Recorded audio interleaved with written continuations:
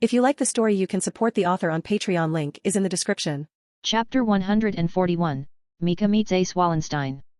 A decisive battle. That's hardly reassuring news. Somber expressions filled the room. No one felt optimistic about the impending confrontation. Shakti, for the foreseeable future, maintaining order in Orario will fall upon your shoulders. Why? What's happening? Shakti asked urgently, startled by Finn's words. Don't worry, we're simply shifting the battlefield outside of Orario, Finn explained seriously. I don't believe the dark faction relocated outside the city just to evade us. In my opinion, it's a strategic move. They're likely plotting something outside Orario. Therefore, the Loki and Freya Familius will focus our efforts beyond the city walls. As for within Orario, we must entrust that responsibility to you. Understood. Shakti nodded resolutely, fully aware of the gravity of the situation. While this was her usual duty, they no longer had the Loki and Freya Familius to rely on for support. Don't worry, we're here for you. Seeing Shakti's increasingly worried expression, Mika placed a reassuring hand on her shoulder. Relax. Both the Yahweh Familia and the girls of the Astrea Familia will stand by your side. Yes. Shakti nodded gratefully, touched by his words. Hey, while we can't provide the same level of support as before, we're not completely abandoning Orario. Whether we like it or not, the guild wouldn't allow every level 6 adventurer to leave the city. So, Riveria will remain in Orario, and Alan will stay behind from the Freya Familia. While they won't participate in your everyday operations, they will undoubtedly join forces with you in times of crisis. I see. Shakti breathed a sigh of relief. Riveria and Alan, the vice-captains of the Loki and Freya Familius, staying behind to protect the city was a reasonable arrangement. That's good. It seems Shakti is under a lot of pressure, Mika chuckled. Well, it is a bit overwhelming, Shakti admitted, wiping a bead of sweat from her brow. Ha ha ha. Mika, Finn, and Gareth burst into laughter. It was rare to see the usually stoic Shakti display such vulnerability. What are you laughing about? Hearing a familiar voice, Mika turned around with a smile. Weren't you with Riveria, Melly? As soon as Mika mentioned Riveria, Merlin quickly joined the group. Look behind me. Melly said mysteriously. Intrigued, Mika, Finn, Gareth, and Shakti turned to look behind Melly. Their gazes met with a pair of intense, focused eyes. It's the Sword Princess! Shakti exclaimed. Unlike Shakti, Finn and Gareth stiffened upon meeting Ace's gaze. Apologies, I have something to attend to. I'll be going now, Finn said hurriedly. Me too. Gareth echoed, quickly following Finn. Actually, I have some matters to attend to as well. Seeing their reactions, Shakti quickly excused herself and departed. In the blink of an eye, only Mika and Melly remained. What's going on? Mika whispered to Melly, feeling the intensity of Ace's gaze on his back. She's been staring at me ever since she arrived, but she hasn't said a word. I have no idea what she's thinking. Didn't you ask Riveria? I did, but she just looked troubled and didn't say anything, Melly replied softly. I see. I think I understand what's happening, Mika said with a slight nod. He might not know much about other members of the Loki Familia, but he knew Ace quite well. After all, she was one of his waifus from his past life. Ace Wallenstein. A human with the blood of a spirit flowing through her veins. Some speculated that she was a descendant of humans from millennia ago. Her parents had perished in the battle against the Black Dragon, and she had been trapped somewhere until Riveria and the Loki Familia found her and brought her back to Orario. Therefore, she harbored an intense hatred for the Black Dragon. This hatred was reflected in her skill, Avenger. Avenger greatly increases attack power against all monsters, and tremendously increases attack power against dragons. The effect is amplified based on the level of hatred. This skill allowed Ace to defeat monsters far above her level. In the original story, she single-handedly defeated a level 6 boss as a level 5 adventurer, a feat even Otter couldn't accomplish. In addition to Avenger, Ace possessed the magic Aerial, inherited from her wind spirit bloodline. This magic was incredibly powerful. With these two abilities, Ace progressed rapidly, leveling up at a rate of 1 level per year. Yet, she was never satisfied, always striving for greater strength. In the future, trapped at level 5 for several years, this desire would reach its peak. This was why she would be drawn to Belcranel, who progressed at an astonishing rate.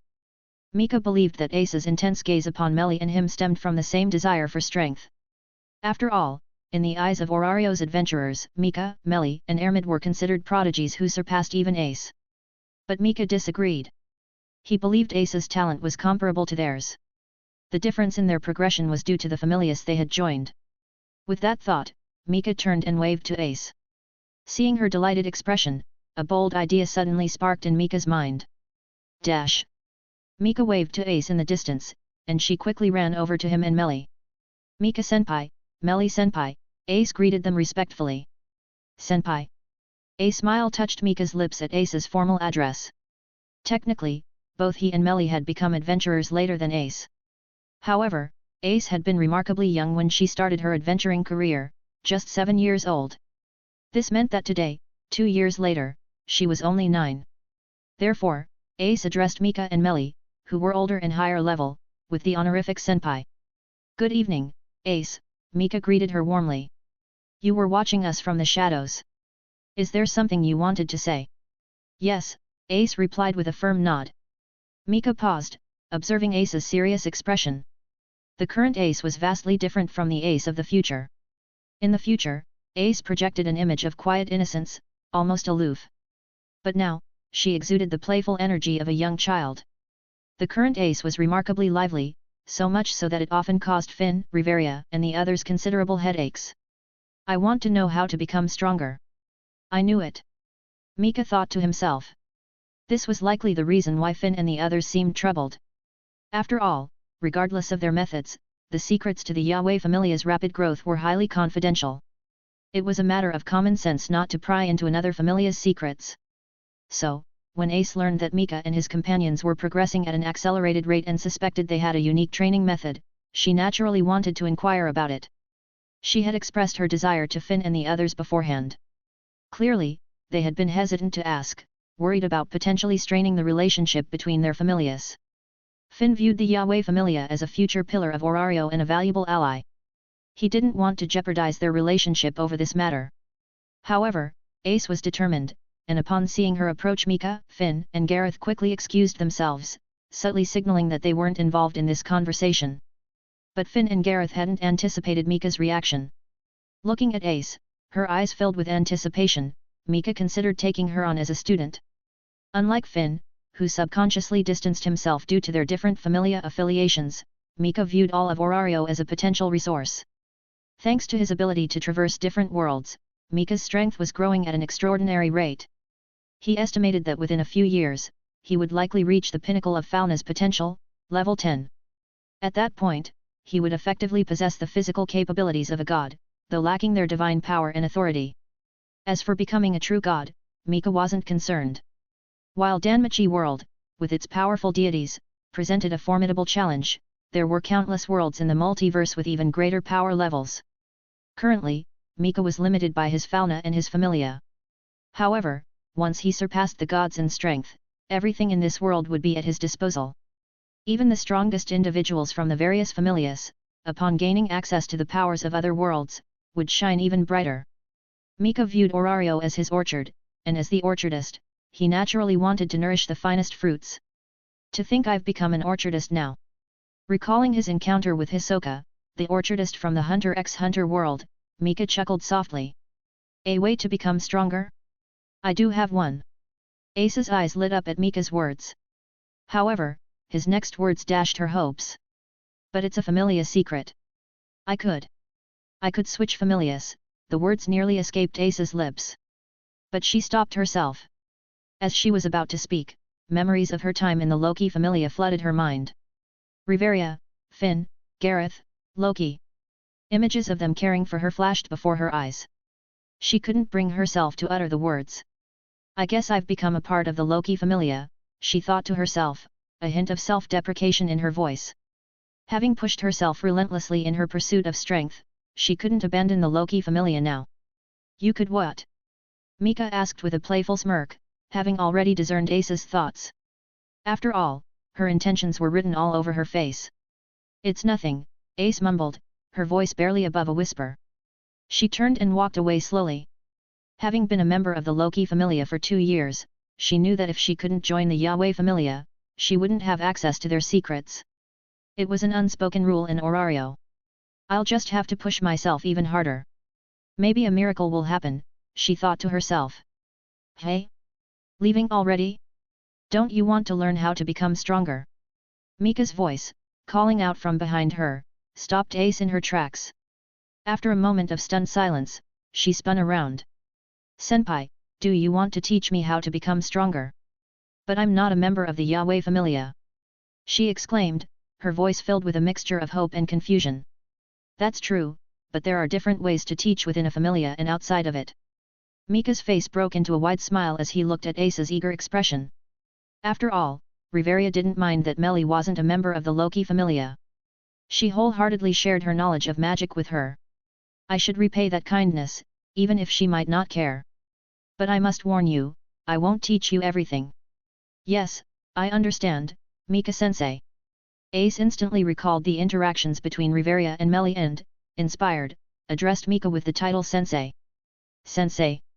Although he had anticipated it, hearing the title still filled Mika with a sense of pride.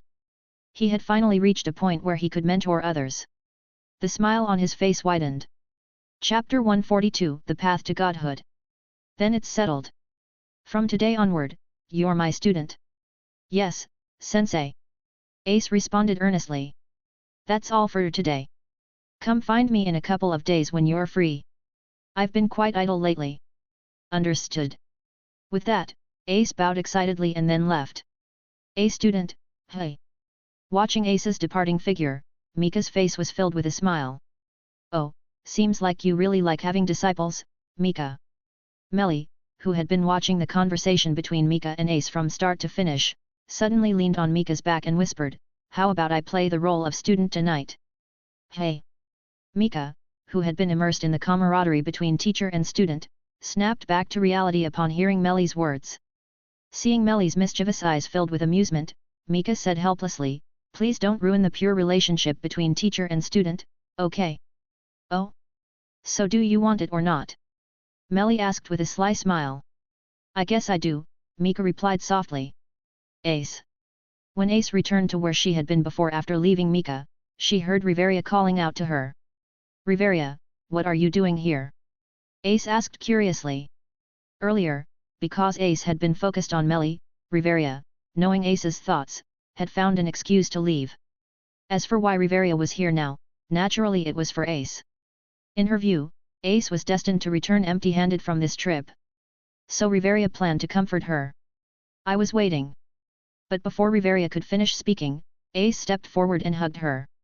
Recalling that Mika had agreed to teach her because of Riveria's favor, Ace was filled with gratitude towards Riveria. Thank you, Riveria. Ace said earnestly. Thank me? Thank me for what? Riveria asked, puzzled as she looked at Ace hugging her tightly. Although she didn't understand what had happened, Riveria still reached out to hug Ace, comforting her, don't be sad. Even if you can't learn Mika's special techniques, you can still grow to become one of Orario's strongest. We all believe in you. Riveria wasn't lying. She genuinely believed that Ace was not inferior to Mika and the others. Even if Mika and his companions were progressing faster than Ace. Hey? But Mika-senpai has already agreed to take me as his student. No, I should call him Mika-sensei. Just as Riveria was thinking about how to continue comforting Ace, Ace's words snapped her out of her thoughts. Did you say Mika accepted you as his student? Yes. Ace nodded earnestly. Ah. Receiving a positive answer, Riveria's expression became dazed. After a moment, Riveria regained her composure. She shook her head and said, now we owe them a huge favor. Although she was also Melly's teacher, Riveria didn't think that the knowledge she had taught Melly could offset the knowledge Ace was seeking. Even if she hadn't taught Melly magic, Melly would have figured it out herself through continuous adventuring. She had only shortened Melly's growth time. But techniques to become stronger. Especially techniques that could make the current Ace stronger, that was absolutely rare and invaluable to Orario's adventurers. Let's go, Ace. Turning around, Riveria said as she walked, we need to report this to Finn and Loki immediately. Oh. Although she didn't understand why, Ace still followed Riveria's footsteps and walked towards the depths of the camp. I say, aren't you a bit too eager? Sitting on a chair, Looking at Ace standing in front of him, Mika couldn't help but sigh. Even though I'm your master, you can't just climb over the wall. I'm sorry. I just wanted to find you, sensei, Ace said softly, lowering her head. Hearing Ace's apologetic tone, Mika shook his head. This child was really too eager. Although Mika and his companions had the habit of getting up early to train, they didn't get up before dawn. After all, at their level, their martial skills had already reached a considerable degree. If they wanted to continue improving, they had to undergo various life and death battles. Simple practice was just a way to maintain their skills. Therefore, since Ace had come to the Yahweh Familia before dawn, no one had opened the door for her. So she decided to climb over the wall. But she was detected by the barrier Melly had set up, causing Mika and the others, who were sleeping, to wake up. All one could say was that Ace truly was something else. A normal person would never think of climbing over their teacher's wall on the second day after becoming a student. Looking at Ace, who had her head down and seemed a bit dejected, Mika smiled and stood up. Since you're here, let's start training. For adventurers of Mika's level, sleep wasn't a necessity. It was more of a habit. Since they were already awake, they might as well begin. Hearing Mika's words, Ace quickly raised her head. Her previously dejected expression instantly became excited. Yes. Meanwhile, on the other side, Yahweh and the other two, who had also been awakened, stood by the window, watching the master and student pair. They couldn't help but laugh. In the courtyard of the Yahweh Familia, Mika and Ace stood facing each other. Looking at Ace's expectant face, Mika smiled lightly. Are you eager to learn what I'll teach you? Yes. Ace nodded vigorously. Then it's martial arts. Without any delay, Mika said directly. To Mika, the only thing he could teach that could be passed on was martial arts. After all, he had only experienced 3 worlds and had gained 3 abilities. Breathing techniques, from Demon Slayer, Nen, from Hunter x Hunter, and Magic, from Fate/Type Moon. Among these 3 abilities, Nen was the trump card for Mika and his companions. Until Mika gained strength that didn't fear any familia, he wouldn't pass it on. After all, it had too much of an otherworldly flavor. Magic was the same. Once other familias knew they could travel to other worlds, even the best allies could become enemies. After all, those gods were truly bored. Therefore, the only thing left to pass on was the breathing techniques and related swordsmanship. But Mika didn't intend to teach those. Although the concept of breathing techniques was good, they were ultimately mortal sword techniques. Even the swordsmanship passed down from the great heroes in the Type Moon world was stronger than the breathing techniques. But the concept of the breathing techniques was really good. Therefore, Yahweh later used the concept of the breathing techniques as a basis, absorbing her martial arts experience from the other 2 worlds, and created new martial arts breaths. Water, fire, wind, thunder, and stone. These 5 new breathing techniques were all martial arts that could reach the godhood. And what Mika wanted to teach Ace was one of them. That is, the wind breathing. Martial arts? Ace asked in confusion. In her view, martial arts referred to weapon techniques or combat experience. Not to boast, but Ace felt she was not inferior to any adventurer in this regard. Yes. But the martial arts I'm talking about are not the same as what you are currently using.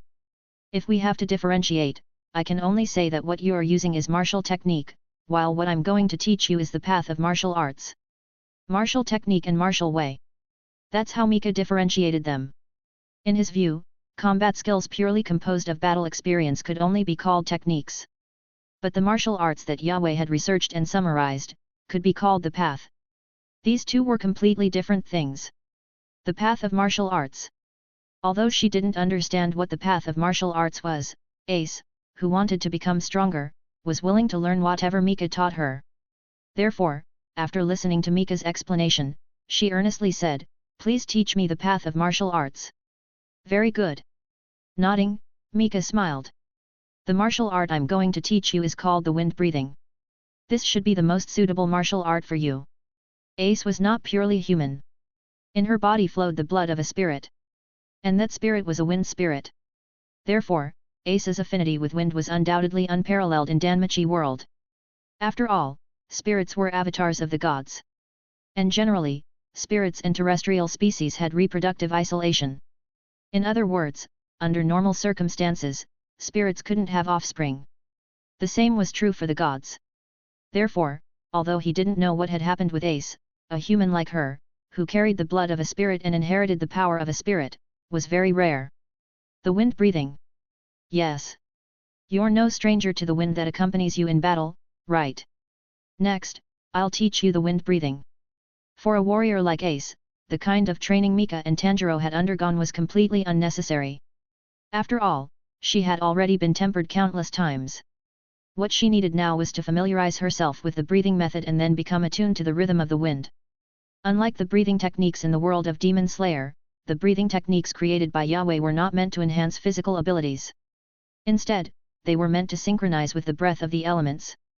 Then, by better integrating with the elements, one could continuously enhance their affinity with that element. Subsequently, this would passively improve their physical attributes. Of course, these 5 paths that Yahweh created after countless thoughts and experiments were not meant to enhance physical attributes. They were techniques she specially prepared for Mika and the others. According to her idea, when Mika and the others reached level 10 and truly reached their limits, they could use these techniques to step into the godhood, combined with the ultimate secret technique she was still developing, to complete the transformation from human to god. By continuously absorbing the corresponding elements in a world without gods, they could transform themselves into elemental beings. If they had practiced the breath of water, they would become a water elemental being. If they had practiced the breath of fire, they would become a fire elemental being.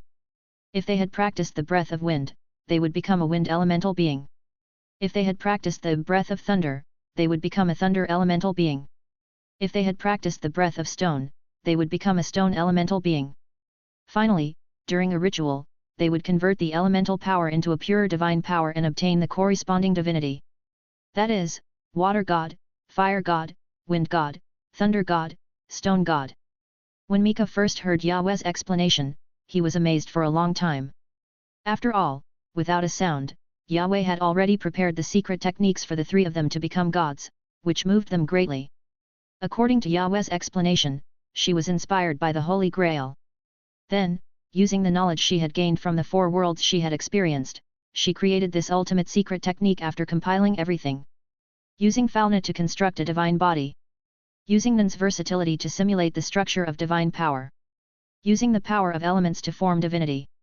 Finally, the most crucial and important transformation secret technique. Without this transformation secret technique, Falna, Nan, and elemental martial arts would just be unrelated special techniques. Of course, the most important secret technique was still in its embryonic stage. But Yahweh had already thoroughly understood the relevant principles. As for why it hadn't been completely developed yet, besides Mika and the others not having reached the basic level 10, it was also because Yahweh wanted to explore other worlds to see if she could gain other inspirations. To make Mika and the others even more outstanding. Truly worthy of being modeled after the Almighty Goddess. After being inspired by knowledge from other worlds, she was able to develop such a powerful secret technique. After marveling in his heart, Mika refocused his attention on Ace, who was adjusting her breathing rhythm. For Ace, Mika had high expectations. In the future, Mika was bound to enter other worlds full of gods like Danmachi. By then, the gods of Danmachi world could become Mika's strength. Given the number of gods in Danmachi world, in the future, Mika and his companions could form a pantheon centered around the Yahweh Familia and then venture onto an even bigger stage across the multiverse. But Danmachi world was very special. How to put it, the gods of this world. Too many of them were useless. So compared to those gods who had become useless, Mika preferred to develop some new gods. I accidentally started thinking too far ahead. What's the use of thinking about the future now? Shaking his head, Mika refocused all his attention on Ace. Just as I thought. Watching Ace's breathing rhythm becoming increasingly attuned to the wind, Mika thought to himself. The current breathing method of the wind breathing provided was just a general template. To continuously improve the breathing method, one could only adjust their breathing through continuous practice. As for how to adjust and in what direction, these could only be explored and understood by oneself. Normally, one should first teach the learner the forms, let them become familiar. Then, through continuous practice, they would comprehend the rhythm of the wind. Once they could sense the rhythm of the wind, they would practice the breathing method and continuously adjust themselves. Finally, over time, they would continuously improve these 2 techniques until they merged. By then, the technique would be considered mastered. At that point, the practitioner would be just one step away from the godhood in martial arts. But Ace was different. With the bloodline of a wind spirit, she was practically cheating when it came to sensing the rhythm of the wind. Now, in just a few minutes, she had already adjusted her breathing to match the rhythm of the wind. She had already made small progress in the breathing method. Chapter 143 Akame Kill World. 3 months later. In the courtyard of the Yahweh Familia, Mika and Ace were engaged in continuous sparring. Clang! Ace's long sword collided violently with Mika's great sword. The wind enveloping the long sword and the fire surrounding the great sword neutralized each other in midair, sending sparks of wind and fire scattering in all directions. Your power isn't concentrated enough.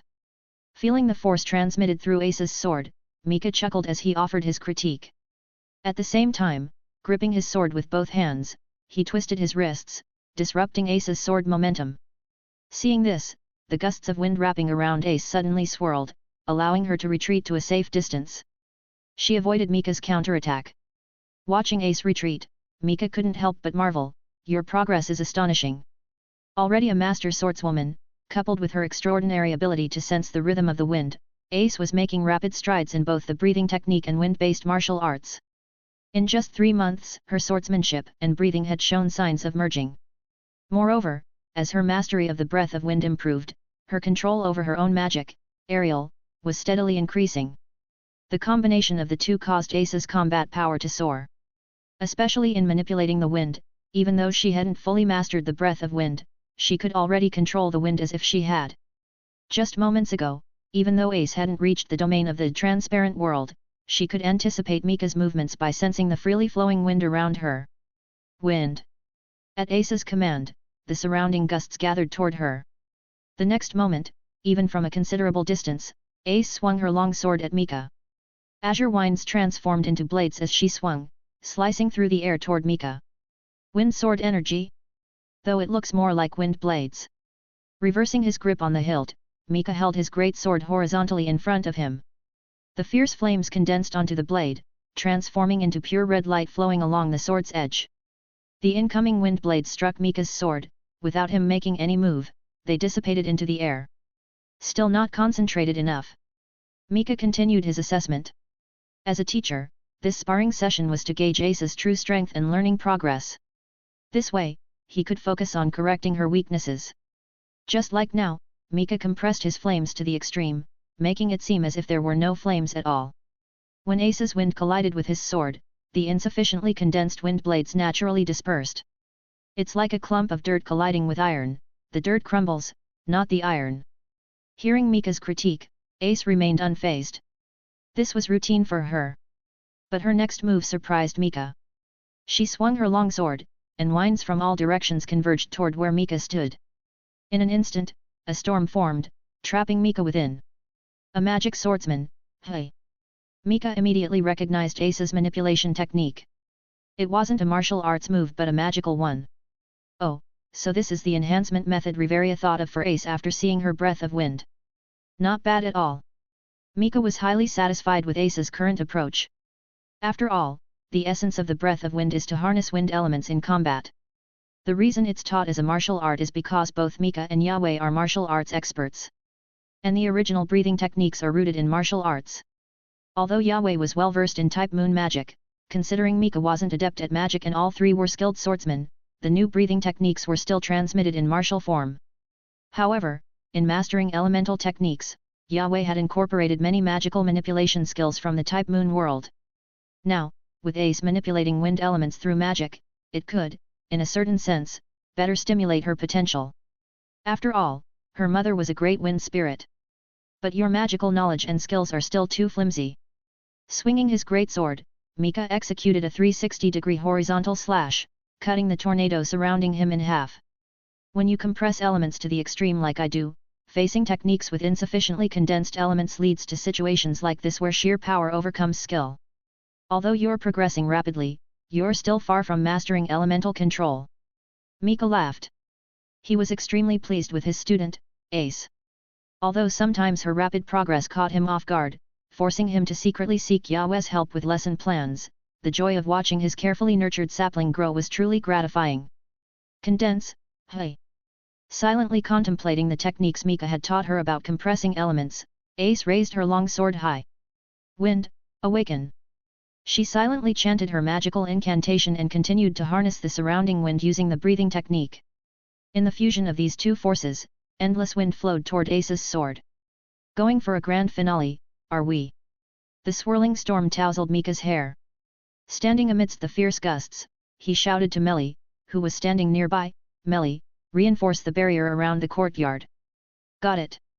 Melly immediately pulled out her staff and began casting. In the courtyard of the Yahweh Familia, besides detection barriers, there was also an illusion barrier to conceal anomalies. Although Melly could easily manage such things, she couldn't maintain the barrier constantly. What she needed to do now was activate her illusion magic to conceal the phenomena in the courtyard with stronger magic. After all, Ace's upcoming move was indeed powerful. Condense. Condense. Condense. Continuously chanting condense in her mind, Ace drew in the surrounding wind, compressing it onto her sword. The intense wind power kept compressing, but soon, Ace's sword couldn't contain it. The wind blade began to extend upward. Finally, what appeared before Mika was Ace holding aloft an azure greatsword over 10 meters long. Seeing this familiar scene, Mika couldn't help but comment. So, the ultimate move of magic swordsman is a beam attack, hey? After all, that's how his own magic worked. Then let's do this. After his jest, Mika smiled and chanted, Ignite! O chariot of blazing flames! Ah! Ace shouted loudly, swinging down the giant sword in her hands. Mika also swung his flaming greatsword. The next moment, a vortex of wind and fire surged straight into the sky. Ah! That hit the spot. Gulping down the iced drink Ermid had made, Mika couldn't help but sigh after finishing their sparring. Nothing beats a cold drink in the summer. Slamming his cup down on the table, Mika laughed, another round. Coming right up. Hearing Mika's request, Ermid picked up the pitcher and poured him another glass. Then, she turned to pour a glass for Ace, who had just finished her drink. Don't be shy, have some more. Ermid said with a smile. They all adored the cute little Ace. Thank you. Ace smiled and nodded. Ever since becoming Mika's student, her mood had been improving day by day over the past 3 months. She could truly feel her strength increasing rapidly. The members of the Loki Familia were amazed by Ace's transformation. Especially Riveria, who usually trained with her. No one understood Ace's growth better than she did.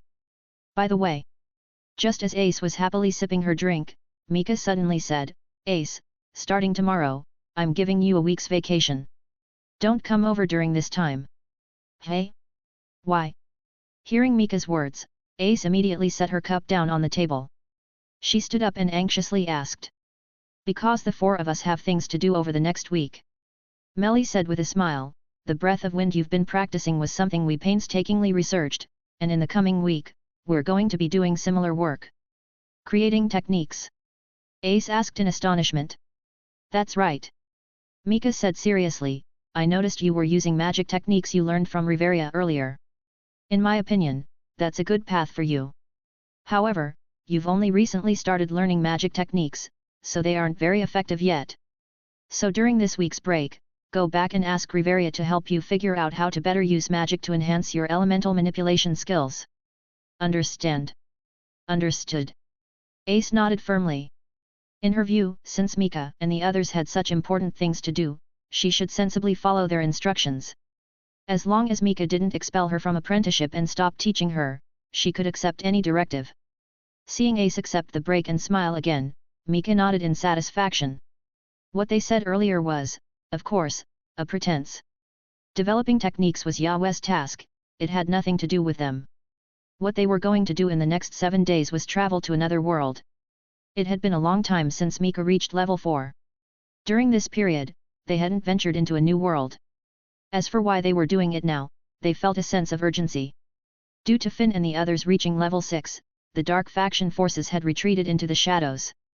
But this was only temporary. Although Finn's move had delayed the dark faction's actions, it wouldn't stop them. It wouldn't even delay them for long. Because both Zald and Althea were dying. They didn't have much time left. Otherwise, they wouldn't be undertaking such actions. So the lifespans of Althea and Zald were the deadlines for this impending battle. Before then, Mika and the others had to quickly enhance their strength to prepare for the confrontation with Althea. Zal decide, Althea must die by my hand.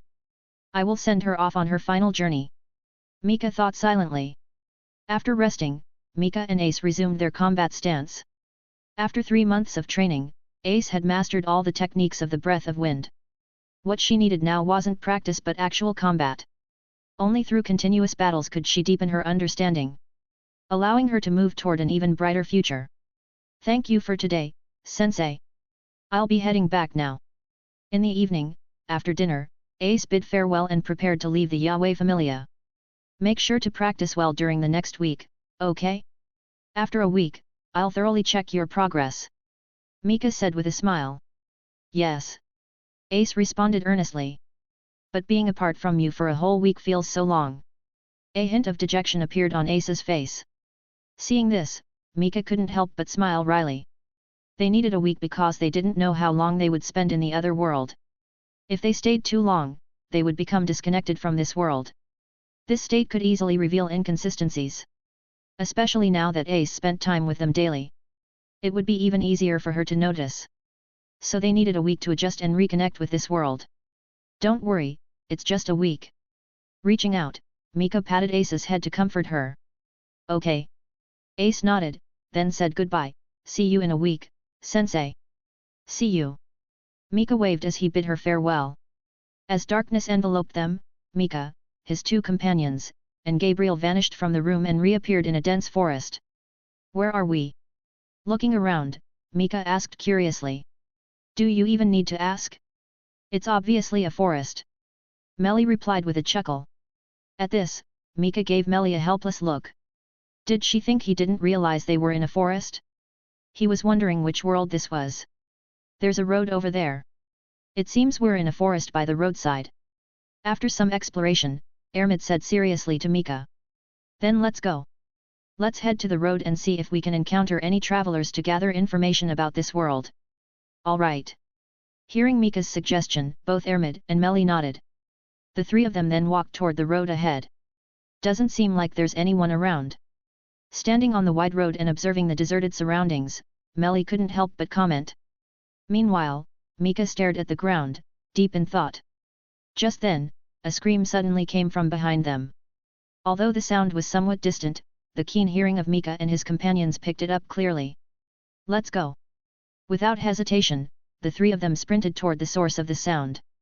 After all, what they needed most now was people. To learn about this world. Chapter 144 Meeting Tatsumi. To the Empire's Gates. Impressive work, young man. To think you could kill a danger beast all by yourself. Hearing the rescued man's praise and gratitude, the young man boasted confidently, of course. Whenever you run into me, no matter what kind of monsters or demons, they'll all be defeated easily. When Mika and his 2 companions emerged from the forest and arrived at the scene, this was what they witnessed. At the same time, hearing the commotion from the nearby woods, the previously smug young man and the travelers grew tense. Only after confirming that the newcomers were human did the 3 relax. And who might you 3 be? The rescued merchant asked curiously. We heard someone calling for help nearby, so we came to check it out, Mika said with a gentle smile as he approached. Looks like we weren't needed after all. No, thank you for coming. Realizing they had come to help, the merchant quickly expressed his gratitude. Just thinking that even if I hadn't met this young man, I could have received your assistance makes me feel fortunate. Truly, thank you all for your help. I'm eternally grateful. As a seasoned traveling merchant, he knew how to speak appropriately. People confident enough to help others often possessed considerable strength themselves. Hearing the merchant's words, Mika nodded. He then looked toward the young man who had arrived before them. He was a brown-haired youth, and from his face, Mika sensed an air of sincerity. A boy heading to the big city to make a name for himself. Mika speculated internally. At the same time, he had a rough guess about the young man's identity. Based on past experiences, wherever Mika and his companions arrived, there was always a protagonist nearby. And this young man before him had the potential to be that protagonist. Glancing at the slain dragon-like creature nearby, Mika nodded slightly.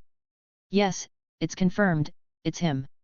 To save his impoverished village, he's heading to the imperial capital to make a name for himself, Tatsumi.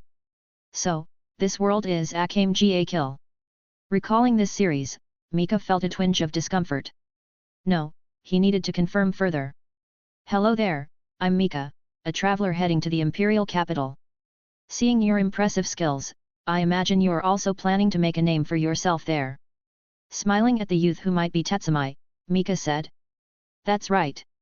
Hearing Mika's compliment, the young man excitedly replied, Hello, big brother. My name is Tatsumi.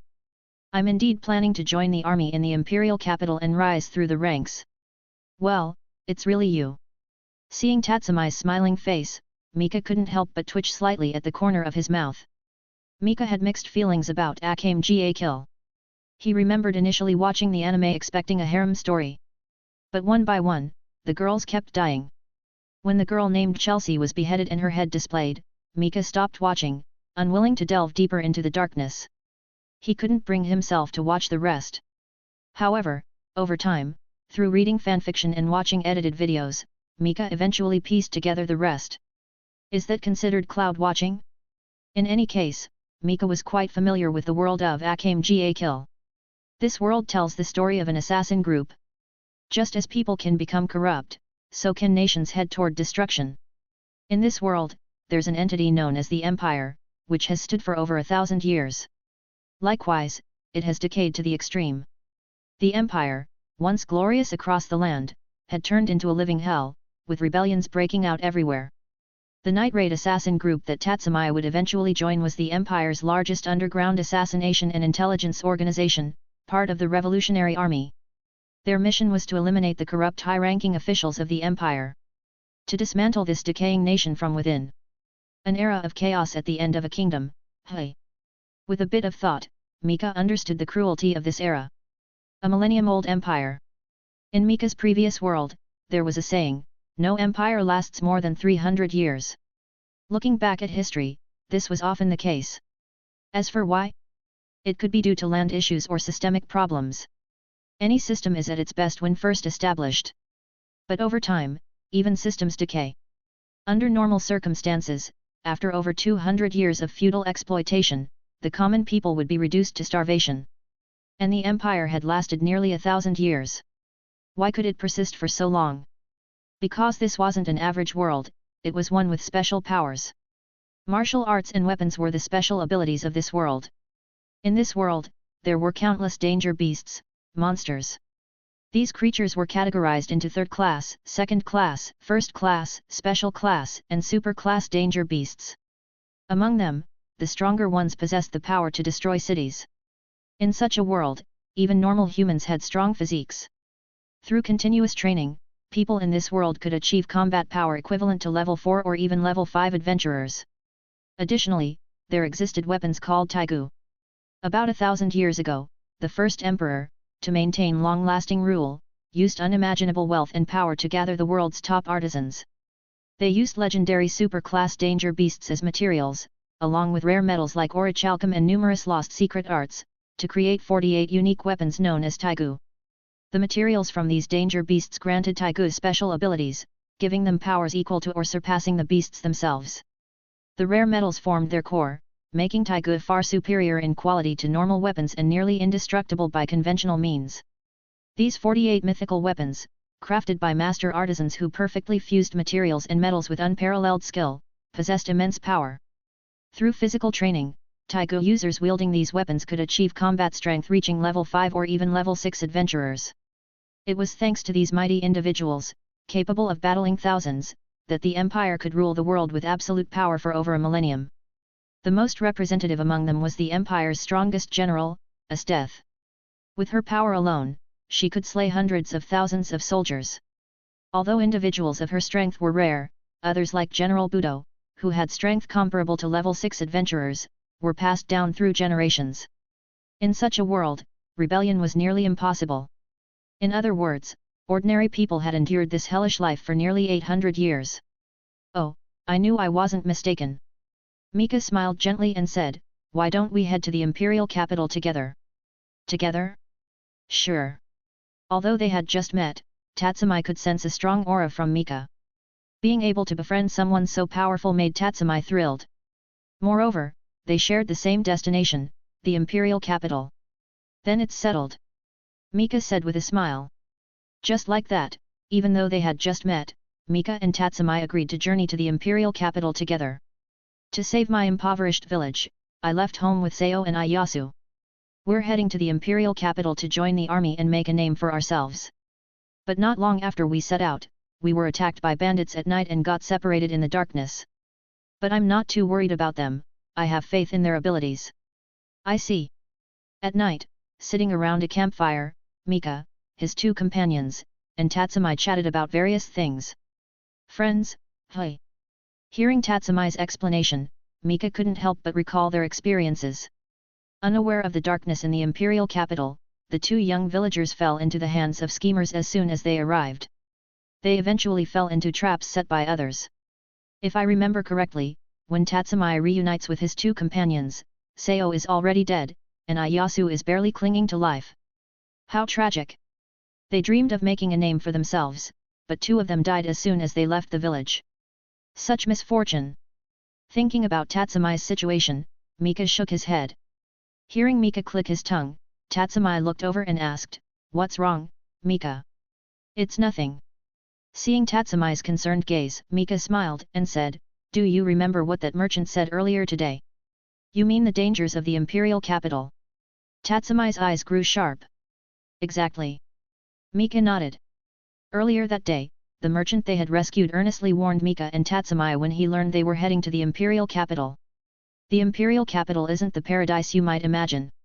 Though it's bustling, it's inhabited by monsters more terrifying than danger beasts like earth dragons. What? Are danger beasts roaming the streets? Tatsumi had asked in confusion. No, it's people. Creatures wearing human skin but monstrous inside are everywhere. Recalling the merchant's explanation, Tatsumi said seriously, "No matter what the imperial capital is like, I have to go there to save my impoverished hometown." Seeing the determination in Tatsumi's eyes, Mika nodded approvingly. "Tatsumi, to be honest, after hearing the merchant's words, I'm even more eager to see the imperial capital." Picking up a twig and tossing it into the fire, Mika smiled, "Tomorrow, let's head straight for the imperial capital. I can't wait to see if that so-called hell on earth can swallow us." Hearing Mika's sentiments, Tatsumi felt his blood boil. "Yes, big brother. Tomorrow, we'll head to the imperial capital," Tatsumi exclaimed, pumping his fist. On the other side of the fire, Melly and Ermid watched as Mika easily stirred Tatsumi into a fervor. Through telepathy, Melly curiously asked, "What are you planning now, Mika?" "Nothing at all." Mika's amused voice echoed back. At this, Melly rolled her eyes. "As if I'd believe you." Mika chuckled without replying. In truth, Mika planned to save Tatsumi's companions. Ever since Tatsumi started calling him Big Brother, Mika felt particularly pleased. Such an eager junior deserved some care. Because Tatsumi believed in the abilities of Sayo and Iyasu, he didn't rush to the imperial capital to meet them. Instead, he hunted danger beasts along the way to earn money. This was to make their future endeavors in the imperial capital smoother. As a result, Tatsumi arrived at the capital a few days later than Sayo and Iyasu. Thus, he narrowly escaped danger. But his companions had already suffered, one dead.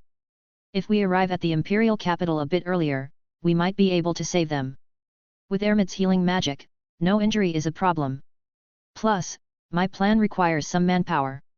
Tatsumi, as the protagonist, has the potential to become the world's strongest. His companions, even if not as talented, should still be decent. Thinking this, a slight smile appeared on Mika's face. After confirming that this world was Akamega Kill, Mika had a general idea of his future direction. And his plan required quite a few people. Let's see how it goes. After some thought, Mika shook his head to clear his mind and rejoined the conversation. Wow, it's huge. So many people. After several days of travel, Mika, his companions, and Tatsumi arrived at the empire's capital, the imperial capital. Seeing the massive crowd lining up at the city gates, Tatsumi, who had grown up in the countryside and never seen so many people, couldn't help but exclaim. As for Mika and his companions, they had seen much grander sights. They remained remarkably calm. Still, Tatsumi's reaction made the three of them chuckle. Hearing their laughter, Tatsumi awkwardly smiled and then the four of them entered the city together. Once inside, the sights of the imperial capital left Tatsumi utterly speechless. This time, however, he didn't make any conspicuous moves. Understanding what coming to the capital meant, Tatsumi approached Mika and said earnestly, "It's getting late, so I'll go sign up for the army now." "Big brother, are you sure you don't want to join the army? You're all so strong." During their journey, Tatsumi had come to realize that Mika and his companions were far more powerful than he was. "I'll pass on joining the army. I have my own plans for the future. But don't worry." Smiling, Mika patted Tatsumi's shoulder. "Since you call me big brother, when I make it big, I'll be sure to look out for you. Then I'll look forward to your support, big brother. When the time comes, I'll definitely follow you." "All right, just wait and see." After bidding farewell, Tatsumi headed alone to enlist in the army. Watching Tatsumi's departing figure, Mika softly said, "Melly. Don't worry.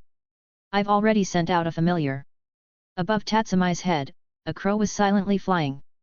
Chapter 145 Plans to Conquer the Empire. "That's good to hear." Retracting his gaze from the crow, Mika looked toward the distant streets. "Since we're already in the imperial capital, let's take a good stroll around." "Sure. I was just thinking about seeing what that merchant called a living hell," Melly said with a light laugh. "You probably won't see that during the day on the imperial capital's streets." Shaking his head, Mika led Melly and Ermid toward the bustling avenues. "So, how should I put it?" After hours of wandering, the three found an open-air cafe and sat down to enjoy some drinks. This place gives off a blend of ancient and modern vibes. Leaning back in her chair, Melly shared her thoughts. "That's only natural, isn't it? After all, the empire has existed for 1,000 years. Over a millennium, its various institutions have decayed continuously, but with the passage of time, new and novel things have also emerged. That's why you feel this way. If you want the best example, aren't those guards over there?" Following Mika's gaze, Melly and Ermid were momentarily stunned. They saw a nobleman accompanied by 2 armored guards. But the guards' weapons were guns? And not spears or pole arms, but firearms that could shoot bullets. "I see.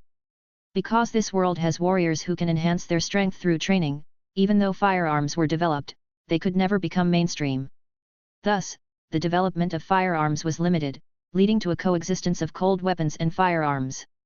After all, to those generals who can take on thousands single-handedly, firearms are practically useless." Melly immediately understood why this world was so peculiar. Powerful individual combat strength safeguarded the old systems, preventing new innovations from challenging them. They could only serve as supplements.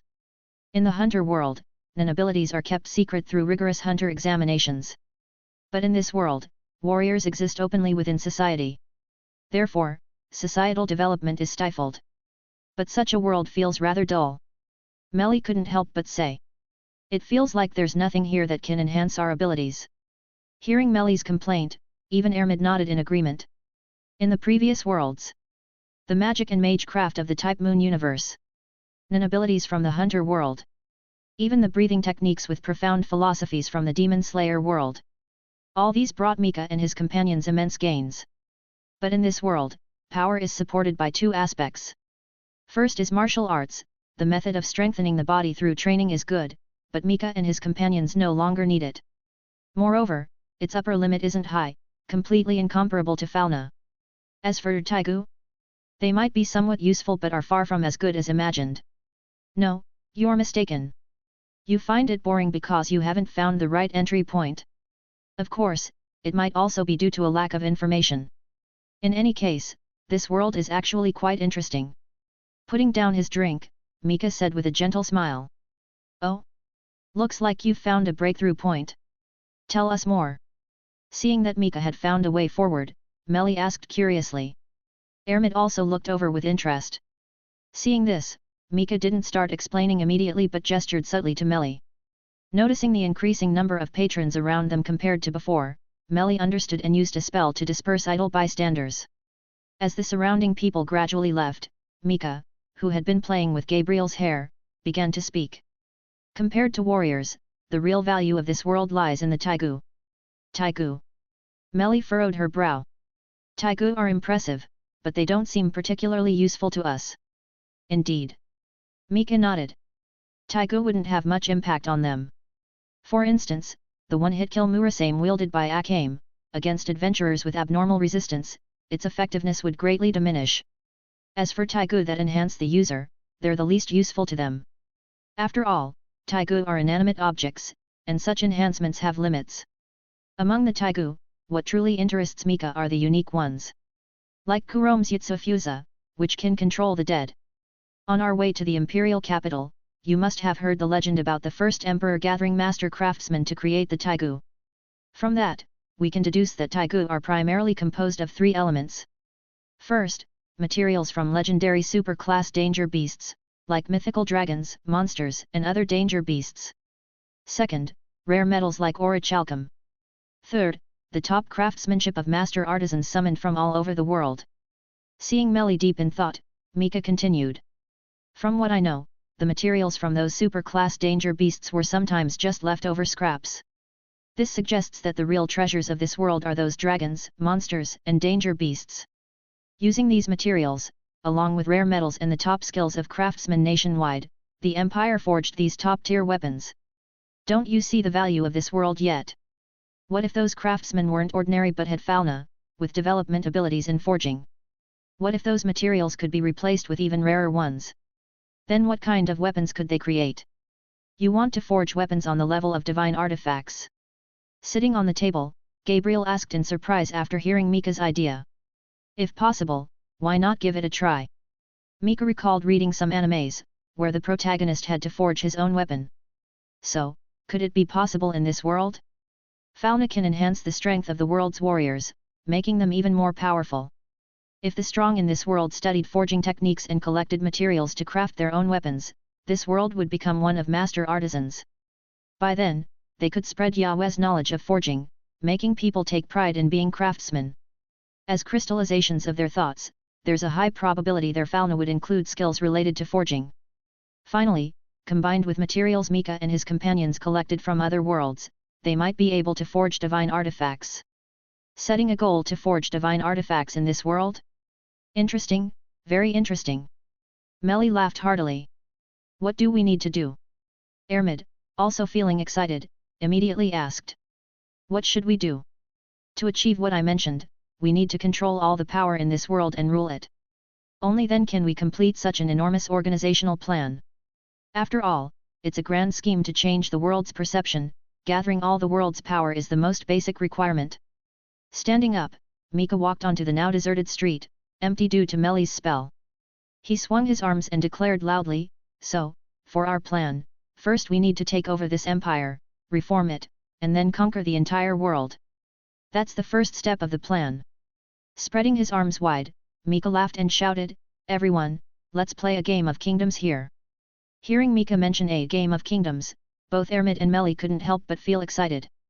In Orario, not all gods lived within the city. Besides those gods and familiars wandering outside, many played kingdom games. Like the war god Ares, who established a nation on the continent and played at being king.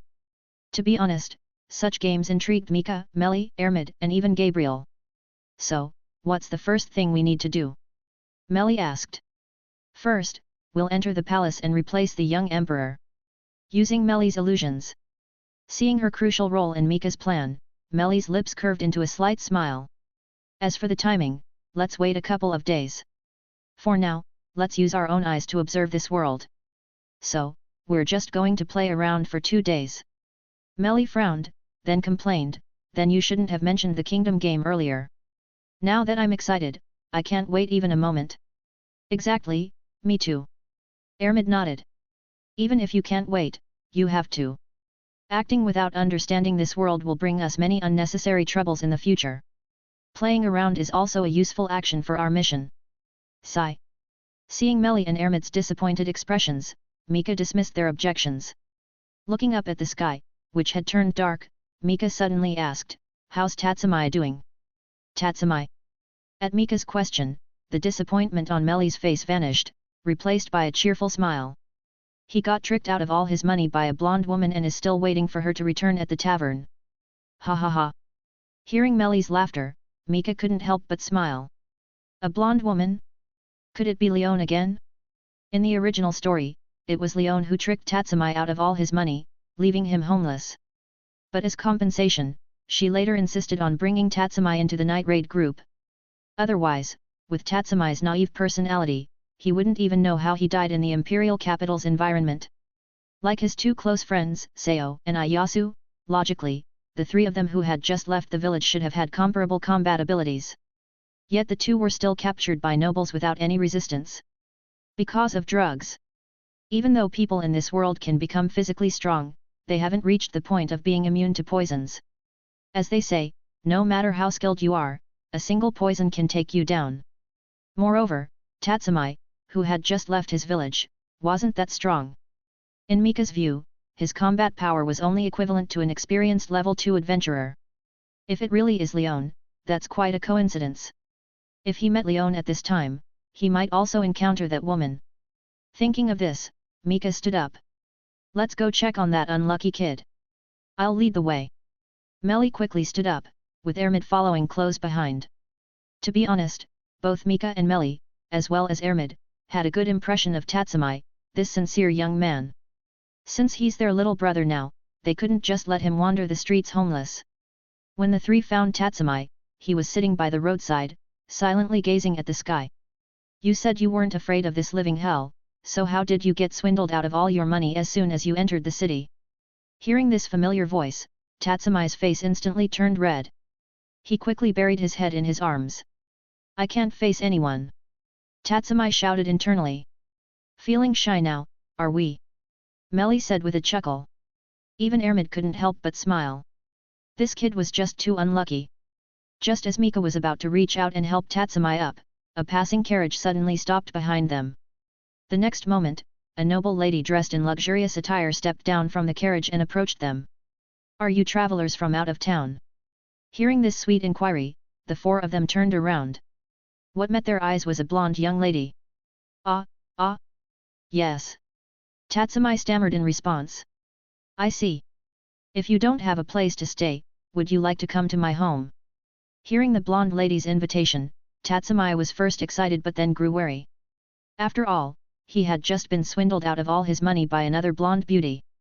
I don't have any money. If you had money, you wouldn't be staying here. Looking at the girl's sweet smile, Tatsumi couldn't help but be tempted. But since he wasn't alone, he glanced over at Mika. Seeing the questioning look in Tatsumi's eyes, Mika smiled and said, why not? She's kindly inviting us. Great, then it's settled. Seeing Mika agree, the girl smiled happily. Hey, Mika, what's going on? Seeing Mika accept the girl's invitation, Melly whispered in his ear, what's the deal? Don't tell me you're interested in her. We haven't been swindled, we don't need to stay at someone else's place. What are you thinking? I have my reasons. With that, he pushed Melly toward the carriage.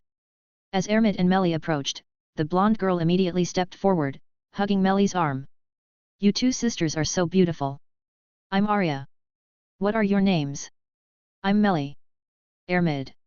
Facing Arya's enthusiastic demeanor, Melly and Ermid could only return her smiles. As the saying goes, you don't hit someone who's smiling at you. She hadn't offended them, so there was no need to be cold. That's wonderful. Your hair is so beautiful. Reaching out to touch Ermid's long hair, Arya couldn't help but exclaim. I wish my hair could be like yours. Do you use anything special on your hair? Nothing at all, it's natural. Natural? I'm so jealous. Because the carriage couldn't accommodate everyone, Mika and Tatsumi walked alongside the guards. Listening to the conversation inside the carriage, Tatsumi couldn't help but smile. However, Mika's expression grew increasingly grim as he listened. If I remember correctly, Tatsumi's close friend Seo died because of her silky hair. And now she's setting her wicked sights on Ermid. I'm gonna kill her. Lowering his head, Mika muttered to himself. Chapter 146, The Darkness of the Imperial Capital. Upon arriving at Arya's home, Mika and his companions were warmly welcomed by her family. Looking at this amiable family, outsiders would never imagine how dark their hearts were.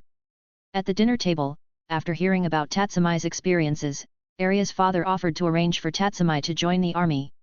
Hearing this promise, the last trace of vigilance in Tatsumi's heart completely vanished. After dinner, Mika and his group were assigned to guest rooms. Their disguise is perfect. If we didn't already know about this family's cruelty, we'd never see their true colors from their actions. Recalling everything that had happened, Mika couldn't help but shake his head. At night, after everyone had gone to sleep, Mika got up and left his room, then woke up Ermid and Melly. What's going on? Nothing has happened, Mika replied calmly, then turned and walked away. Follow me. Walking down the silent corridor, Mika said to Melly and Ermid behind him, what do you two think of this family?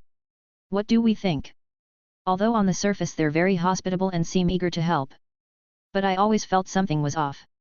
Me too, Ermid added. Intuition? Mika asked. Yes. Melly and Ermid nodded. Then your intuition is quite accurate. With a sigh, Mika said no more and walked straight toward where Tatsumi was staying. Although Aria's house was large and there were quite a few guest rooms, there weren't 4 adjacent ones. Therefore, the 4 were arranged separately in different parts of the mansion. Footsteps, Ermid suddenly warned. I know, Melly responded. Soon, 2 fully armed guards appeared in front of Mika and the others. The 2 parties walked toward each other. But even so, the guards seemed not to see Mika and his companions at all. Illusion magic is really useful, Ermid remarked. As for herself, although Ermid knew many abilities, her specialties were body enhancement and healing. Hehe, you can't envy me for this, Melly said proudly. Without any obstruction, the 3 quickly arrived at Tatsumi's door. After a series of knocks, the door opened. Oh, it's you guys, big brother. Up in the middle of the night, is there something you need from me? Rubbing his sleepy eyes, Tatsumi asked in confusion. Of course. Come on, Tatsumi, follow me. I'll show you the darkness of the imperial capital, known as a living hell. Hearing Mika's words, Tatsumi immediately woke up. Looking around, he asked in surprise, here. That's right. With that, Mika led the 3 of them forward. By the way, Tatsumi, you really have no sense of caution. Eating someone else's food without knowing anything about them, aren't you afraid the food might be poisoned? On the way to their destination, Mika asked with a light laugh. Poisoned? Tatsumi shuddered. From Mika's earlier words, Tatsumi realized that this family might not be as good as they appeared. In other words, they might very well have poisoned them. But after thinking for a moment, Tatsumi calmed down. If there was poison, he would have been affected by now, not still fine at this moment. Besides. But didn't you 3 also eat? Tatsumi retorted. Hey, you started eating before us. Rolling his eyes at Tatsumi, Mika continued, besides, our physiques are special, ordinary poisons can't affect us. As their strength increased, Mika and his companions had developed resistance to common poisons. Of course, poisons produced by dungeon monsters are another matter. Also, I noticed that the food we ate came from the same source as theirs. Given their wealthy status, they wouldn't poison food that they also consume. That's why we ate. The 3 of us analyzed the situation to reach that conclusion, but you just got lucky. If you're not careful in the future, you won't even know how you died. I understand now. Thank you, big brother. After listening to Mika, Tatsumi nodded seriously. From his eyes, it seemed he had taken it to heart. Seeing this, Mika nodded in satisfaction. As the 4 continued forward, they soon reached the end. It was a warehouse in the backyard. Standing at the warehouse door, Mika said seriously, we've arrived. Open the door, Tatsumi. The darkness of the imperial capital lies here. Hearing Mika's words, Tatsumi, Ermid, and Melly all looked seriously at the warehouse before them. They were all curious about the darkness of the imperial capital. Silently stepping forward, Tatsumi pushed the door, but it didn't budge. Obviously, it was locked. Let me. Seeing this, the somewhat impatient Ermid stepped forward and kicked the warehouse door open. The next moment, the scene inside the warehouse appeared before the 4 of them. Dozens of people were confined in the warehouse. Their bodies were covered in wounds. Some were hung from the ceiling, others were tied to torture racks, each had endured countless torments. Many bodies were already mutilated. Even more people had been tortured to death. This is the true face of this family. They lure outsiders into their home and then torture them here for fun. Who knows how many young people with great ambitions have died at their hands. And such people and events are countless in the imperial capital. Listening to Mika's words and looking at the scene inside, Tatsumi and the others slightly parted their lips but couldn't say anything. Just then, a hoarse voice suddenly sounded. Tatsumi. That voice Sayo. Hearing the familiar voice, Tatsumi's eyes reddened. He rushed into the warehouse frantically, running toward the source of the voice. Soon, he found Sayo hanging from the ceiling. At this moment, she was covered with wounds and bruises all over. Obviously, she had suffered inhuman torture before. Tatsumi. After being rescued from the ceiling by Tatsumi and lying in his arms, Sayo weakly said, "You came to save us, Tatsumi. Ayasu is here too, in the cell over there." Following Sayo's trembling finger, in a nearby cage, his other close friend Ayasu was also covered in wounds, lying silently inside. Ayasu. Looking at his friend in the cell, Tatsumi shouted loudly. He couldn't believe that in just a few days, his two childhood friends had ended up like this. Taking off his coat to cushion the ground, he gently laid Sayo on it. Tatsumi drew his sword and quickly approached the cell where Ayasu was imprisoned. Ah! With an angry swing, he slashed the cell open. Ayasu! Ayasu! Ayasu! Leaping into the cell, Tatsumi picked up the unconscious Ayasu and shook him continuously. Under his vigorous shaking, Ayasu's tightly closed eyes moved slightly. Seeing this, Tatsumi shook him even more excitedly. Obviously, Ayasu was not dead yet. Tatsumi. Slowly waking up, looking at Tatsumi before him, Ayasu weakly called out. Am I dreaming, Tatsumi? No, this isn't a dream. I've come to save you, Tatsumi exclaimed excitedly. Hearing Tatsumi's words, tears welled up in Ayasu's eyes. Then, as if remembering something, Ayasu urgently said, Tatsumi, you must be careful. Sayo and I were tricked by the young lady of this house. After eating the food they gave us, we passed out. When we woke up, we were imprisoned here. You must be cautious of this family. Yes, I understand, Tatsumi said firmly. Seeing his friend still warning him even in such a state, Tatsumi felt even more anger rising within him. He felt it was unfair for his friends. Their abilities were quite good, yet they fell victim to deception and drugs. So this is the darkness of the imperial capital. Recalling the merchant's warning, Tatsumi murmured to himself. Indeed, this is the darkness of the imperial capital. Sitting on a chair in the center of the warehouse, looking around, Mika couldn't help but shake his head. Just as people decay, empires also head toward destruction.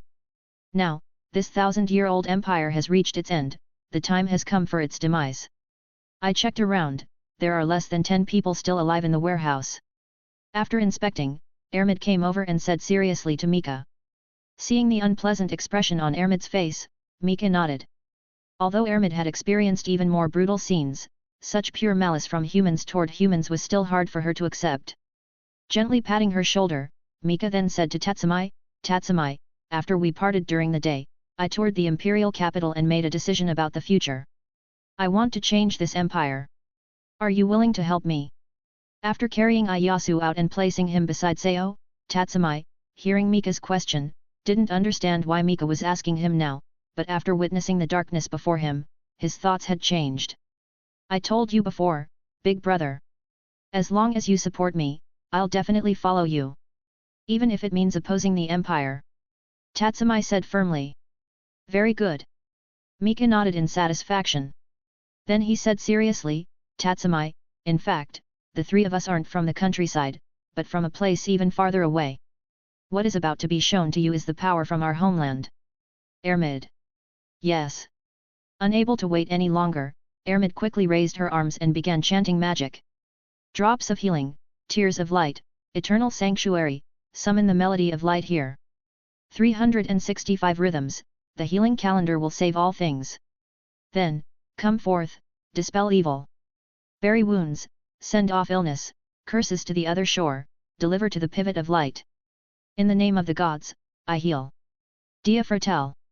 Brilliant light shone in the dark warehouse, then fell upon everyone inside. What is this? Feeling the warmth brought by the light, Tatsumi was stunned. So warm. On the ground, Sayo, whose body was covered in wounds, couldn't help but say. Hearing Sayo's voice, Tatsumi quickly looked at her and Ayasu, but what unfolded before his eyes left him utterly shocked. He saw the wounds on Sayo and Ayasu slowly disappearing. Whether cuts, whip marks, or burns, all injuries were gradually vanishing. The two, who had been lifeless, quickly regained vitality. This is magic, Melly said seriously from the side. Magic? Tatsumi became even more puzzled. Coming from the countryside, he had never even heard of magic, not even as a fantasy. Yes, this is healing magic, magic that heals all injuries. Heal all injuries. So Sayo and Ieyasu won't die. Tatsumi's pupils contracted, and he shouted excitedly. Earlier, after seeing the injuries of Sayo and Ieyasu, he had concluded that they were beyond saving.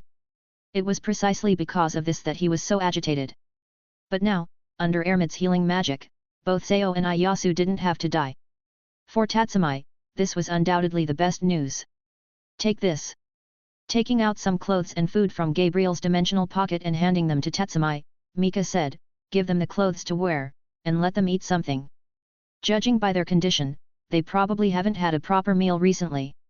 Thank you, big brother. Holding the clothes and food tightly, Tatsumi said gratefully. You've been calling me big brother, how could I not help you? Go ahead. Yes. Nodding heavily, Tatsumi quickly went to give his two friends clothes and food. Mika, what about those people? After Tatsumi took Sayo to a corner of the warehouse, Melly asked Mika. Looking at the few people Melly pointed to, Mika frowned. Earlier, besides those who had been tortured to death by Arya, there were 6 people still alive. Now, under Ermid's magic, they had also recovered and were hiding in a corner observing the situation. No need to do much. Erase their relevant memories and send them out of the city. In the short term, Mika wasn't ready to expose matters related to fauna on a large scale. But he didn't plan to kill them either, he wasn't that cruel. So erasing their memories became the best method. In the magical knowledge from the Type Moon world, there were techniques for memory erasure. It was also based on this that the Holy Church could keep the Holy Grail War from being exposed. Chapter 147 Arrest Prime Minister Honest. Big Brother. The sudden voice woke Mika from his contemplative state. Opening his eyes, he saw that it was indeed Tatsumi. Behind him stood his childhood friends, Sayo and Ieyasu. Some time had passed since Ermid had healed Sayo and Ieyasu. During this period, Melly had erased certain memories from the 6 people in the warehouse who hadn't died and whom Ermid had saved, and had put them to sleep. How is it? Are you all set?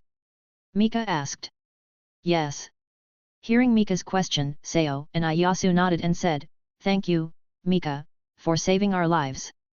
Especially you, Miss Ermid.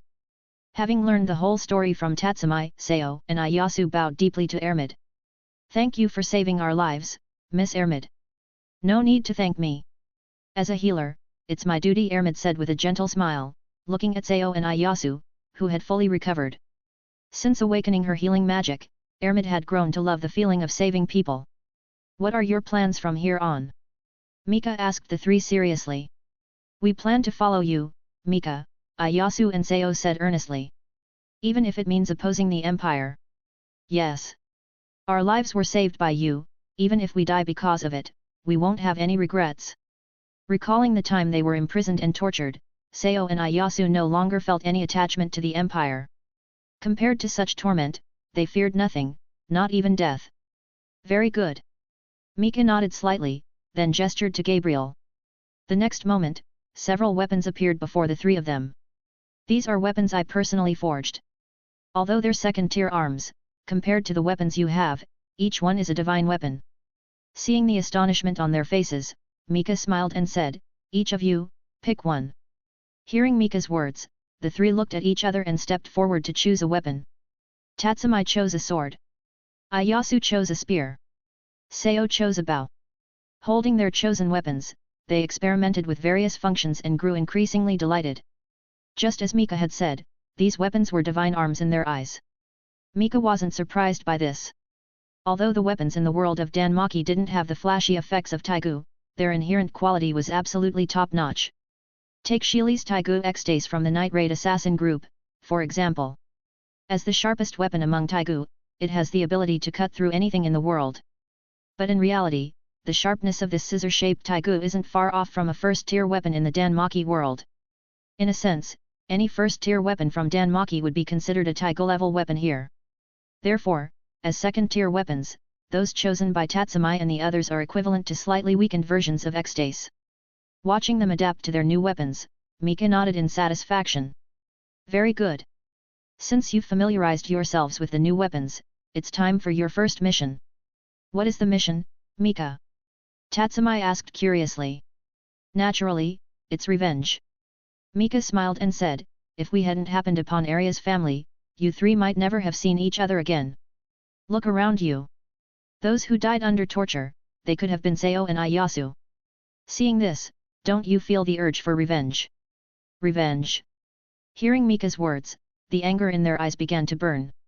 With Melly assisting you, find the main culprits and accomplices among these people and execute them. As for those who were unaware, don't harm them. The guilty must pay, let these corrupt ones go to hell. Yes. The three shouted loudly. Then follow me. Hearing Mika's command, Melly cheerfully led the three out. I've long been unable to tolerate these scum, Melly said. Apparently, even Melly couldn't stand what Arya's family had done. As Melly and the three left the warehouse, only Mika and Ermid remained inside. Forget it, let's change locations. Surveying the surroundings, Mika shook his head and said, staying in such a place for too long is really uncomfortable. Indeed, Ermid agreed. The two then walked out of the warehouse and leaped onto its roof. Soon, screams echoed from the courtyard, throwing the entire Arya household into chaos. But no matter how noisy it became, the sounds couldn't reach the outside world. After all, the mansion was already enveloped by Melly's barrier. Not only could no sound escape, but no one could leave. Thus, the expected chaos unfolded. Half an hour later, Melly and the four returned. Seeing them, apart from Melly's relaxed demeanor, Tatsumi and his friends appeared somewhat pale. After all, it was their first time killing. Big brother, we're back, Tatsumi said, forcing a smile as he looked up at Mika, who was sitting atop the warehouse. Good work, Tatsumi.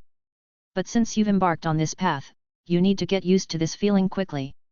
Because from now on, you'll be engaged in continuous battles until we have no more enemies. I understand. Tatsumi nodded firmly. Noting Tatsumi's expression, Mika suddenly said, Tatsumi, I mentioned before that the three of us come from a place even farther than the countryside. In fact, it's another world. The power Ermid used earlier to heal Seryu and Ieyasu comes from that world.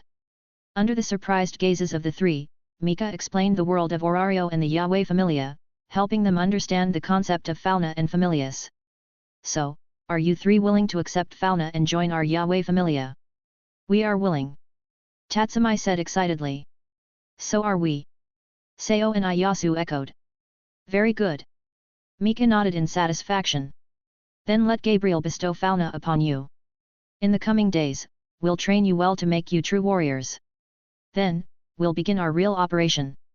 Raising his head and looking toward the distant palace, Mika said with a gentle smile. Morning. As dawn broke, the tightly closed palace gates slowly opened. This signified the start of a new day. As the gates opened, the guards who had rested overnight quickly emerged from the palace to take up their posts. Under their protection, no assassin could enter the palace. But that only applied to ordinary people. With light steps, Mika and his two companions led the way. The three chatted and laughed, carefree. Behind them, Tatsumi and his two friends were fully alert, anxiously observing their surroundings, afraid that the soldiers might notice them and arrest them. But that was impossible. Under Melly's illusion magic, no one could see them. Thus, without any obstacles, the six of them passed through the palace gates and entered the imperial city. Not bad. The person who built this palace had great taste. Admiring the architecture within the palace, Mika and his companions commented leisurely. Their relaxed demeanor deeply impressed Tatsumi and his friends. It seemed as if they were tourists rather than infiltrators on a mission. They couldn't achieve such a mindset yet. Don't be nervous, Tatsumi, Seryu, Ieyasu. Our operation this time can only succeed, not fail. So don't scare yourselves. Sensing the anxiety of the three behind him, Mika said with a gentle smile. Ah, well, I understand, Tatsumi nodded slightly, trying to relax a bit, but only managing a little. Seeing this, Mika couldn't help but shake his head. Forget it. After all, before this, Tatsumi and the others were just country youths who had just entered the city. They probably never even imagined such a scenario. Expecting them to be completely at ease now would be unrealistic. Thinking this, Mika didn't push them further. Having gathered ample information through Melly's dream magic, the 6 of them reached the Emperor's bedchamber without any obstacles. At this time, the young Emperor had just woken up and was being dressed by palace maids. From a distance, the young Emperor appeared to be about 10 years old. It was precisely because of his youth that he fully trusted the Prime Minister's words, obeying him completely. In reality, contrary to popular belief, the young Emperor was not a puppet controlled by the Prime Minister.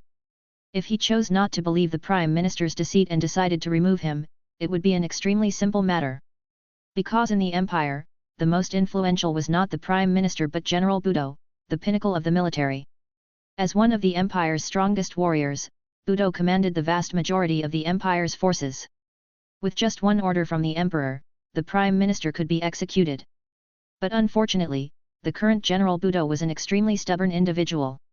Due to adhering to the ancestral rule that military officials should not interfere in politics, even though the Prime Minister was causing unrest in the Empire, he never acted against him. Such loyalty! After some contemplation, Mika signaled to Melly beside him. Seeing this, Melly waved her hand, and everyone present fell into an illusion. Mika then leisurely sat on the Emperor's bed. What should we do with this young Emperor? Ermit asked curiously, looking at the young Emperor sitting on the ground, entranced in the illusion. Let's lock him up for now. I still have other uses for him. Mika remembered clearly that the ultimate Taigu hidden in the palace required royal blood to activate, so it was better to keep the young Emperor around for now. Moreover, he wasn't in the habit of harming children. Your Majesty, it's time for court. Outside the hall, an attendant's voice came in. I understand. Mika said with a gentle smile. At this moment, in everyone's eyes, Mika's appearance had transformed into that of the young Emperor. Seeing the Emperor before them, the surrounding palace maids lowered their heads and respectfully retreated. Let's go. Time for court. Sitting on the highest throne, Mika quietly watched the ministers below as they argued over various state affairs. However, it was only the civil officials on the right side who were quarreling. Most of the military officials on the left remained silent, speaking only when matters related to their duties arose. Mika wasn't surprised by this. After all, they were subordinates of General Budo. Their superior strictly adhered to the ancestral rule that military officials should not interfere in politics. How could his subordinates dare to discuss state affairs? Moreover, those qualified to argue were all subordinates of the Prime Minister. Others were eager to avoid involvement. After all, the court was currently dominated by the Prime Minister. Even many important decisions were ultimately made by him. What surprised Mika the most was that, unlike General Budo who stood at the forefront of the military officials, the Prime Minister did not stand among the civil officials but sat behind and to the right of Mika. As if he were the Emperor himself. How displeasing! Mika thought privately. As time passed, the discussions on state affairs gradually concluded. Just as the court session was about to end, Mika, sitting on the throne, suddenly spoke, attracting everyone's attention. Have you all finished discussing what you wanted to discuss? If so, I have some matters to address. Oh ho ho! Your Majesty, if you have something to say, you can make them quiet down anytime. No need to wait for them to finish, Honest said with a mouth full of meat, his words muffled. This powerful minister's favorite hobby seemed to be eating meat. Even during court sessions, he was constantly chewing. It's nothing major. What I want to say isn't urgent. Assuming the young Emperor's appearance, Mika said with a gentle smile, actually, some time ago, someone from outside entered the palace. She claimed to be a Taigu user with invisibility abilities. She said she wanted to see me and told me many things. Hearing Mika's words, the entire court erupted. Someone had managed to breach the palace's defenses and meet the Emperor in secret. This was a massive dereliction of duty. Thinking of this, everyone turned to look at General Budo. After all, General Budo was in charge of the palace guards. But General Budo moved faster than anyone. He quickly appeared before Mika, knelt on one knee, and said urgently, Your Majesty, are you unharmed? Of course, I'm fine. Mika gently patted General Budo's shoulder and smiled, but that person did say many bad things about Honest. Hearing this, Honest's face immediately darkened. Among the officials below, those who opposed Honest secretly rejoiced. Some even stepped forward and openly accused the Prime Minister, listing numerous charges against him. But Mika ignored these people and continued speaking on his own. But I didn't believe her. Seeing this, Honest's expression relaxed once more. Yes, Your Majesty. These brats are slandering me. Honest stepped forward, speaking with exaggerated emotion. Watching this clownish performance, Mika couldn't help but smile, while those below who had been secretly rejoicing felt their hopes dashed. But after smiling, Mika suddenly said, however, that person later took me out of the palace under the cover of night and let me experience everything firsthand. So I now understand that the Prime Minister is indeed a bad person. I've grown to dislike him. General Budo, could you help me arrest him? Hearing Mika's words, General Budo, who had been indignant earlier, immediately said excitedly, as you command, Your Majesty. Chapter 148 New Prime Minister, The Empire Fresh Start. When General Budo heard that the Emperor had been taken out of the palace at night, he was instantly filled with extreme anger. This anger was directed both at the person who took the Emperor away and at the attendants around the Emperor. As the close attendants of the Emperor, they didn't even realize the Emperor had been abducted. How could General Budo not be furious? But the Emperor's subsequent words made him immediately excited. Because the Emperor wanted to deal with the Prime Minister. Even though General Budo could sense from the Emperor's words that it was akin to a child's reasoning like this person is bad, I don't want to play with bad people. But this was indeed the best opportunity. General Budo utterly despised Minister Honest, who had brought chaos to the Empire. If it weren't for his need to abide by the ancestral precept of military officials must not interfere in politics, he would have eliminated him long ago. After all, whether in terms of power or strength, he was among the top figures in the Empire. In fact, if the current timeline continued, in the future, General Budo would be pushed to his limits and consider abandoning the ancestral precepts to eliminate Minister Honest. But by then, it would be too late. The Empire would eventually meet its demise, and he wouldn't be able to turn the tide. Your Majesty, this is all MMPH. Minister Honest, who also sensed the essence of the Emperor's words, immediately wanted to defend himself.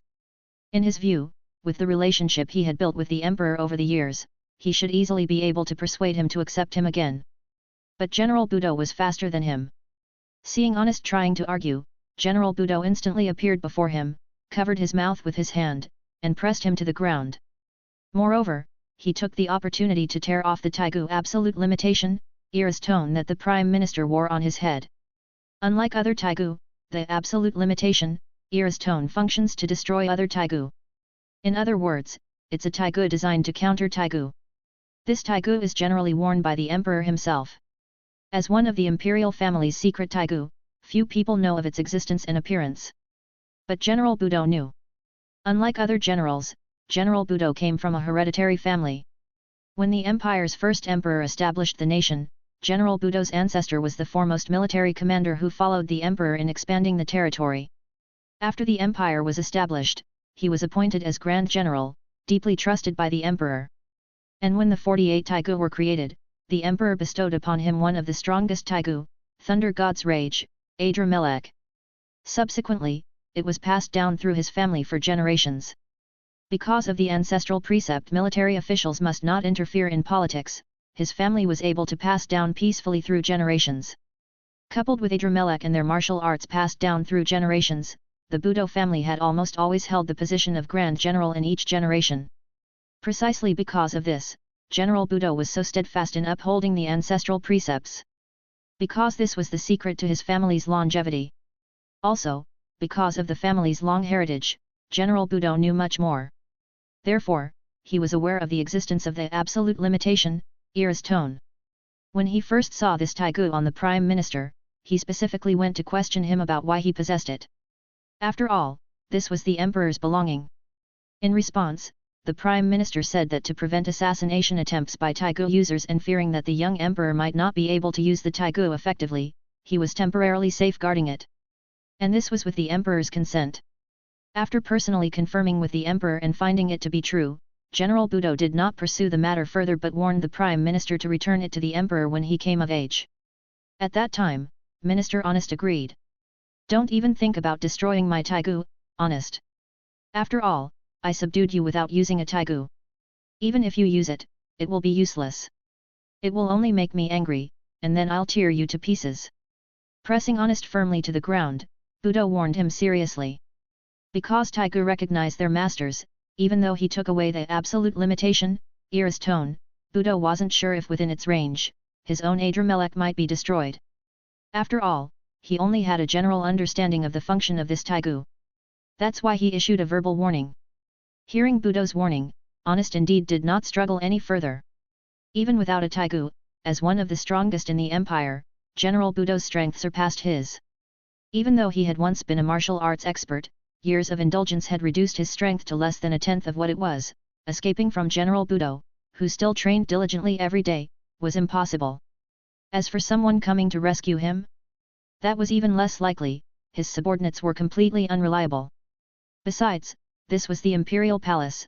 Outside the main hall were palace guards under General Budo's command. Trying to overturn the situation within the palace was impossible. Therefore, in Honest's view, his only hope lay outside the palace. Now, many officials in important positions in the court were his cronies. Without Honest's protection, none of them could keep their positions. So they had to protect themselves. Even if they couldn't save him, they could buy time for his loyal subordinates to get the message to his son, so that he could come to rescue him. Honest knew that under his son were a group of elite warriors, all users of Shingu. As long as his son took action, he could definitely escape. So at this time, he must not anger Budo, otherwise, if he were killed here directly, he would have no chance.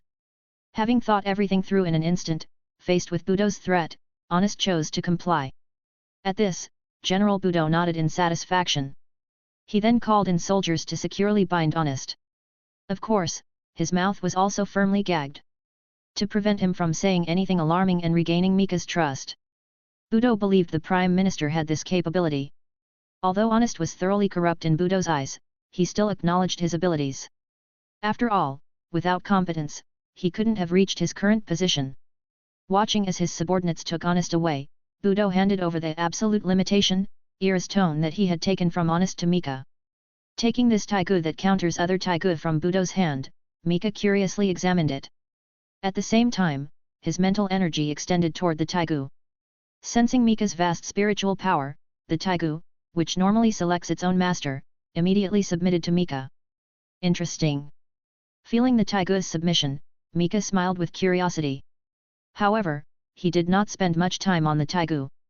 Because he had other matters to attend to. Imperial court sessions were not held every day. And a grand court session like this, where almost all officials above a certain rank in the imperial capital participated, occurred only once a month. This was why Mika chose to act on this day. Looking at General Budo, who had returned to the ranks of the military officials, Mika suddenly chuckled. Now that the Prime Minister has been taken down, does that mean the position of Prime Minister is vacant? Hearing Mika's inquiry, the hall, which had been somewhat noisy due to the Prime Minister's arrest, immediately erupted. Everyone quickly grasped the Emperor's intention. He wanted to appoint a new Prime Minister. Thinking of this, the civil officials couldn't help but become excited. If they could gain the Emperor's favor and become Prime Minister, earning his trust, they might replicate Minister Honest's achievements.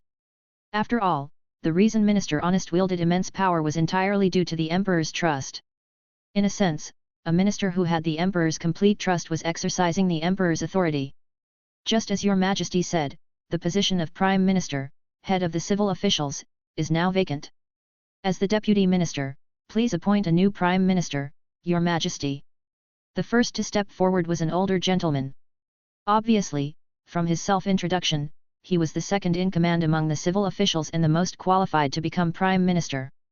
And he thought so himself. In his view, the Emperor, who had never been concerned with state affairs, probably didn't know anyone among the ministers except for Minister Honest and General Budo. At this time, as long as he showed his identity and qualifications. As long as the Emperor had no other ideas. Then the position of Prime Minister would inevitably fall to him. After all, the Emperor was still a child. Compared to the busy and tedious state affairs, he probably preferred to play. Now wanting to appoint a Prime Minister might just be a whim. Seeing the Deputy Minister who had recommended himself, Mika immediately grasped his thoughts. If the one on the throne were truly the young Emperor, things might indeed go as he wished. But unfortunately, the one sitting on the throne was Mika. And in his mind, he already had someone in mind for the Prime Minister's position. It's possible to appoint someone? That's good. Mika said with a smile, I promised someone that she could replace Minister Honest and showcase her abilities.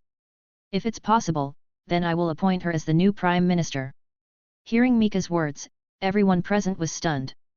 Obviously, the Emperor wanted to appoint someone not present. General Budo thought even further, he instantly thought of the Taigu user who had taken the Emperor out of the palace.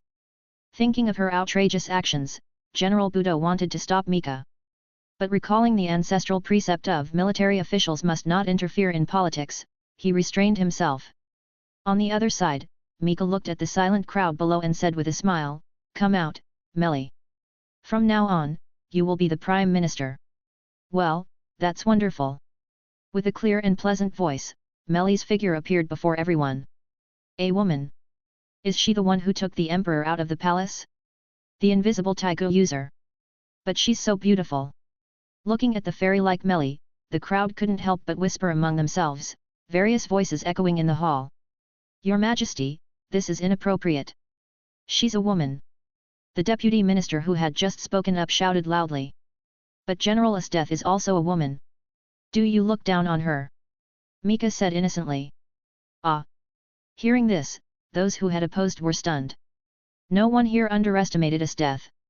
Unlike the Prime Minister, who wielded immense power due to the Emperor's trust, Esdeath was absolutely a powerhouse. Although both were among the strongest, everyone knew that in terms of personal strength, General Budo, who guarded the palace, was definitely not Esdeath's match. Moreover, Esdeath was currently leading the Empire's army in campaigns against foreign tribes. Who would speak ill of her? Because Esdeath's hobby was torturing others, and she didn't care about rewards like money. So the rewards bestowed upon her by the Emperor were usually given to her subordinates. Therefore, within the military, Esdeath's influence was no less than General Budo's, perhaps even surpassing it. But General Esdeath became a general through her personal strength. This lady isn't even an official. The deputy minister continued. Sigh, but I've already promised her. As the Emperor, don't I even have this authority? But... No buts. It's settled, Melly will be the Prime Minister. Mika clapped his hands. Faced with the Emperor's firm statement, the deputy minister was momentarily speechless. After all, the Emperor even used words that could accuse him of disloyalty. What else could he do? Oppose the Emperor? At this point, preserving his life was most important. Seeing this, the deputy minister could only say helplessly, as you command. Looking at the officials kneeling below, Mika couldn't help but reveal a slight smile. He had anticipated such a situation. In a normal dynasty, suddenly promoting a woman who had never been an official to the highest civil position would be impossible. But at this moment, it became possible. Firstly, because there was already the example of Esdeath, a female general, no one could object to Melly's gender. Secondly, under General Budo's leadership, the military officials always refrained from interfering in politics. Think about how Minister Honest had ravaged the empire before.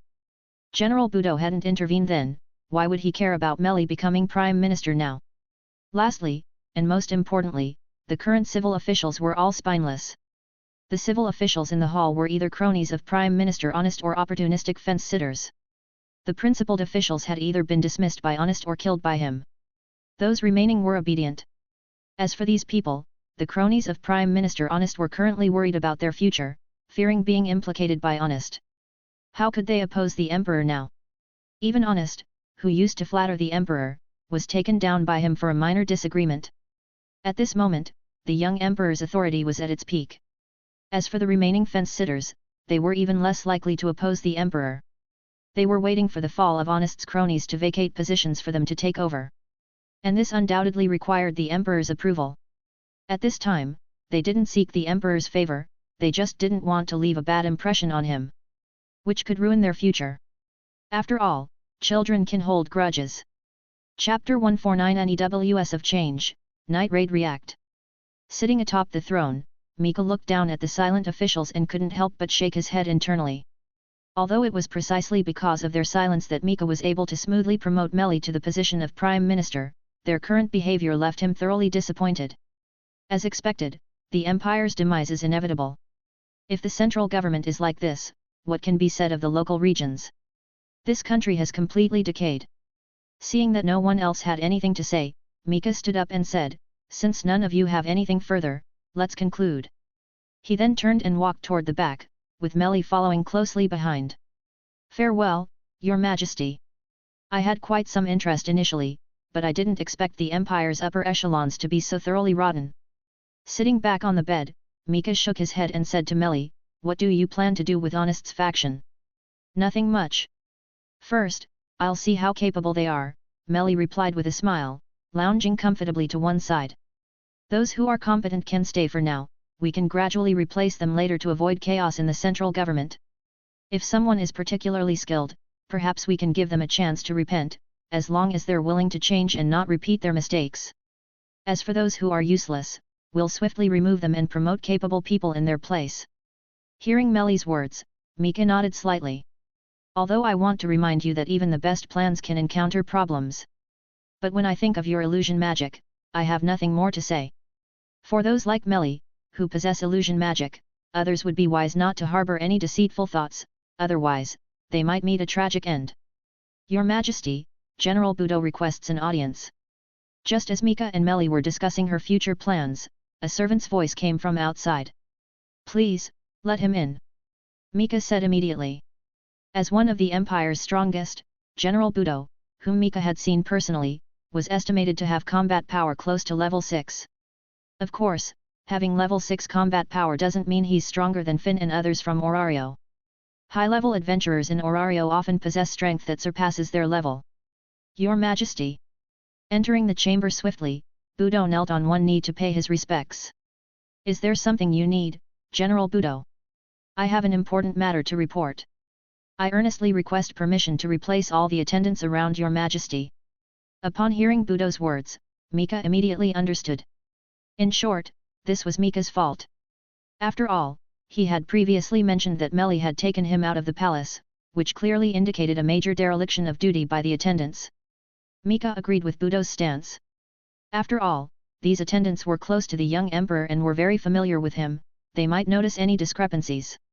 "I understand your concerns, General. You may replace them," Mika said with a smile. "Thank you, Your Majesty." Seeing that the young emperor had no objections, Budo was pleased. After all, if the emperor disagreed, he couldn't force the issue. "However, they've been with me for a long time.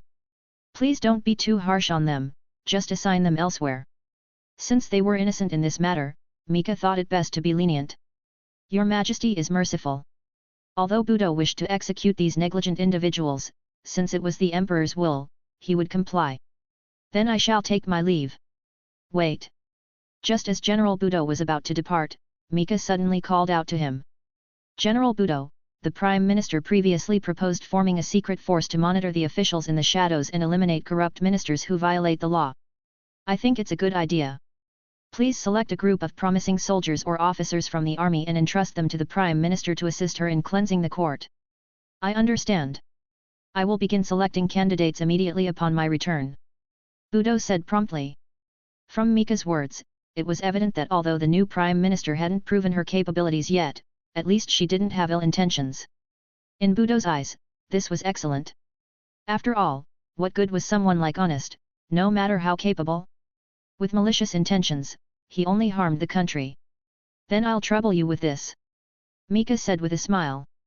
After General Budo left, Mika turned to Melly and said, "I'll leave these people to Ermit and Gabriel for proper training. After you assume office, issue a notice summoning all Imperial Taigu users to join this unit. Iyasu and Seo will also join this force. As for the unit's name, let's call it Nightcrow." Hearing Mika's instructions, Ermit, Gabriel, Seo, and Iyasu, who had been invisible, all nodded seriously. Tatsumi quickly asked, "What about me, big brother? You can have a nominal position in Nightcrow. Later, I'll arrange for you to be by General Budo's side. Learn from him diligently, understand?" Clearly, Mika intended to groom Tatsumi to become the Empire's future strongest. "Yes, I understand, big brother." Sensing Mika's expectations, Tatsumi nodded earnestly. "Very good. Since everything is arranged, let's begin our actions." Big news, big news. Minister Honest has been deposed. Minister Honest has been deposed. As the Grand Court session concluded, news of Honest being ousted by the new Prime Minister quickly spread throughout the imperial capital. For a time, the entire city was filled with jubilation. After all, during Honest's rule, the entire empire had suffered various tragedies due to his influence. Especially the imperial capital, which bore the brunt of it. With the Prime Minister's indulgence, his relatives and subordinates flaunted their power in the city, oppressing the people. In secret, the vast majority of the city's inhabitants hated him to the core. Therefore, upon learning of Honest's downfall, the entire imperial capital was ecstatic. Minister Honest has actually been ousted by the new Prime Minister. Hearing the news in the city, Lubbock, a member of the Revolutionary Army's assassination unit Night Raid, couldn't sit still. As a member of Night Raid who wasn't wanted by the authorities, Lubbock ran a book rental shop in the city as a cover to gather intelligence. When news of Honest's downfall reached him, he immediately went to verify its accuracy. After confirming that the news was indeed true, the shocked Lubbock quickly closed his shop and dashed toward Night Raid's base. In the deep mountains outside the imperial capital lay Night Raid's temporary base. After a hurried journey, Lubbock finally returned to the base. "Boss, something big has happened." He hadn't even entered the room, but his voice had already reached inside. In the main hall, Nayenda, the leader of Night Raid, who was discussing matters with Leon, frowned slightly. As an old comrade, Nayenda was well aware of Lubbock's character. Although he had some minor flaws in daily life, he was always calm when it mattered. For someone like him to be so flustered, the matter must be significant. Raising her hand slightly to stop Leon from speaking, Nayenda fell into deep thought. In just an instant, numerous ideas and possibilities arose in her mind. She also thought of various corresponding countermeasures. As the leader of Night Raid, Nayenda was undoubtedly world-class in strategy. Having been an imperial general, what led her to her current position was her formidable courage and wisdom. Watching Lubbock rush into the hall, panting heavily and leaning on his knees, Nayenda asked seriously, "What happened in the imperial capital? Has Esdeath returned from her expedition?" Currently, Esdeath was leading the Empire's main forces to suppress northern tribes. It was precisely because of this that Night Raid's recent activities had been so frequent. Although General Budo, who was as strong as Esdeath, was in the imperial capital, Nayenda didn't believe he would abandon his duty of protecting the young emperor to come after them. But if Esdeath had returned, it would indeed be a tricky situation for Night Raid. "No, it's not Esdeath. It has nothing to do with her." Adjusting his expression quickly, Lubbock said excitedly, "It's Minister Honest. He's been ousted by the new Prime Minister and is now imprisoned, awaiting the final verdict from the palace." "What? Minister Honest has been deposed?" Hearing Lubbock's words, both Nayenda and the leisurely Leon stood up abruptly. This news was undoubtedly a bolt from the blue for them. Especially for Nayenda, her expression was particularly shocked, but what followed was a face full of worry. Her hatred for the Prime Minister was no less than anyone else's. But now, she needed to consider the deeper implications of this event. Minister Honest being imprisoned meant that the Empire had regained some breathing room.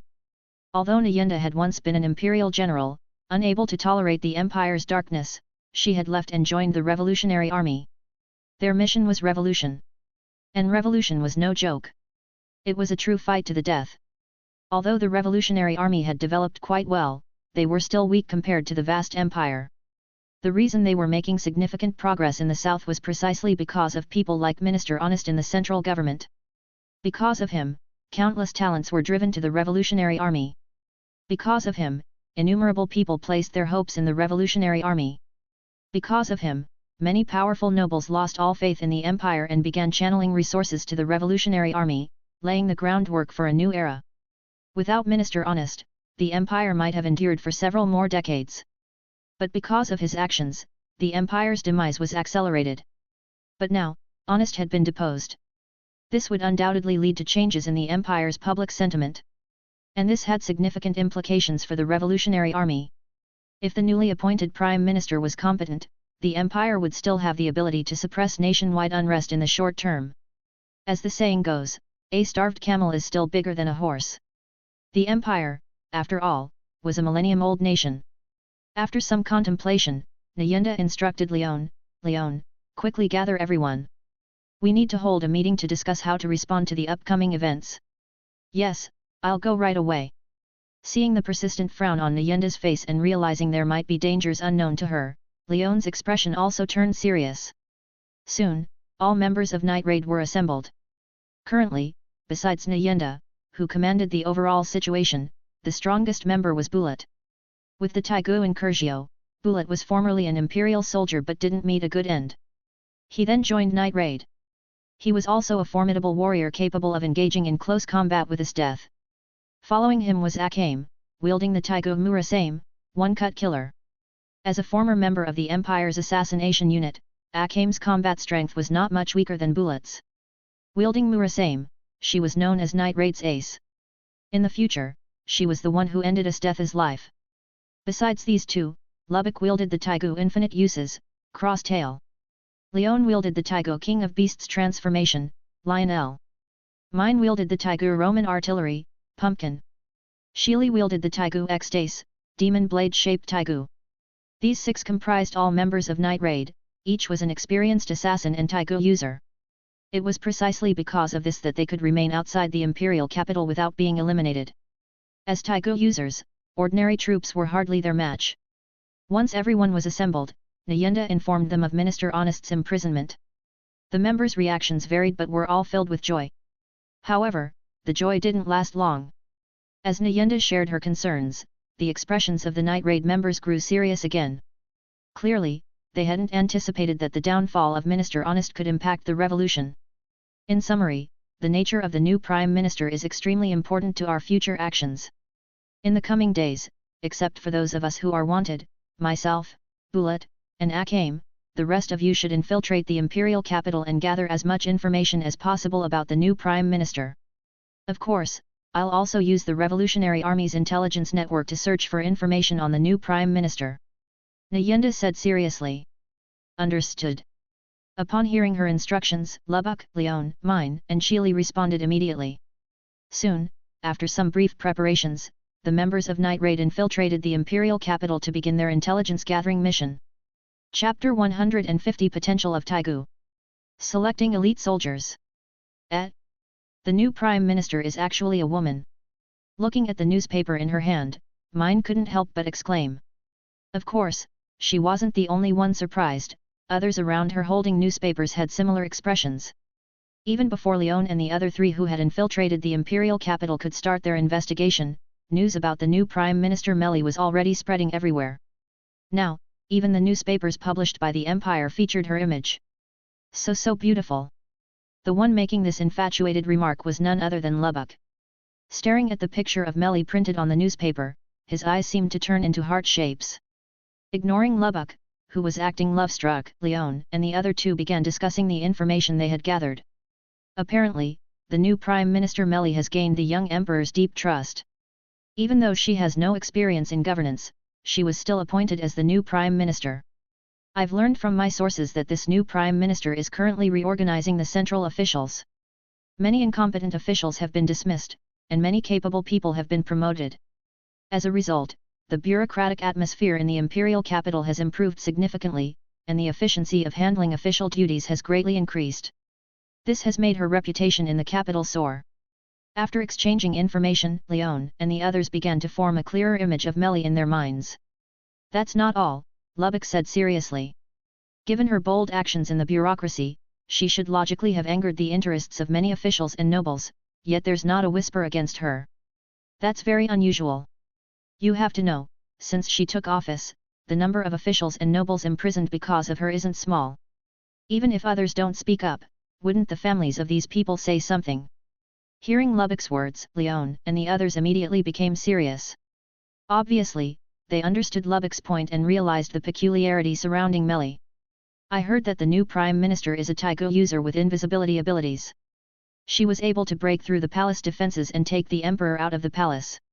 That's how she gained the Emperor's trust. Placing the newspaper back on the table, Lubbock concluded, clearly, the current Prime Minister Melly might be an extremely dangerous individual. We'd better be cautious and avoid direct contact with her. Yes, I understand, Leon nodded. After this, we'll wait for the boss's orders. In the palace study.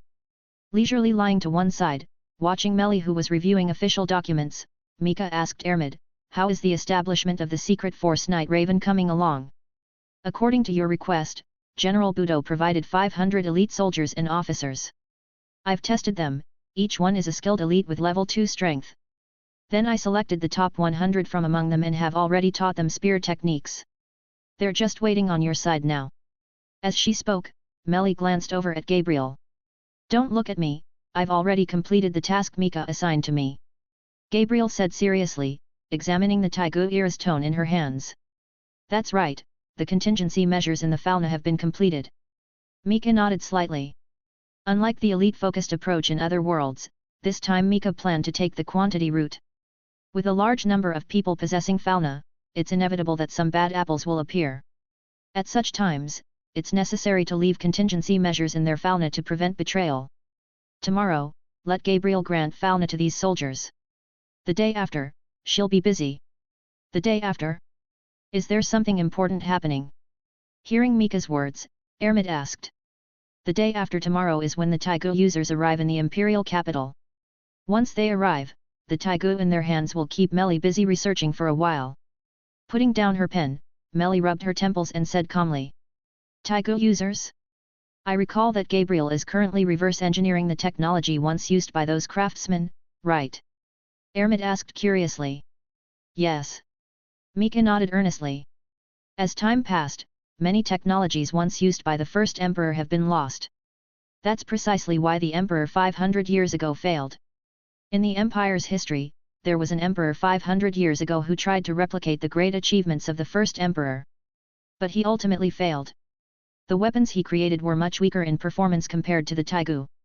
This made him feel extremely ashamed. He then called these weapons Shingu and sealed them in the palace. But after 500 years, those Shingu have long since leaked out from the palace. And the main reason that Emperor failed was the loss of technology. Therefore, Gabriel's current effort to reverse engineer the technology is extremely important. Among this group of Taigu users, the ones I value most are those two people. Which two? Ermit asked. Kurome and Wave. Mika smiled lightly. Of course, rather than valuing them, I value their Taigu. Yitsufusa and Grand Chariot. The performance of the former interests Mika greatly, while the latter plays a significant role in his upcoming plans. Additionally, Mika is quite interested in these two individuals. Wave, in a sense, is similar to Tatsumi, both have a kind of protagonist aura. Possessing the Grand Chariot, Wave is the first in this world to be able to simultaneously wield two Taigu, a feat even Esdeath hasn't achieved. This shows his uniqueness.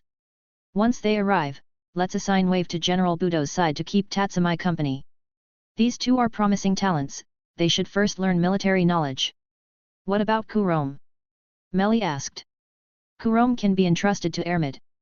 That child has severe damage to her body, seemingly from frequent drug use to enhance her physical abilities, and her mind is somewhat twisted.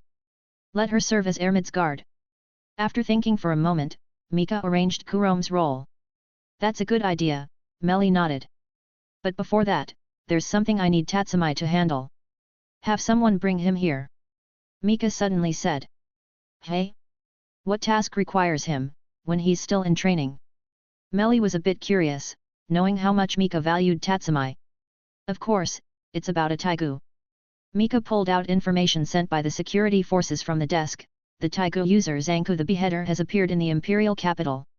I'll leave this matter to Tatsumi, let him bring back the Taigu. Also, it'll serve to test his growth during this period. Mika said with a smile. Big brother, you wanted to see me. Upon receiving Mika's summons, Tatsumi came immediately. Looking at Tatsumi dressed in the standard imperial officer's uniform, Mika didn't issue the task right away. Instead, he stepped forward, patted his shoulder, and asked, how are things going with General Budo? Not bad. Tatsumi scratched his head and then chuckled. Because General Budo is very busy, he hasn't really managed me much. He had his adjutant assign me to a unit to lead personally, and in my spare time, the adjutant teaches me various military knowledge. I see. Mika nodded slightly. As the Grand General, the highest leader of the military officials, it's impossible for Budo to personally train someone. Mika understood this. Let's go outside, let me see how much you've improved during this time. Saying this, Mika led Tatsumi out of the room and into the courtyard. During this process, the guards stationed outside Mika's room didn't react at all, as if they didn't see Mika's movements. In fact, that was the case. After the renovations during this period, the current palace was completely different from before. During this time, besides researching Taigu, Gabriel had spent her other time on renovating the palace. Now, the palace was filled with various enchantments and barriers. Additionally, in the center of the palace, Melly had summoned Fufu and placed it there to continuously maintain an ultra-wide-range illusion field. Because of this, Mika's impersonation could proceed so smoothly. Therefore, as long as Mika and the others didn't want to be seen, no one in the palace could see them. "You go first, let me see how much your skills have improved." Mika smiled gently, gesturing to Tatsumi. "Then here I come." With that, Tatsumi quickly charged forward, swinging his long sword at Mika. Facing Tatsumi's attack, Mika simply enveloped his fists within and met him barehanded. Under the observation of his transparent world ability, Mika precisely grasped the distance of Tatsumi's attacks. He always kept himself at the edge of Tatsumi's attack range. This caused Tatsumi to feel that he was about to hit Mika with each swing, but he could never actually land a blow. After 2 or 3 rounds of this, Tatsumi realized what was happening. So strong. Looking at Mika, who remained unarmed and maintained a defensive stance, Tatsumi thought inwardly. Although Mika had trained him before, Tatsumi could never gauge Mika's true strength. Now, after he believed he'd improved significantly through hard training, thinking he was closer to Mika, he realized he still couldn't see through Mika. The gap between them seemed never to have narrowed. Sensing Tatsumi's thoughts through his sword, Mika smiled and said, "Tatsumi, don't think you're the only one progressing. Even though I'm already quite strong now, my rate of improvement has never slowed down." Bang! With a heavy punch to Tatsumi's sword, even though Tatsumi quickly retracted his sword to defend, the strong impact still pushed him sliding across the ground. He didn't stop until his legs were deeply embedded in the ground. "Tatsumi, I'm pleased with your progress." Mika smiled and nodded. He was indeed satisfied with Tatsumi's improvement. After this period of training and the enhancement from Fauna and the breathing technique, Tatsumi, who was once only a veteran level 2, had now reached level 3. Such strength already made him an elite warrior in this world. Although there are many experts in this world, that's usually when they possess Taigu. Without Taigu, people in this world reaching level 5 through training are extremely rare. In Mika's impression, such strong individuals included only a few like Esdeath, Budo, Bulat, and Akame. And Tatsumi had only been training for half a month. Such progress was truly exceptional in Mika's eyes.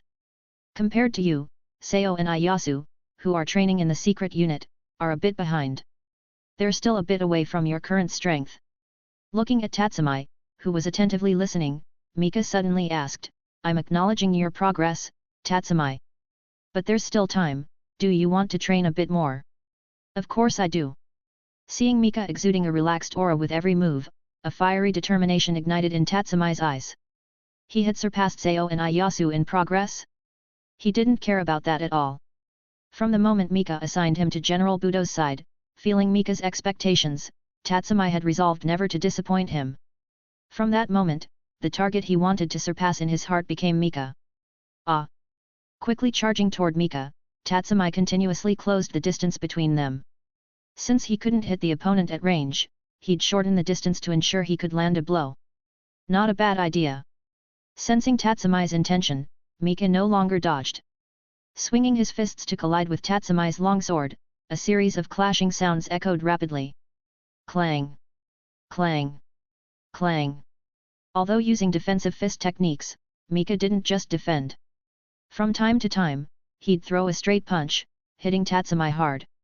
But even so, Tatsumi didn't stop swinging his sword. At this moment, Tatsumi integrated everything he had learned into his body's instincts. His eyes constantly watched Mika's movements, searching for weaknesses. But how could Mika have weaknesses that Tatsumi could find? Mika's defensive techniques were honed under Yahweh's attacks. "No, I need to be faster." Seeing Mika's effortless expression, Tatsumi shouted inwardly. At this moment, his mental focus reached an unprecedented peak. Like Mika, Tatsumi practiced the breath of flame breathing technique. As his spirit reached new heights, he resonated more closely with the breathing technique, eventually merging completely. Ah! With the advancement of his breathing technique and under the fiery emotion, Tatsumi's sword swings became faster and faster. At the same time, the force behind his long sword grew stronger and stronger. In Mika's surprised gaze, Tatsumi continued to grow stronger.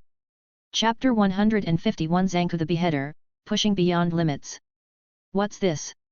Some time had passed since Tatsumi's outburst, but his surge of power hadn't stopped. It was as if his speed and strength could increase indefinitely.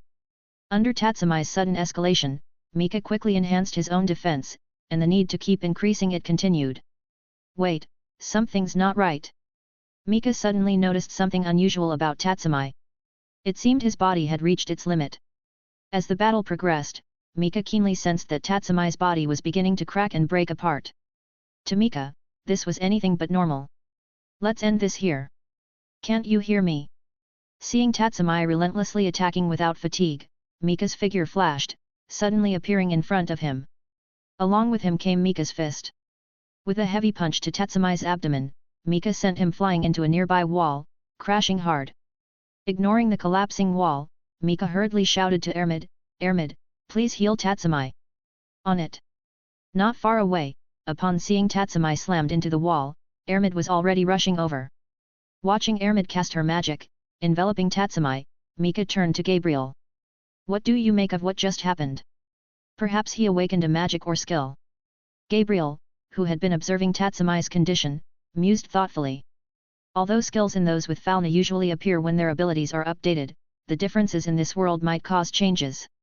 I think it might be a sign of his awakening. Is that so? Mika nodded slightly. After some thought, he said seriously, if he's awakened a skill, that's excellent. Later, please update his fauna. Sure, I also want to see what kind of magic and skills he'll awaken. Floating above Mika's head, Gabriel replied with a smile. How should I put it? As expected of a protagonist. Looking at the paper in his hand, Mika silently marveled. After Gabriel's update, Tatsumi's status appeared before Mika. Tatsumi had awakened two skills. One was a growth-type skill, Unyielding Will. This skill greatly accelerates Tatsumi's growth when fighting enemies stronger than himself. After defeating such foes, his growth rate would increase exponentially. The other skill was called Fighting Spirit. This is an enhancement-type skill. When activated, Tatsumi's basic abilities would rapidly increase. The first stage of the boost would push his attributes to the limit of his current level. In other words, when Tatsumi had just reached level 2, his attributes would temporarily rise from 0 to the level 2 cap of 999 points. If that's not enough, it would enter the second stage. In this stage, Tatsumi would remove the limits of his body, increasing his combat power indefinitely at the cost of bodily harm and pain. However, in Mika's view, this limitless is somewhat misleading. Once increased to a certain extent, his body might collapse and lead to death. To Mika, this was similar to a berserk mode effect, gaining power at the expense of one's body, essentially risking his life. Looking at these two skills, Mika couldn't help but shake his head. Through these skills, Mika seemed to glimpse Tatsumi's original life path. In the original timeline, Tatsumi was quite weak when he first joined Night Raid, often facing opponents stronger than himself. It was in such an environment that he continuously grew, and his growth was rapid and fierce. Especially after inheriting Bulat's Taigu, in Curgio, his strength quickly approached the pinnacle of the world. In the final battle, his power kept increasing, and he resonated with the Taigu on his body, pushing his combat ability to the peak. Ultimately, he defeated the strongest Taigu.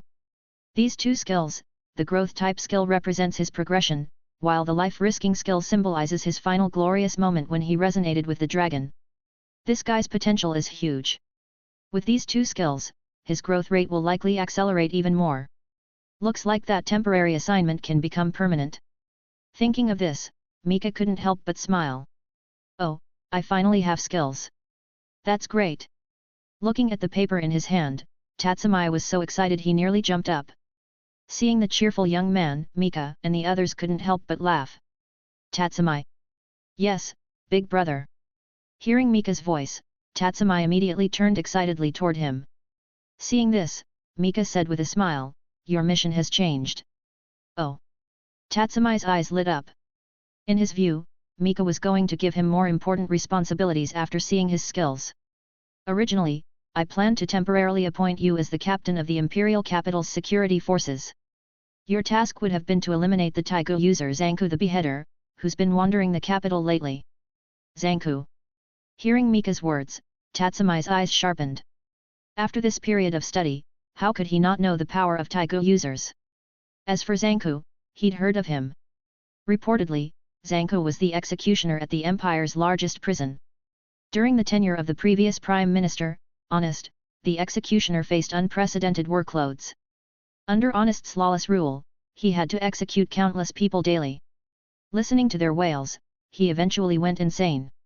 He then stole the prison warden's Taigu and began a life of killing. Thinking of this, Tatsumi's eyes filled with caution. He knew better than to underestimate any Taigu user. Seeing Tatsumi's serious expression, Mika nodded in satisfaction. Of course, before you set out, we'd equip you with gear that would enhance your abilities no less than a Taigu. After all, we're sending you to train, not to die. But after seeing your skills, I've changed my mind. Next, you will be appointed as the captain of the security forces, not temporarily, but permanently. And your opponents will no longer be Zanku but others. I need you to undergo continuous high-intensity battles.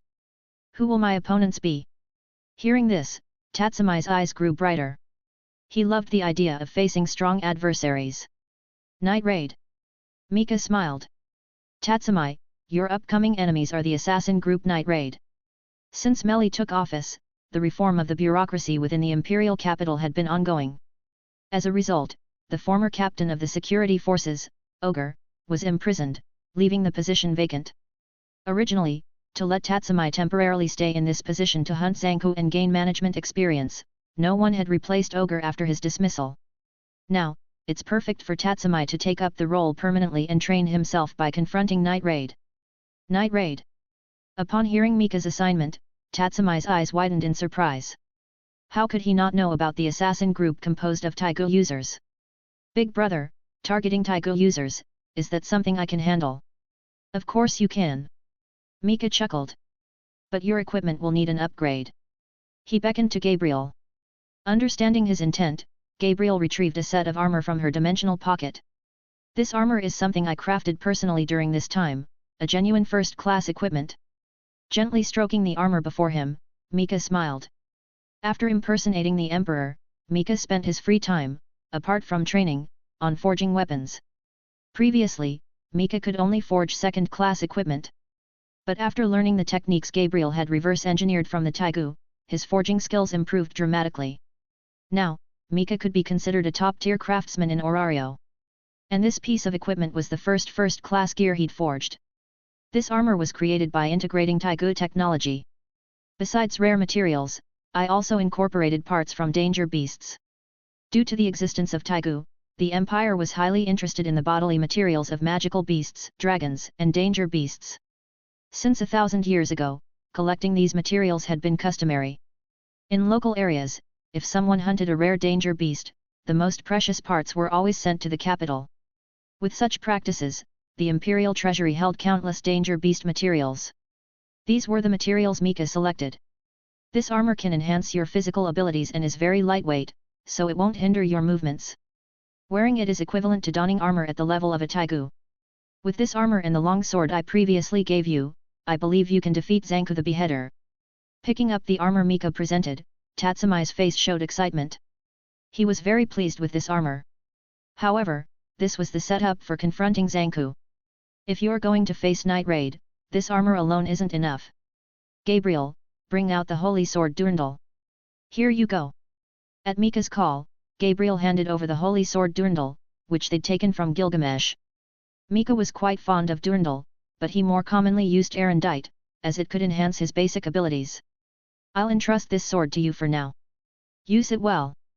Placing the holy sword before Tatsumi, Mika said earnestly. Due to his mastery of various weapons, Mika had an abundance of choices. Rather than letting this weapon gather dust, it was better to let Tatsumi use it to its full potential. A holy sword. Gripping the sword Mika handed over tightly, Tatsumi's eyes were filled with emotion. Don't worry, big brother. I will definitely bring down Night Raid. Alright, it'll be good enough if you don't get killed by them. Mika chuckled, patting Tatsumi's shoulder. I don't need you to capture them. What you need to do is, as the captain of the security forces, continually fight them and hone yourself through these battles. I still need you to assist me, so don't die. I absolutely won't die. Tatsumi declared solemnly. Mika nodded slightly. Then off you go. Stay safe. In a couple of days, I'll send you some potions. Once you receive them, you can begin your operations against Night Raid. Understood. Tatsumi replied loudly. He then turned and left to handle various formalities. I'll leave the matter of the potions to you, Ermid. Turning around, Mika said to Ermid. Leave it to me. I've been a bit idle lately anyway.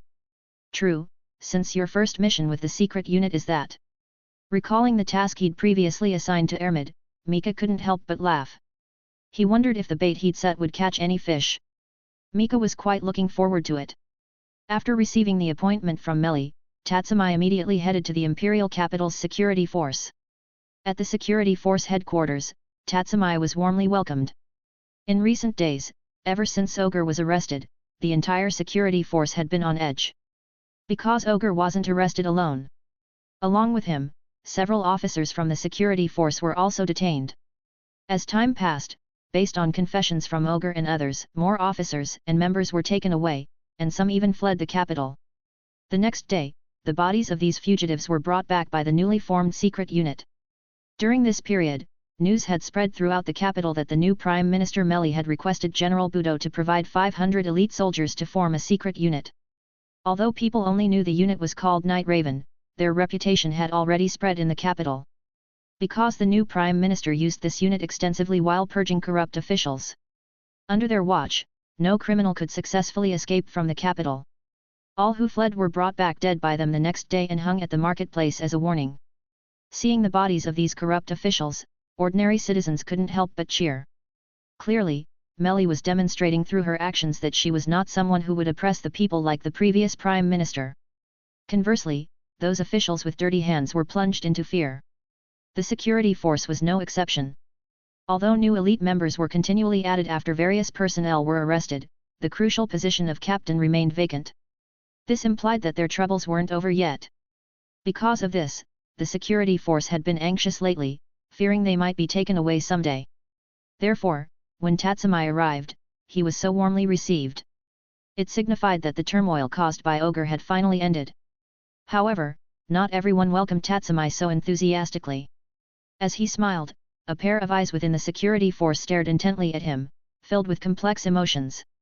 Chapter 152 Night Raid's Trace, Potential Ally. Seryu Ubiquitous. She was the disciple of Ogre, the former captain of the Imperial Police. She had an extraordinary trust in Ogre. Additionally, she was once a Taigu user. According to the original timeline, Ogre would die at Tatsumi's hands. This caused her spirit to become even more twisted. To deal with Night Raid, she modified her body, and ultimately, relying on the mechanisms within her body and her biological type Taigu, Hike Tonkai's Koro, she killed Night Raid's Shili. In the future, she would also join the Jaegers led by Esdeath and eventually die in battle against Night Raid. But that was in the original history. In the current timeline, Ogre did not die at the hands of Night Raid or Tatsumi, he died under the Empire's judgment. When Ogre was hanged, Seryu watched from below. At that time, she was completely powerless. After all, as Ogre's disciple, her Taigu was quickly confiscated after his arrest to prevent her from acting irrationally. Without her Taigu, she couldn't break through her companion's obstructions to reach the execution ground. Listening to the cheers of the surrounding crowd after Ogre's death, her sense of justice became confused. Later, as the members arrested along with Ogre confessed, the police force became panic-stricken. And as the disciple of the criminal Ogre, Seryu was naturally isolated. Now, looking at the newly appointed captain of the police force, Tatsumi, her eyes were extremely complicated. It was said that this newly appointed captain was a confidant of Prime Minister Melly. An Ogre had died during the purge brought by Prime Minister Melly. This caused her to develop a trace of hatred in her heart toward the Prime Minister she had never met. By extension, even Tatsumi was included. As a martial artist whose skills were becoming more refined, Tatsumi's perception was extremely keen. He quickly noticed Seryu's gaze. So, it's her. After this period of growth, Tatsumi's progress was not just in martial arts. Before coming to the police force, he had memorized the roster of personnel. Among them, Seryu was the most special member. Because she was a Taigu user. Although her Taigu was currently confiscated, it didn't affect her identity as a Taigu user. Due to the Taigu's recognition of its owner, being a Taigu user was valuable in itself. Therefore, Seryu's information was particularly detailed. This made Tatsumi very familiar with her. A girl distorted by justice, hey. Perhaps she could be a good ally. Glancing at Seryu from the corner of his eye, Tatsumi thought to himself. Along with the police force's data, he also received some information on the organization Night Raid. The most detailed among them were the profiles of Akame, Bulat and Nayenda. After all, these three were former members of the Empire. Looking at the descriptions of the three in the intelligence, Tatsumi's hands couldn't help but tremble. After all, these three were incredibly strong. But soon, fighting spirit ignited within Tatsumi. However, according to the intelligence, Night Raid's members preferred to act in pairs. This made Tatsumi a bit troubled. One-on-one, with the holy sword and armor, he could still engage the assassins of Night Raid. But one-on-two? That would be certain death. He didn't believe that Night Raid, being assassins, would have the knightly spirit to duel him one-on-one. That was impossible. Then he thought of Seryu. If he could gain her trust and help her reclaim her Taigu, she could help him hold off one Taigu user. In that case, whether to train or to capture Night Raid's members, he would have the advantage. So, after assuming the position of police captain and understanding his duties, he arranged for Seryu to be by his side as his secretary. Could you please stop looking at me like that, Miss Seryu? Feeling the intense gaze from beside him, Tatsumi couldn't help but turn his head and say helplessly, if you have something to say, you can say it directly. Silent treatment, hey. Scratching his head, Tatsumi felt quite helpless. Although he had served as an officer in the army for a while, his nature made it so that he rarely lost his temper with others. Forget it, let's not beat around the bush. Raising his head, Tatsumi looked seriously at Seryu and said, Miss Seryu, I know what you're thinking, but I still have to say it, your mentor ogre was evil. Bang! Slamming the table hard, Seryu's face twisted as she shouted, No, no. Master was obviously just. You are slandering him. Feeling the oppressive aura coming directly at him, Tatsumi couldn't help but lean back. Yikes, that's scary. Tatsumi thought to himself. Although startled inside, Tatsumi remained outwardly composed. Whether he was just or not has nothing to do with our evaluation. You should go into the city and ask about your master's deeds and the people's voices. Perhaps he treated you well, like a daughter, but in his heart, he didn't care about those ordinary people. You can't take his personal feelings towards you as his public virtue, public and private can't be viewed as one. After hearing Tatsumi's words, Seryu's expression gradually crumbled. How could she not know about the things Tatsumi mentioned? After Ogre was imprisoned, those who had been oppressed by him but dared not speak loudly shouted out his crimes. She had never thought that her master could be such a person. This made her once firm sense of justice collapse. Seryu, as a Taigu user, you will surely find justice that you can uphold in the future. So, I hope you can understand all this, pull yourself together, and continue your work in the police force. After all, those people who were hurt by your master are still waiting for you to atone. I suppose you don't intend to deny that Ogre was your master. How could I deny it? Seryu said excitedly. Then carry on with the will of the deceased, and in the journey of atonement for him, find the true justice. Hearing Tatsumi's words, Seryu couldn't help but start crying. Then she loudly shouted amid her sobs, yes. Finally settled. After Seryu left, Tatsumi breathed a sigh of relief. Sister Melly is amazing, everything was within her expectations. Recalling previous events, Tatsumi couldn't help but marvel. The words he had just said to Seryu were all taught to him by Melly. When he learned about Seryu's situation and wanted to increase his allies, Tatsumi went to Melly to ask how to handle such a situation. Then this conversation took place. After silently thanking Melly in his heart, Tatsumi couldn't help but smile. Now, I finally have the power to confront Night Raid. After winning over Seryu, Tatsumi applied to the higher UPS to retrieve her Taigu. He then kept her by his side, helping her reintegrate into the police force. In this way, 3 days passed quickly. That night, when Tatsumi returned to his temporary residence after patrolling, he immediately saw Mika. Big brother, why are you here? Seeing Mika's figure, Tatsumi was shocked. After all, Mika was currently the emperor, shouldn't he be in the palace at this time? How could he suddenly appear here? Ha ha ha, I'm here to bring you something. Hearing Tatsumi's question, Mika, who was sitting on a chair reading to pass the time, placed the book on Tatsumi's desk and then pointed with a smile to his bed. On Tatsumi's bed, there were 2 boxes. Couldn't you have someone else do this? How could I trouble you? I just wanted to stroll around the streets anyway. Standing up, looking out the window, Mika said with a gentle smile. Then, seeing that Tatsumi still wanted to say something, Mika immediately changed the topic, turning his gaze to the 2 boxes he had brought. Come and see what I brought you. Walking to the bed, he opened the boxes, and what appeared before Tatsumi was a box full of potions. These are elixirs unique to Orario. Basic elixirs can quickly heal your external injuries, while advanced elixirs can even reconnect broken bones, provided you align the bones properly. And then there's the panacea, its effects are dozens of times better than advanced elixirs. You'll have a profound understanding once you use them. Of course, these are just incidental. Taking out all the potions from the upper layer of the box, what came into Tatsumi's view were 3 green potions. These are antidotes. Mika explained. In Night Raid, the one you need to pay the most attention to is Akame. As the ace of the former Imperial Assassination Unit, she possesses extremely powerful combat strength. But even more daunting than her combat ability is her Taigu one-cut killer Murasame. Once you're cut by this Taigu, the cursed poison within it can kill instantly, and there's almost no way to dispel it.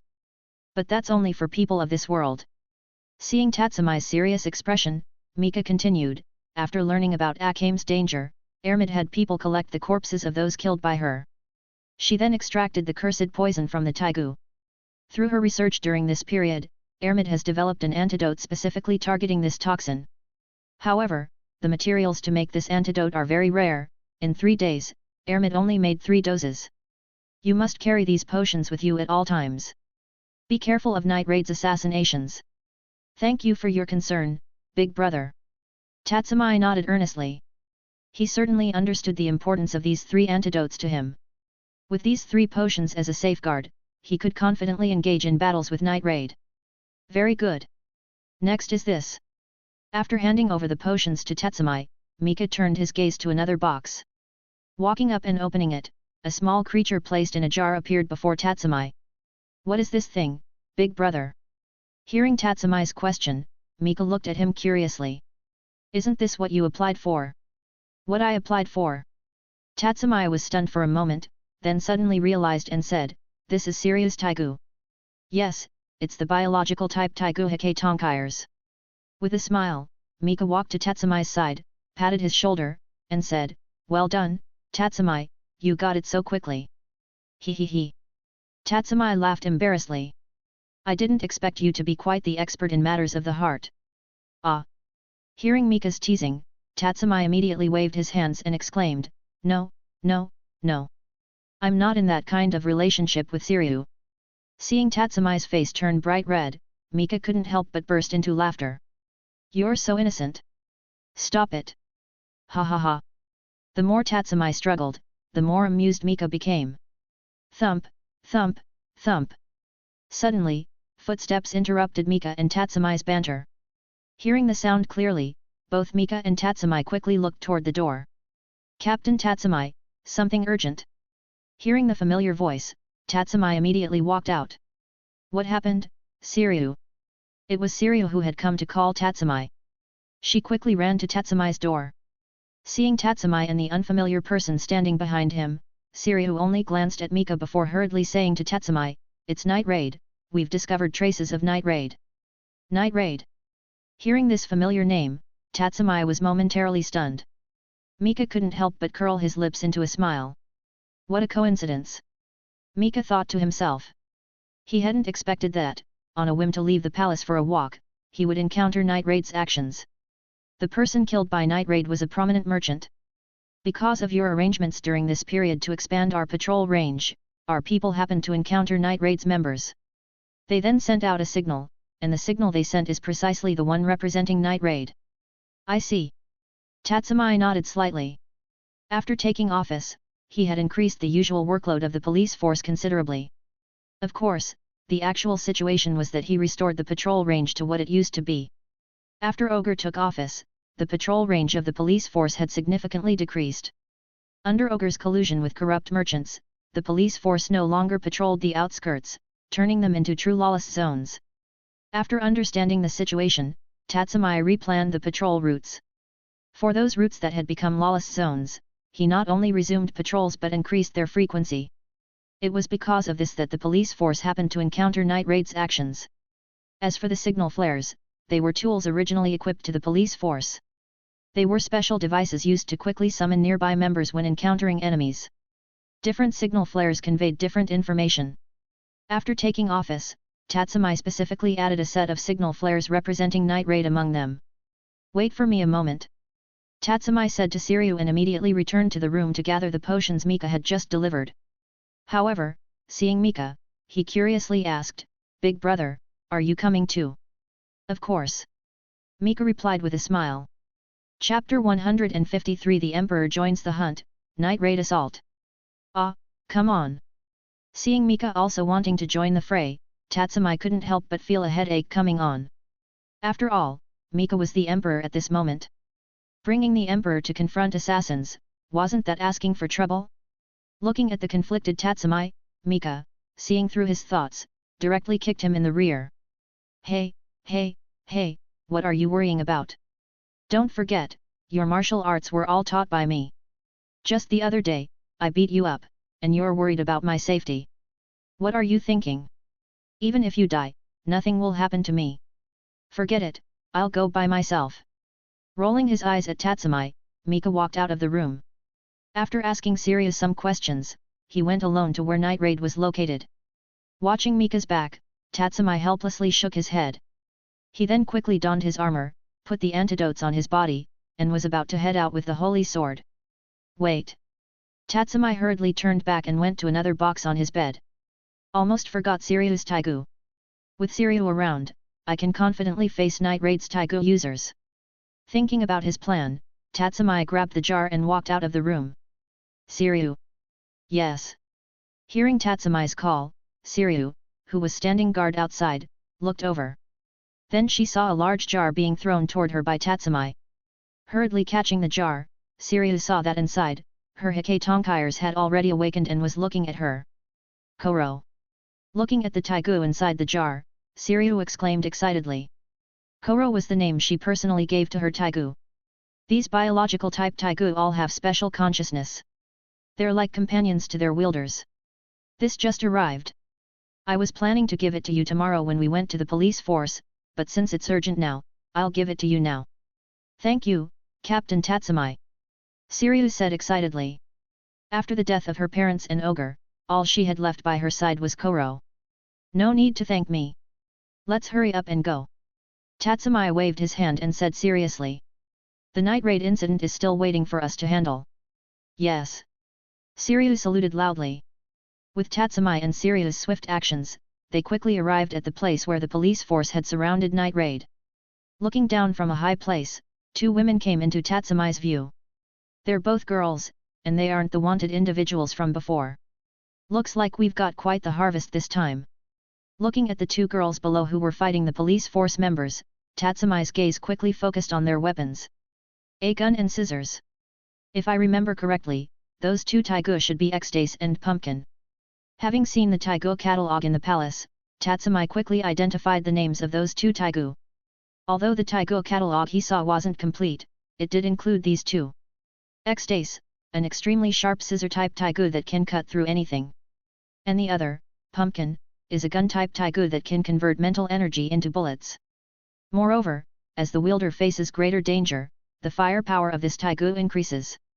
At this moment, under the encirclement of the police force members, every shot from its wielder, the pink-haired girl, was astonishingly powerful. Seeing the team members continuously getting seriously injured or killed under the attack of the two, Tatsumi immediately jumped down. "Stand back, let me handle this." Seeing Tatsumi's figure, Seryu also jumped down. "It's Captain Tatsumi. The captain is here." And Seryu, she brought her Taigu too. Hearing Tatsumi's shout and seeing Tatsumi and Seryu quickly approaching, the patrol team members couldn't help but get excited. After Tatsumi designed the signal flare representing Night Raid, he had instructed the police force members. When encountering members of the enemy, try to focus on defense and containment. Then wait for their arrival. Therefore, upon seeing Tatsumi and Seryu, the police force members who had already suffered dozens of serious injuries immediately retreated. Darn, their Taigu users are here. Seeing Tatsumi, whose body was fully covered in armor, and Seryu holding Koro, Night Raid member Mine couldn't help but say. As the frontline unit opposing the Empire, Night Raid also had a Taigu catalog. These were compiled by nobles from other regions. Later, they flowed into the hands of the Revolutionary Army. Therefore, they were familiar with Seryu's Taigu.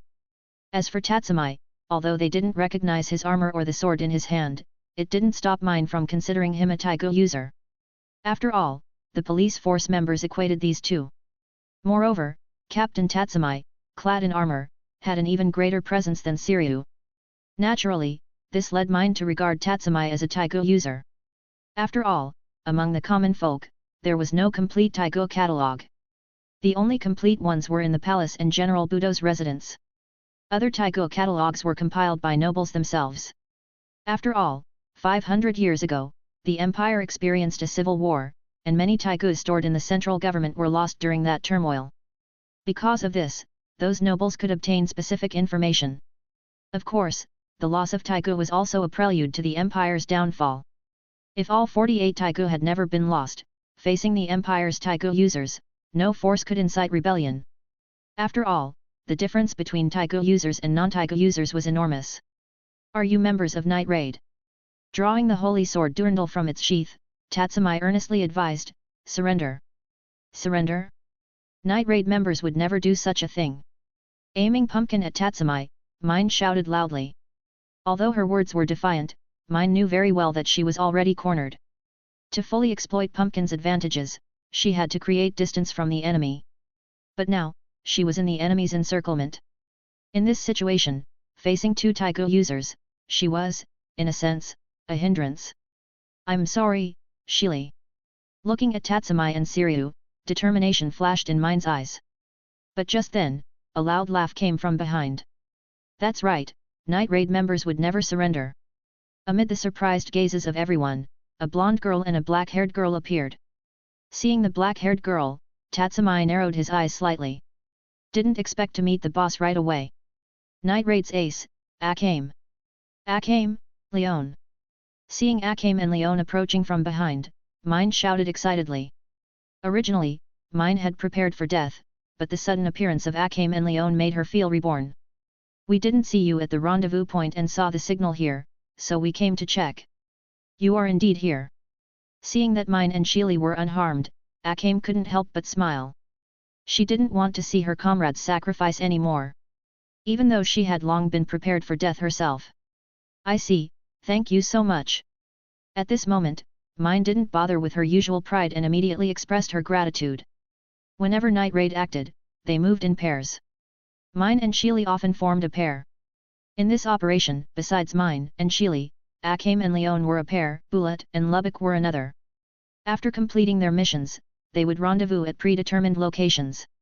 This time, because Mine and Shili didn't arrive at the rendezvous point on time, Akame and Leon appeared here. Heh, now the tables have turned. Turning around, Mine said smugly to Tatsumi, now we have the advantage. Akame, Leon, let's quickly deal with these two.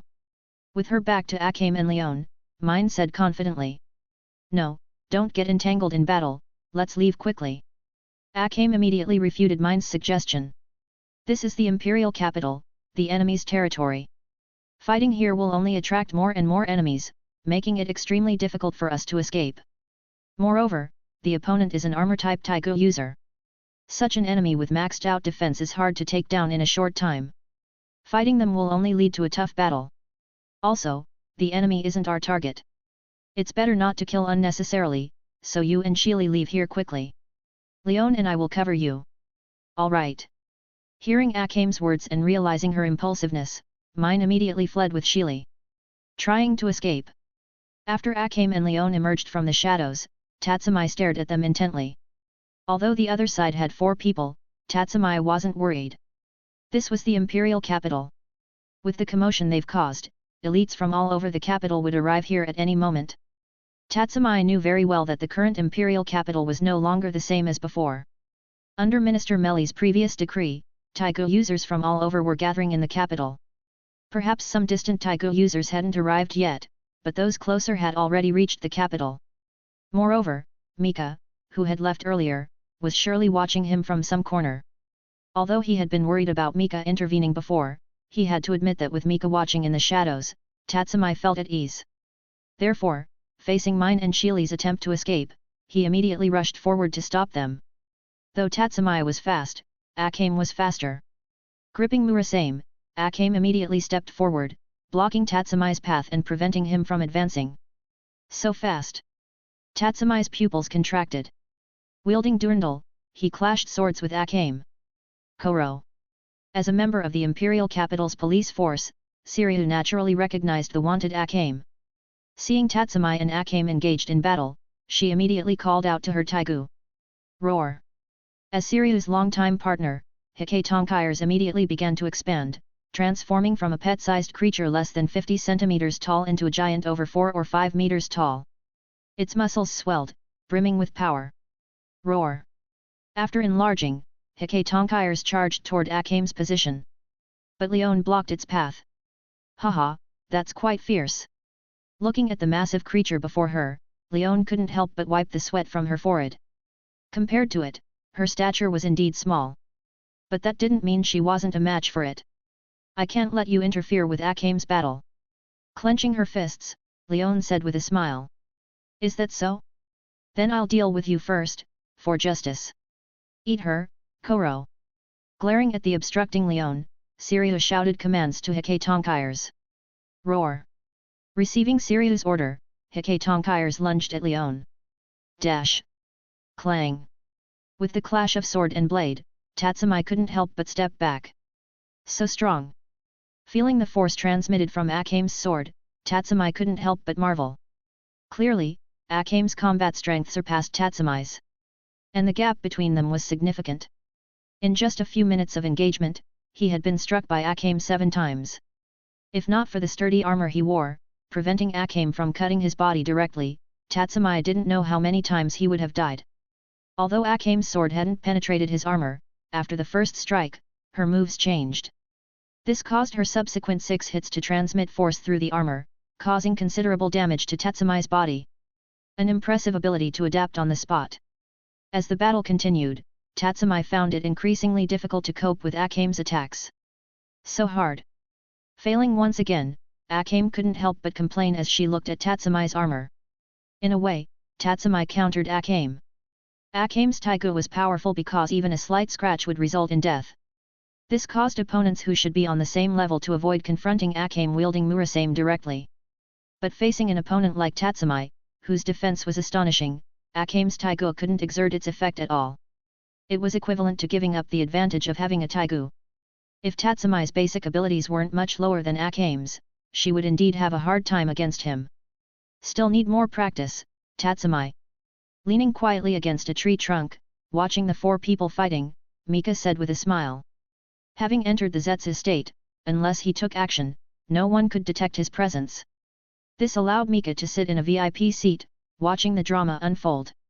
Oh, are you going to intervene?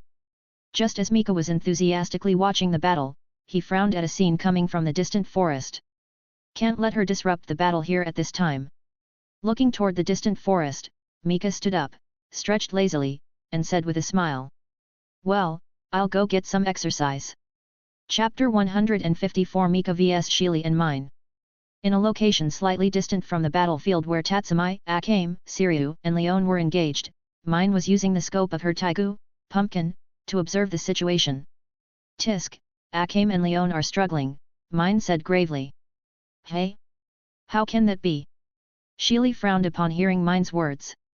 Although a bit airheaded, Shili had great respect for Akame and Leon's abilities. She didn't expect that both of them would be simultaneously struggling. Akame's Murasame is being completely countered by that armored guy's armor. Although she has the advantage in battle, she can't end it quickly. As for Leon, she's evenly matched with that biological type Taigu. She's even slightly at a disadvantage, that Taigu's regenerative ability is stronger than Leon's. Analyzing the situation on the battlefield, determination filled Mine's eyes. No, I have to support Akame and the others here. Shouldn't we be leaving quickly? Shili asked Mine, knowing that the two of them were not as capable of escaping as Akame and Leon. But if we don't help, it will be hard for them to retreat. Besides, in a way, I have an advantage over those two. Staring through the scope at Tatsumi and Seryu in the distance, Mine smiled. Just by observing, Mine had figured out how to deal with the enemy's Taigu. For the biological type Taigu, Hike Tonkai's, Koro, the obvious way to defeat it was to destroy its core. This method of victory was difficult for Leon to achieve. But for Mine, it was convenient. Next was Tatsumi's armor. Facing an opponent with maxed out defense, one needed to counter with maxed out firepower. And Mine's Taigu, Pumpkin, was just that. Crouching down to steady herself, Mine aimed her scope at Hike Tonkai's, which was entangled with Leon. Compared to Akame's situation, Leon needed her support more. Who? Focusing all her attention on aiming, her finger gently rested on the trigger. But just as Mine was ready to pull the trigger, a voice suddenly came from the side. It's not nice to sneak attack, you know. The sudden voice disrupted Mine's action. Relying on her keen senses, she quickly turned around, aiming her ready pumpkin toward where the voice originated, and pulled the trigger without hesitation. Bang! A fierce beam shot out from Pumpkin, heading straight toward Mika. You're turning your attack toward me. Facing the incoming beam, Mika chuckled, raised his arm, and met the beam with his palm. Zzzzz. The swift beam collided with Mika's palm. But instead of penetrating his hand, the powerful beam was blocked, and the energy dispersed around the edges of his palm. What? No way. The moment she fired, Mine retreated quickly, hiding behind Shili. After all, her role was that of a sniper.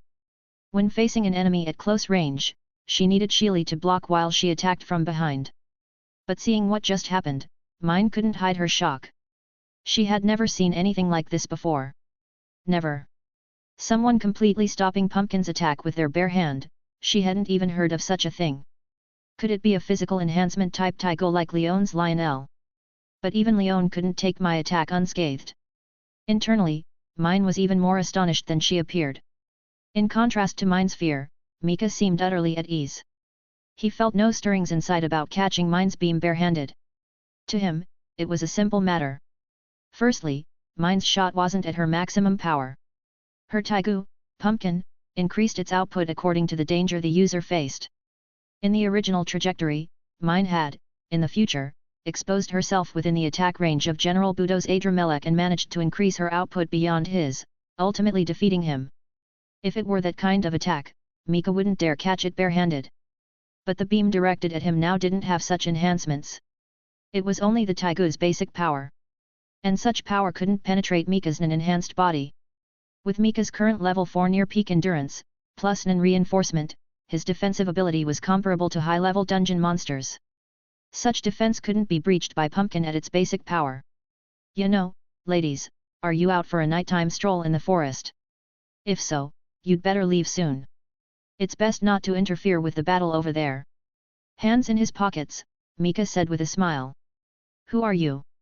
Shielding Mine behind her, Shili asked curiously. Me? I'm just a passerby. Mika smiled lightly. Although Mika was currently the emperor of the empire, he had no intention of eliminating the revolutionary army or night raid. After all, Mika wasn't a citizen of the empire and felt no sense of belonging to it. In fact, having read the story of Akame Ga Kill in the past, Mika thought more highly of the revolutionary army. Therefore, Mika didn't plan to destroy the revolutionary army just because he became emperor. To an outsider like him, both the empire and the revolutionary army were resources he needed. From his understanding of history, times of dynastic change were when talents emerged in great numbers. Wars that broke old orders attracted countless talents. This meant Mika didn't need to wait until he unified the empire to recruit talents slowly. As long as he swallowed the revolutionary army's forces, talents would naturally come under his control. Therefore, Mika's plan for the revolutionary army was to offer amnesty and enlistment. Of course, at this point, the revolutionary army would never agree to surrender. So Mika's idea was to first consolidate the empire's power, then openly defeat the revolutionary army's main forces, and finally offer amnesty.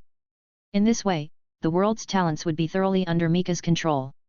A dangerous guy. Looking at the leisurely Mika, Mine's eyes were full of apprehension. As experienced assassins, both Mine and Shili were always vigilant about their surroundings. But before Mika spoke, neither of them had noticed him at all. It wasn't until he greeted them that they sensed his presence. Compared to someone like him, how could they still call themselves assassins? Someone like him was the true assassin. Are you from the Empire?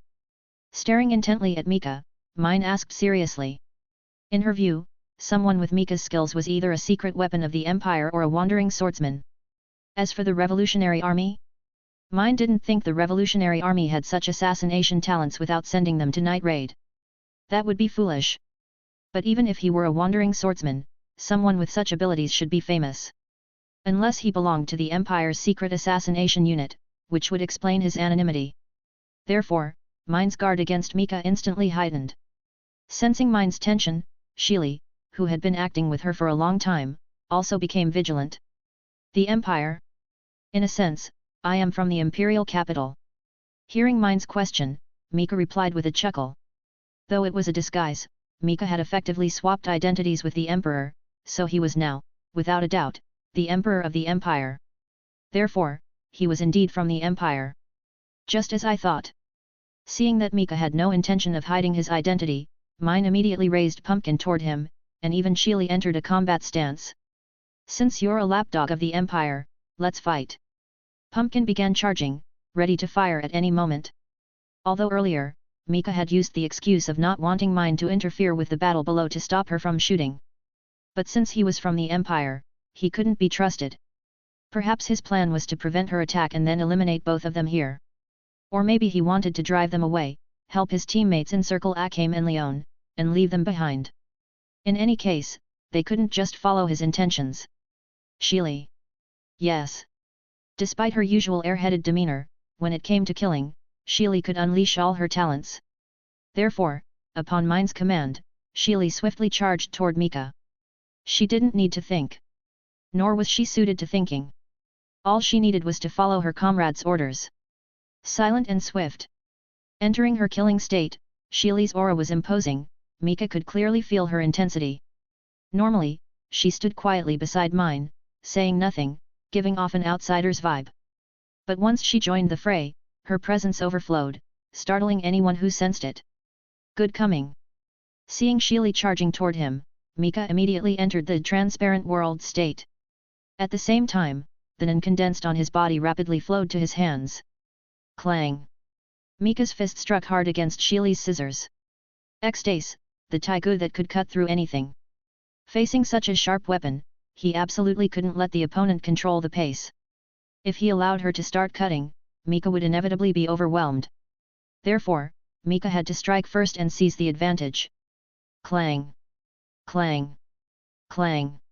In an instant, Mika and Shili exchanged over a dozen blows. During these exchanges, Mika's punches struck the sides of the taigu, and with his masterful control of force and rhythm, Shili couldn't manage to bring the sharp edge of her scissor-type taigu against him. Amazing, Shili is being suppressed. Although Shili was strong in combat, she wasn't exceptionally skilled in direct martial arts due to her later start. She often relied on talent in battles. No, I have to help quickly. Because Mika had previously blocked her beam barehanded, Mine was very wary of him. So she didn't immediately start shooting when Shili engaged Mika. Instead, she planned to observe him carefully first. Once familiar with him, she'd attack. But she didn't expect that Shili not only failed to probe his abilities but was completely suppressed. If this continued, Shili might be defeated soon. Shili. Due to their frequent teamwork, Mine and Shili had deep mutual understanding. They often executed ingenious combinations. Hearing Mine's call, Shili immediately burst into action. Amid intense combat, she silently shifted positions. Bang! With a gunshot, Shili quickly tilted her head. The next moment, the beam fired by Mine passed through where Shili's head had been, aiming straight for Mika's head. What a brilliant combination! Seems you've been partners for years. But unfortunately, that won't work on me. Mika raised his palm to his face, precisely catching Mine's beam and crushing it. Once again, Mine's attack had no effect. How can this be? Mine exclaimed. Seeing the astonished duo, Mika smiled. Although their coordination was seamless, Mika had already seen through their intentions with the transparent world. With prior preparation, any trick was futile. Your Taigu pumpkin, I recall its effect is to increase power without limit according to the danger the user faces, until it exhausts the user's spirit, right? Mika asked mine with a smile. Since he didn't intend to kill them, he preferred conversation over combat. This special effect makes its power extremely terrifying. But if someone knows in advance and is cautious, its effectiveness drops sharply. For someone like me, as long as I restrain my hostility and genuinely don't wish to harm you, your weapon's power remains at its lowest. And such power can't harm me. But what if I approach you in this state and kill you before you pull the trigger? There's nothing you can do. Darn it. Hearing Mika's words, mine gritted her teeth, glaring at him angrily. He had completely seen through her. Chapter 155 Mika new Taigu, Bulat joins the battle. Ha! Gripping the Taigu X-Days tightly, Shili continuously launched attacks against Mika. But no matter how she struck or altered her tactics, she couldn't break free from Mika's rhythm. Even faced with such an unsolvable situation, she couldn't make any changes. Because behind her stood someone she needed to protect. On Shili's flank, mine kept raising her gun to shoot. By now, she was very close to Mika, logically, this should be within her danger zone. But she had no other choice. Originally, she was shooting from a distance, but every beam she fired was effortlessly intercepted by Mika. Helpless, she could only risk herself by getting closer to Mika to create more danger for herself. But how could Mika's self-control be just talk? Even as mine drew nearer, Mika still didn't show the slightest hostility toward her. He even mischievously waved at mine as she approached. This behavior drove mine to extreme frustration. Thus, she got closer and closer to Mika. Since he was determined to ignore her, she decided to approach him proactively. By shortening the distance between them, the flight time of mine's beams would decrease, reducing Mika's reaction time. This way, perhaps she could catch Mika off guard. That's what mine thought. But unfortunately, Mika didn't rely on his eyes or ears to judge whether she was about to shoot. He used a higher level of perception. In that perception all of mine's movements appeared slow. Moreover, all her actions were within Mika's sight. When she had the intention to shoot and began to act, Mika was already aware. Therefore, no matter how mine shortened the distance, she couldn't escape Mika's defense. Arg! Just as before, no matter how close mine got to Mika, she couldn't break through his defense. This scene made her angry. In her view, she was now just a burden to Shili, utterly useless. Such a fact was unacceptable to the proud mine. So, in her anger, she gradually lost the composure an assassin should have. Lost your composure, have you? Watching mine firing wildly, Mika couldn't help but shake his head. But that's normal, after all, you're facing me. Smiling narcissistically, Mika calmly said, then let's end this game. In the blink of an eye, the rhythm between Mika and Shili changed instantly. With a surge in offense, Mika neutralized all of Shili's attacks within a few punches and kicks, forcing her into defense. Then, with a fierce punch, the powerful force sent the defending Shili flying, crashing into a tree trunk. Shili. Seeing Shili knocked away, mine became increasingly flustered. And Mika wouldn't give her time to adjust. Before worrying about others, you'd better worry about yourself. The sudden voice in her ear almost scared mine out of her wits. Before she could turn around, Mika's hand was already on her neck. Even then, she still didn't feel any hostility. Her Taigu pumpkin didn't react at all. Everything was so calm. But it was this very calmness that made mine feel like she was falling into an abyss. She never imagined such a person could exist. Oh no, I think I'm about to die. I don't want. In a flash, past memories floated before mine's eyes. Her life was flashing before her. Just as mine was about to scare herself to death, a whistling sound came from afar. Sensing the power behind it, Mika slightly jumped back. He released his hand from mine's neck. After all, he had no intention to kill. Bang! A large spear plunged between Mika and mine. Seeing the spear before her, mine shouted excitedly, Bulat! Ha ha ha, that's right, it's me. Amid hearty laughter, a figure fully clad in armor emerged from the forest. This man was Bulat. An unquestionably strong warrior. Mika was quite familiar with Bulat. After all, in his previous life, when Bulat died in battle, Mika had been moved to tears. He had been deeply affected back then. Earlier, we split up to find you. When we returned to the rendezvous point and saw that Akame hadn't returned either, we sensed something was wrong. So I came to support you. Shielding mine behind him, Bulat briefly explained. For this support mission, Bulat didn't bring Lubbock. Now that mine and Sheely had caused such a commotion, it was certain they'd be wanted. As for Leon, because her appearance significantly changed when she transformed using her Taigu, whether she'd be wanted was uncertain.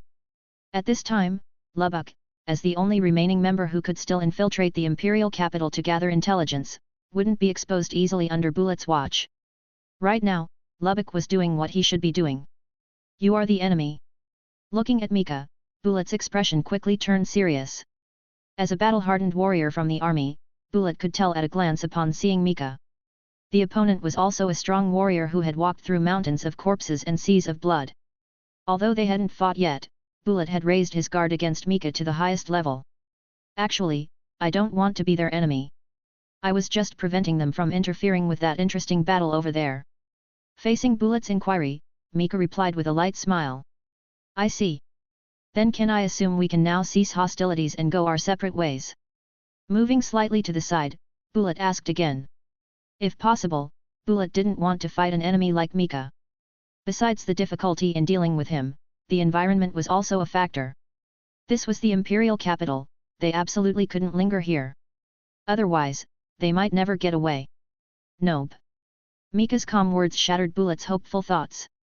Previously, although I didn't want to fight, these two kept entangling with me. Because of them, my fighting spirit has been ignited, and now I need someone to vent it on.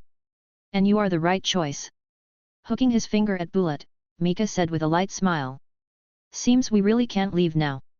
Pulling out the spear incurgio that was stuck in the ground, Bulat, now in combat mode, said excitedly. In fact, if circumstances allowed, Bulat wouldn't have suggested retreating. He was also eager to challenge strong opponents. Oh, looks like you're quite enthusiastic. Seeing Bulat's fighting spirit, Mika couldn't help but show a satisfied smile. He then shifted his gaze to Bulat's spear, incurgio. A weapon integrated with an armor-type Taigu? Seems like a fine treasure. In that case, I should bring out a weapon too. Please do. Gripping his spear with both hands and holding it horizontally before him, Bulat said loudly and seriously. In response, Mika waved his hand, and a red spear appeared in his hand. This spear was Gi Dirg, the Crimson Rose of Exorcism from Dire Muad Ue Duabitni. The reason Mika could so easily summon this weapon was that he also had a Taigu on him.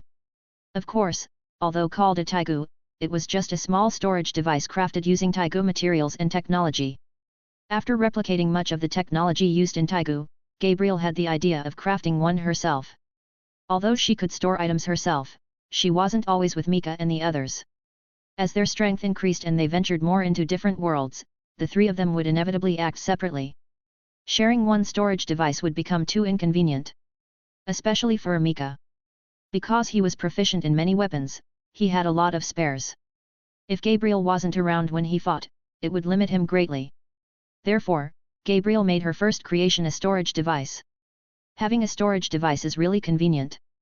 Spinning the summoned spear in his hand a few times to get a feel, Mika thought to himself. What a fine spear! Looking at the spear in Mika's hand, Bulat couldn't help but praise. With his discerning eye, he could naturally judge the quality of a weapon. Yours is as well. Mika replied with a light smile. Bulat, you must be careful. That guy's hand-to-hand skills are astonishing, he could even grab my neck without me or Pumpkin sensing any hostility. Also, he seems to be a physical enhancement type Taigu user like Leon. His body is extremely tough, even my Pumpkin couldn't penetrate him. You must be careful, Bulat. Thanks for the intel, mine. Without turning his head, Bulat replied with a light smile. He then said to Mika, in that case, my armor won't be considered bullying you. No need to worry, let's dance. After a brief exchange, their gazes locked onto each other. Bang! Without any warning, Mika and Bulat clashed in the blink of an eye. In an instant, the air pressure from their spears colliding spread rapidly in all directions. At the center, Mika and Bulat exchanged dozens of blows in a split second. So strong! After a bout, Bulat had a general understanding of Mika's martial prowess. Such exquisite skill could truly be called masterful.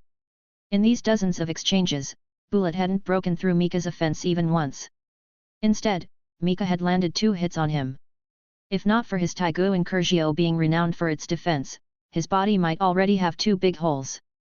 This is too troublesome. Although their physical abilities weren't vastly different, the gap in martial skill was like night and day. No, I can't keep clashing head-on like this. Realizing his disadvantage, Bulat immediately wanted to change tactics. But how could Mika allow him to change? When Mika left the palace, he had asked Melly for a few familiars to use. The reason he could quickly reach Mine and Sheely when Mine was about to shoot was because he had ordered the familiars to monitor their whereabouts. In fact, this was one of Mika's purposes for this trip. He planned to wander around the city to find traces of Night Raid members. Then let the familiars monitor them to grasp their movements. After all, others didn't know about the Night Raid members who hadn't been wanted yet, but Mika did. Especially Lubbock, he even had fixed intelligence points in the imperial capital. Previously, Mika hadn't focused on Night Raid because he had just taken over the empire and was busy. But now he finally had some free time. Now he had enough time to play with Night Raid. When Mika came to stop Mine from shooting, he also left familiars near Tatsumi's battlefield. The situation over there was almost unsustainable. Mika needed to return there quickly to manage the situation. Therefore, he didn't have time to play with Bulat. Seeing Bulat trying to change tactics, Mika stepped forward, immediately stopping his action. Then he kept pressing forward, forcing Bulat into close combat. Not good, I'm being suppressed. Bulat immediately understood his predicament. At this point, he had nowhere to escape. If he didn't want to be defeated instantly, he could only engage in a head-on clash. In that case, let's go. His retreating steps suddenly stopped, and Bulat swung his spear fiercely at Mika. Good. Seeing Bulat no longer trying to evade, Mika laughed excitedly. Clang! Clang! Clang! In the confined space, the weapons of the 2 spearmen clashed repeatedly. In this direct confrontation, Mika's well-honed defense was finally breached by Bulat. After all, in this offensive battle, there was no room for defense. Therefore, in this storm-like confrontation, Mika unsurprisingly took a few hits from Bulat. But correspondingly, Bulat was struck by Mika over 20 times in a short period, his body covered with piercing wounds. Even with the defensive prowess of Incursio, he couldn't prevent the wounds. The fact that he hadn't lost his combat ability was thanks to Incursio protecting him. Ah! Ah! Amid the continuous clashes, their shouts echoed repeatedly. Finally, with Mika delivering a kick, Bulat was sent flying, crashing into a tree trunk. That felt good. Planting his spear into the ground, Mika stretched comfortably. Let's end it here, Bulat. I hope we can fight again next time. Looking at Mine and Sheely, who had rushed to Bulat's side, and the fallen Bulat, Mika said with a light smile, see you next time. After speaking, Mika turned and left the area. Chapter 156, Breakthrough by Force. Sisters finally meet. Considering you all have entertained me so well, I'll give you a warning. If you don't leave now, you won't be able to leave at all. Without turning back, Mika's voice echoed through the forest. Watching Mika's disappearing figure, Mine finally breathed a sigh of relief. The pressure Mika had put on them was immense. Wait, Akame. Recalling Mika's words, Mine quickly picked up Pumpkin and used its scope to look toward the battlefield where Akame and Leon were. What came into her view was the increasing number of soldiers surrounding the area where Akame and Leon were fighting. Clang! The sound of weapons clashing rang out once more. Facing Tatsumi, whose combat strength was continuously increasing but still not surpassing her own, Akame's eyes revealed a hint of seriousness. They had been surrounded. Akame was well aware of this, but in the current situation, they found it difficult to respond. Although Akame had the upper hand in her battle with Tatsumi, she couldn't secure victory due to his strong defense. Even more, his tenacity was astonishing. No matter how many times he was defeated, Akame couldn't extinguish his fighting spirit, making him fight more and more fiercely. As for Leon, because she couldn't break through Koro's core, she could only continue to drag out the fight. But as always, this was the imperial capital, the capital of the empire. It was also the place most likely to have Taiga users appear. Sister. Standing atop a high rooftop, looking at Akame who was battling Tatsumi in the distance, Kurome, the Taiga user transferred from the empire's assassination unit, curled her lips into a slight smile. But that smile looked so eerie. Because at the moment she saw her sister Akame, Kurome had already thought of how to kill her. That's right. Akame and Kurome, this pair of sisters, were determined to kill each other. Slowly drawing her katana-type Taigu, March of the Dead, Yutsufusa, Kurome's smile became even more ferocious. But just as she was about to leap down and challenge Akame, a crisp voice forcibly stopped her. Wait. Looking toward the direction of the voice, what entered Kurome's eyes was Ermid walking out from the darkness. As the leader of the newly formed secret unit with assassins and the police force clashing, it was naturally her responsibility to handle such matters. Kurome. If my memory serves me correctly, I just warned you before we came. You're currently in a state of recuperation. If you want to restore your body to its optimal state and not affect your future strength enhancement, you shouldn't be taking action recently. But it seems you haven't taken my words to heart.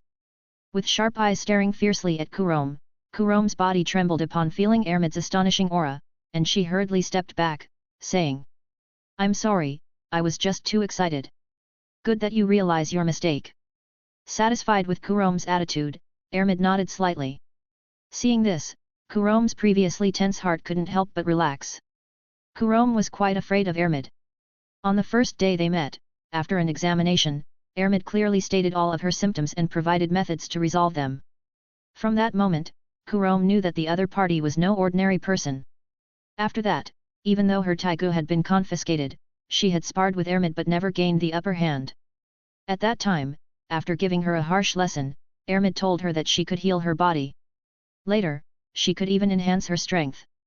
It was precisely because of this that Kurome was so obedient. She needed strength. Kurome was well aware of her sister Akame's true strength.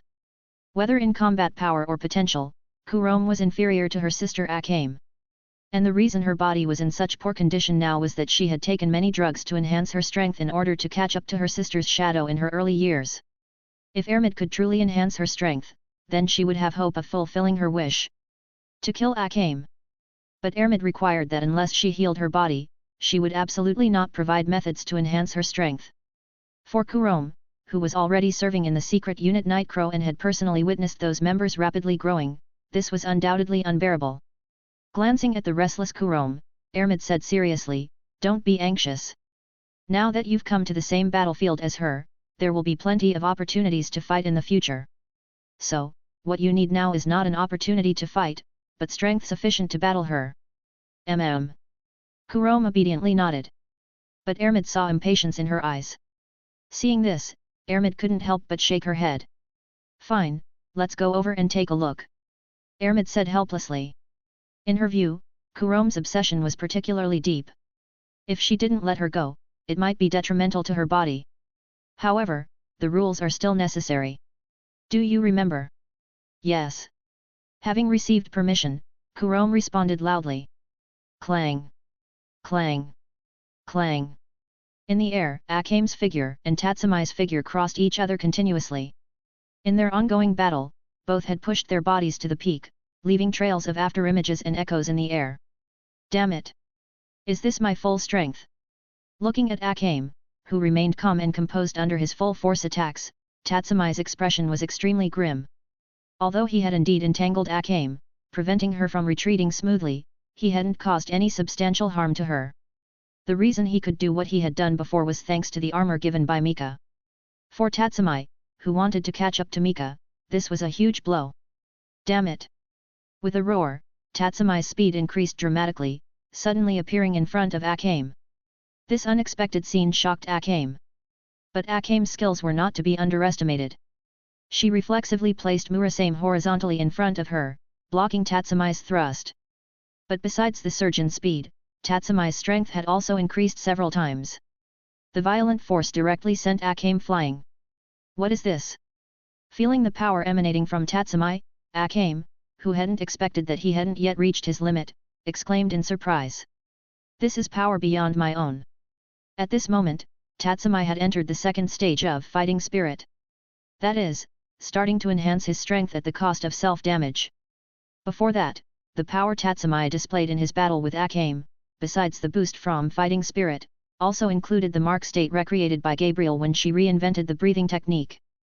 That is, a powerful secret technique that greatly enhances one's combat power by consuming physical strength or other energies. This is the new mark. Arg! Continuous roars stimulated Tatsumi's adrenaline. Having entered the second stage of fighting spirit, his eyes now only had Akame in them. Gripping the holy sword Durandal tightly, he continuously thrust forward, striving to inflict damage on the formidable enemy before him. But Akame was no ordinary enemy. After a brief shock, she reined in her scattered thoughts and immediately adapted to Tatsumi's explosive state, protecting herself from harm. But Akame knew very well that this state couldn't last long. Not to mention that she couldn't figure out the limits of Tatsumi's outburst. Most importantly, there were more and more soldiers around. When she had been entangled with Tatsumi earlier, she had noticed with ease that more and more soldiers were gathering around. Actually, she should have retreated at that time. But they didn't retreat. Because unlike Akame and Leon, who used Taigu to enhance their bodies and were the aces of Night Raid, Mine and Shili, who had escaped earlier, did not have top-level physical capabilities. If the two of them had fled at that time, they could indeed have left. But the slightly less physically capable Mine and Shili would be in danger. In that case, their previous actions would have been in vain. Therefore, for the sake of their comrades, the two of them, even knowing that the longer they stayed, the more dangerous it would be, still remained to distract the enemy forces. Akame believed that with herself being a celebrity, the enemy commanders would surely focus their attention on her. And as time went on, things indeed developed that way. Now, in Akame's view, Mine and Shili should have reached a safe place. In this way, their goal was now only to retreat. But Tatsumi's sudden outburst disrupted her plan. Now, she and Leon were in even greater danger. Clang! With a fierce clash of weapons, Akame and Tatsumi separated to two sides. Taking advantage of this brief moment, Akame quickly took in the surrounding scene. Seeing the situation around her, Akame couldn't help but feel a chill in her heart. She and Leon had been completely surrounded. In this case, the only way for them to escape was to break through by force. Ah! An angry roar sounded again. After only a fraction of a second's pause, Tatsumi charged again. His speed increased once more. Damn it, what's going on? Drugs? Why is his strength still increasing? Regarding Tatsumi's condition, Akame felt particularly troubled. As time passed, the opponent's strength kept increasing, and he was about to catch up to her level. For Akame, who wanted to break through, he was definitely the most difficult opponent. No, I must find a way to eliminate him. Akame knew very well that she couldn't let this continue. She had to find a way to end the person in front of her. Even if he was wearing armor, Akame had to do it. So how exactly should she do it? Just as Akame was staring intently at the rapidly approaching Tatsumi, planning how to deal with him in her mind, a crisp voice suddenly rang out. Stop, Tatsumi! Hearing the order from behind, the charging Tatsumi immediately stopped. Then he leaped back and exited the fighting spirit state. Miss Ermid! Why are you here? Seeing Ermid walking slowly from behind, Tatsumi hurried forward to greet her. Among Mika's three companions, Tatsumi respected and appreciated Ermid the most. Because it was Ermid's magic that saved his close friends Seo and Iyasu, giving them a new life. He would never forget this gratitude. With bandits acting so rampant in the imperial capital, how could I, as the leader of the newly formed unit Night Crow, not come? Nodding slightly at Tatsumi, Ermid turned her gaze to Akame. Although Tatsumi had entered the second stage of fighting spirit earlier, causing considerable damage to his body, the time was short, and it hadn't reached the level of serious injury. With such injuries, the armor Tatsumi wore could heal itself. Healing was one of the abilities of this armor. It was also created by Mika by combining the development abilities of Mystery and Forge. Of course, the healing ability was something Mika added later. It was specially added because of Tatsumi's self-destructive skills. Otherwise, who knows, maybe one day when Mika wasn't paying attention, he'd end up in mutual destruction with someone. Of course, this kind of healing could only heal not too severe injuries. If the injuries were too severe, even this armor couldn't heal them. Because of this, Ermid nodded in satisfaction. After all, Tatsumi's injuries hadn't reached the level where she needed to treat him. When Ermid looked at Akame, Akame had already been watching her for a long time. Or rather, Akame had been watching Kurome beside her for a long time. Although Akame had long expected such a day, when it truly came, her heart still became extremely complicated. She and Kurome had finally come to the same battlefield. Kurome. Sister. The gazes of the two crossed. But through this line of sight, the emotion conveyed was killing intent.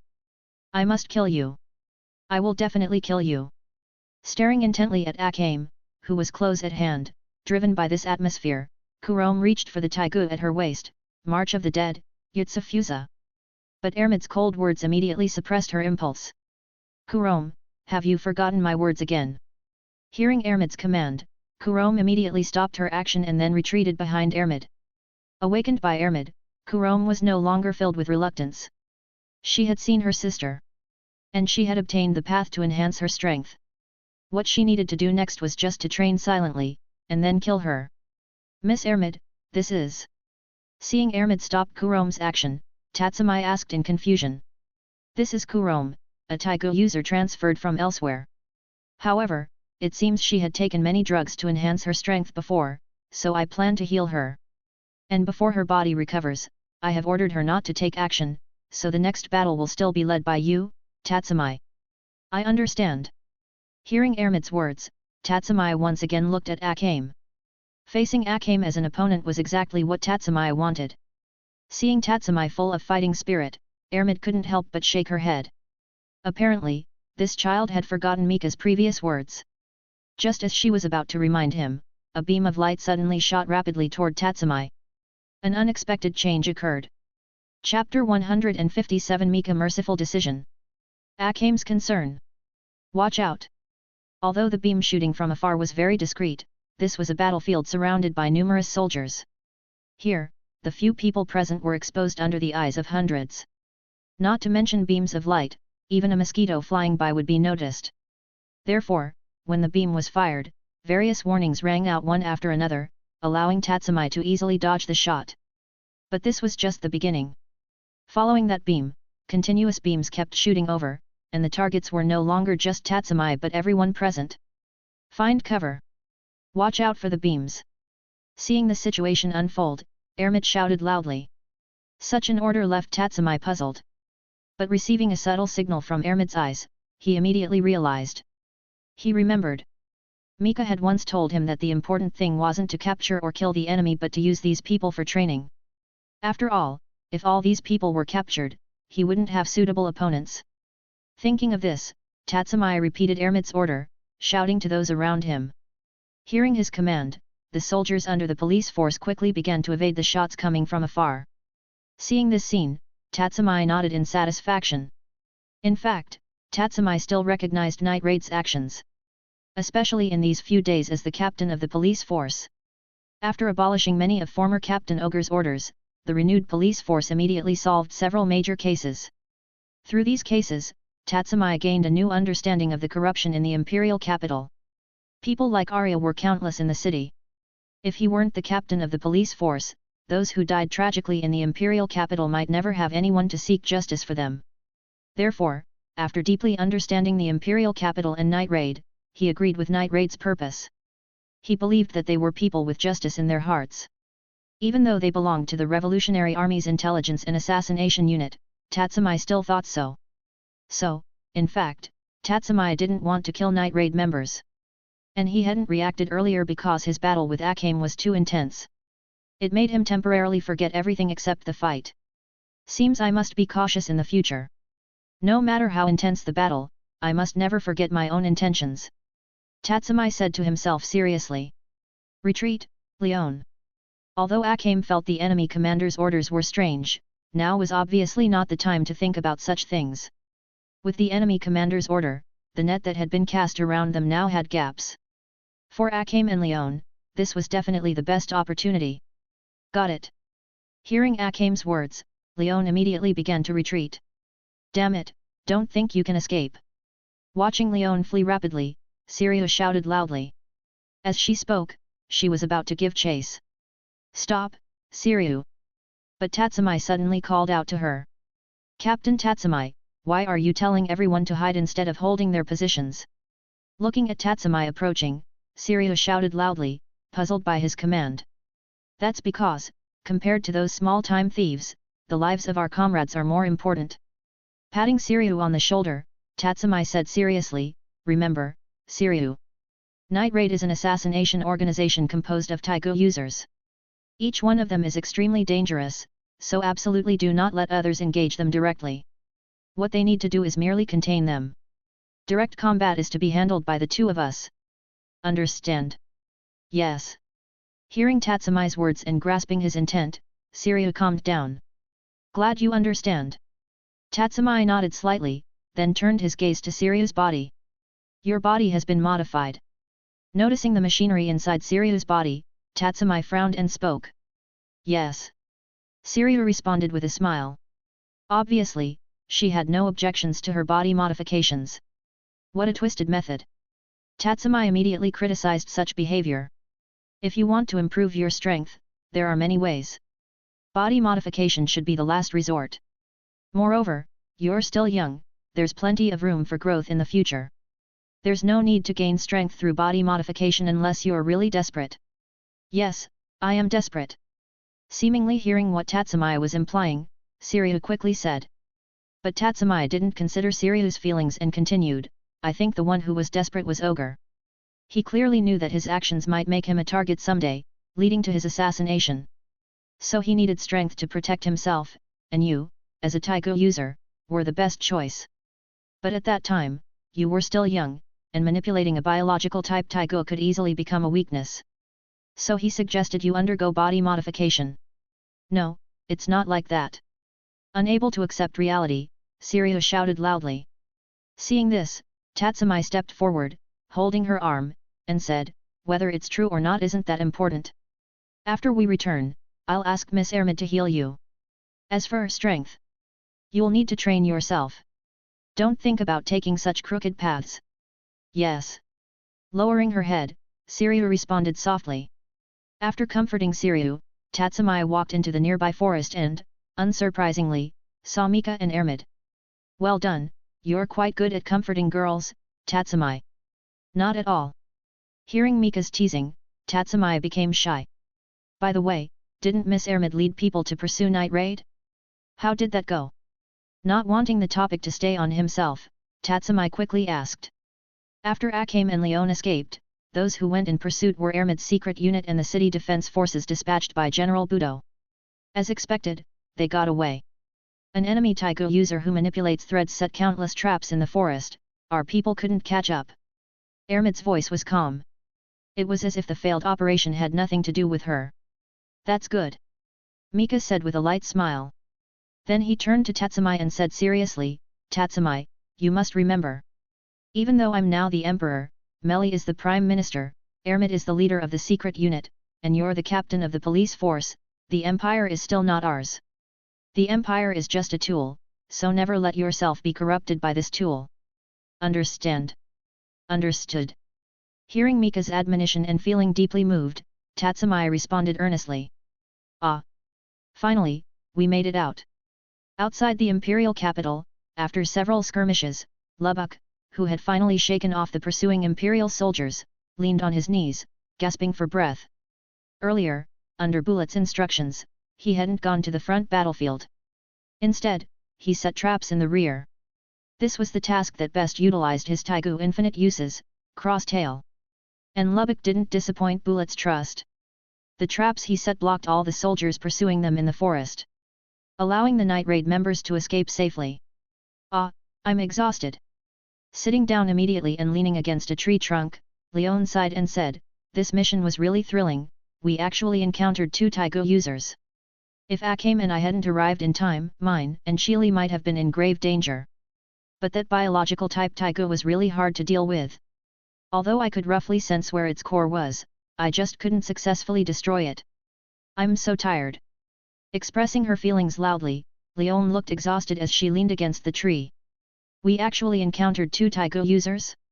When did the imperial capital become so dangerous? Lubbock, who hadn't participated directly in the battle, only now realized what Akame and the others had experienced. This sudden change shocked him. No, it was 3 Taigu users. Mine, who had been silent since returning, said seriously. When Chili and I were retreating, we encountered another Taigu user. He should also be an Imperial Taigu user. But unlike other Imperial Taigu users, his actions were more like playing, holding us in his hand and toying with us repeatedly. Facing him, even Bulat was defeated. If it weren't for his mercy, the three of us might have become corpses in the forest. Although I haven't seen the so-called strongest General Budo and General Esdeath, I think that person is definitely not weaker than them. I agree with mine, that person definitely possesses strongest level strength. After listening to mine's explanation, Bulat nodded in agreement. Having personally fought with Mika, he could better understand that immense power. What? 3 Taiko users? And one at the level of the Empire's strongest. What's going on? Already feeling very surprised, Lubbock was shocked again. This was Night Raid's first operation since Minister Honest stepped down. But this first mission turned out to be so terrifying. Such shocking news made Lubbock momentarily unable to fully process it. No, it's not just 3 Taiko users. After a moment of silence, Akame said quietly. Before mine fired, I saw my sister Kurome, she's also a Taiko user. And at that time, she was obeying the woman beside her without question. That woman was obviously her superior. For her to listen so obediently, the other party is probably also a Taiko user. In other words, we encountered 5 Taiko users one after another in this operation. Hearing Akame's words, Lubbock summarized. That should be the case. Moreover, from the conversation between that woman leading them, the Empire seems to be summoning Taiko users from other regions to the Imperial capital. If that's true, our future actions will probably be extremely dangerous. Hey! Hit by this series of news, Lubbock didn't know what to say. No, we must quickly inform the boss about this. After a moment of panic, Lubbock calmed down. He knew that in this situation, to break the deadlock, they had to rely on the wisdom and strategy of Night Raid's boss, Nyenda. He had absolute trust in Nyenda's abilities. No, we can't return to the base now. Akame immediately stopped Lubbock's idea. Why? Not only Lubbock but the others also looked at Akame with puzzled eyes. When we finally escaped, it was too smooth, it felt like they wanted us to get away. Recalling the situation during their escape, Akame said thoughtfully. What? Is that possible? Tell us more. Bulat quickly said. Because he hadn't joined the main battle due to injuries from fighting Mika and was instead diverting some enemy attention from the flank, he wasn't fully aware of the situation on the front lines. When mine started shooting, they had already completely surrounded Leon and me. But when mine fired, they chose to dodge rather than capture us, which doesn't align with the Empire's usual tactics. Indeed. Hearing Akame's words, Bulat, once an Imperial soldier, nodded. Secondly, among the soldiers surrounding us, there were some wearing special uniforms. These people gave off a very strong presence, they should be that elite unit called Night Crow. But during the subsequent pursuit, I didn't sense their presence at all, they disappeared. This is too strange. So I feel they deliberately let us go. And if they let us escape, there might be a bigger conspiracy involved. Bulat continued Akame's speculation. You mean their target is our base, is the boss? Understanding their words, Lubbock shouted loudly. And his voice was filled with worry. In that case, we really can't go back. Standing up, Leon said seriously, although the boss was once an Imperial general and also a Taiko user. But she's not who she used to be. Once, as an Imperial general, Nyenda was the user of Pumpkin. But when she grew dissatisfied with the Empire's darkness and chose to leave, she was pursued by her former colleague, Esdeath. At that time, 2 Taiko users chose to leave with her. But they both died at Esdeath's hands, only she escaped. But she still lost an eye and an arm. This caused her combat ability to be almost completely lost, which is why her former Taiko ended up in mine's hands. Then let's operate elsewhere for now. Until we're certain we're not being followed, we shouldn't return to the base. Agreed. Hearing Akame's command, everyone responded in unison. Chapter 158 Taigu, Almighty 5 Sites. Night Raid requests support. Yo, so this is your Night Crow base. After finishing the battle with Night Raid, Mika followed Ermit and Kurome to their Night Crow base. It was a large facility located on the outskirts of the Imperial capital, occupying an extremely vast area. Here, the 500 elite soldiers previously provided by General Budo had all been reborn, becoming the elite among elites. By the way, how is the reporting of the Taiko users going? After touring Night Crow, Mika inquired about the Taiko users. After all, recruiting Taigu users was originally intended to strengthen the secret unit's power. This was to prepare for seizing all the Empire's power in the future. At this time, although Mika appeared to hold great power in the Empire on the surface, military affairs were still in General Budo's hands. Although General Budo was very obedient at the moment, he was destined to be a hidden threat. After all, the one General Budo was loyal to was the Emperor. As time passed, who knew when Mika's flaws might be noticed by him? If that happened, General Budo would eventually become Mika's enemy. Hopefully, he won't see through it. After all, he has helped me a lot before. Recalling General Budo's loyal demeanor, Mika couldn't help but shake his head. He really didn't want to kill such a loyal person.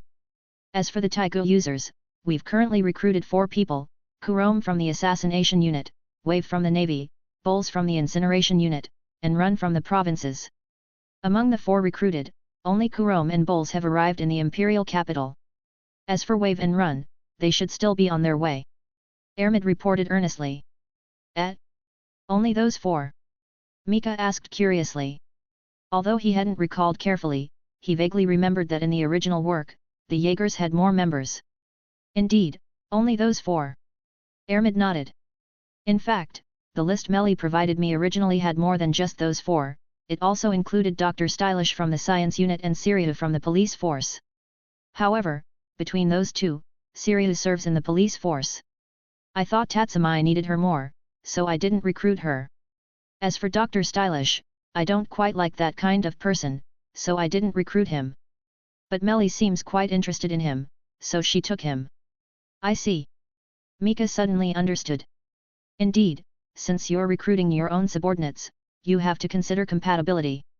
Moreover, this world had been changed by him in many ways, so changes were inevitable. As long as you're satisfied. Mika said with a light smile. Then he turned the topic back to Wave. After Wave arrives, bring him to the palace. Also, send his Taigu to Gabriel. All the other materials are ready, we're just missing a suitable template. And once this is done, the plan you mentioned earlier can begin. Recalling the idea Ermid had proposed earlier, a smile couldn't help but appear on Mika's face. He never expected that Ermid, who had never fished before, could come up with such a fishing plan. Truly full of surprises. However, Tatsumi's progress needs to be accelerated. Night Raid shouldn't dare to act for a while now. This is the best time to catch that one. Thinking of the increasingly smooth operations recently, Mika's smile grew even wider. All his plans were going so smoothly. Clang! 2 weapons collided fiercely, and the piercing sound firmly attracted the attention of the surrounding police force members. At this moment, surrounded by the crowd, Tatsumi was continuously exchanging blows with a man wielding dual swords. Their weapons clashed repeatedly. And in this confrontation, Tatsumi was clearly in the superior position. At this time, Tatsumi's opponent was the Taigu user Zanku the Beheader. He was the opponent Tatsumi needed to face before his skills awakened.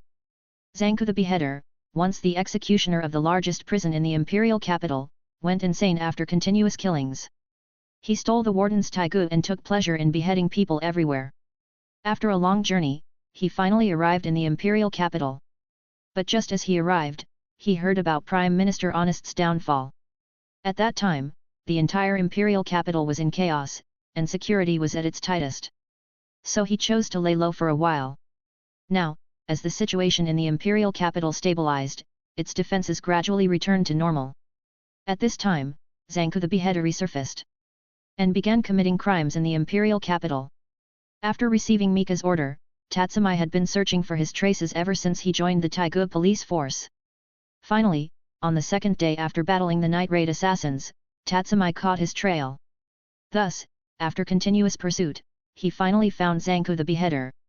Or rather, Zanku the Beheader found him.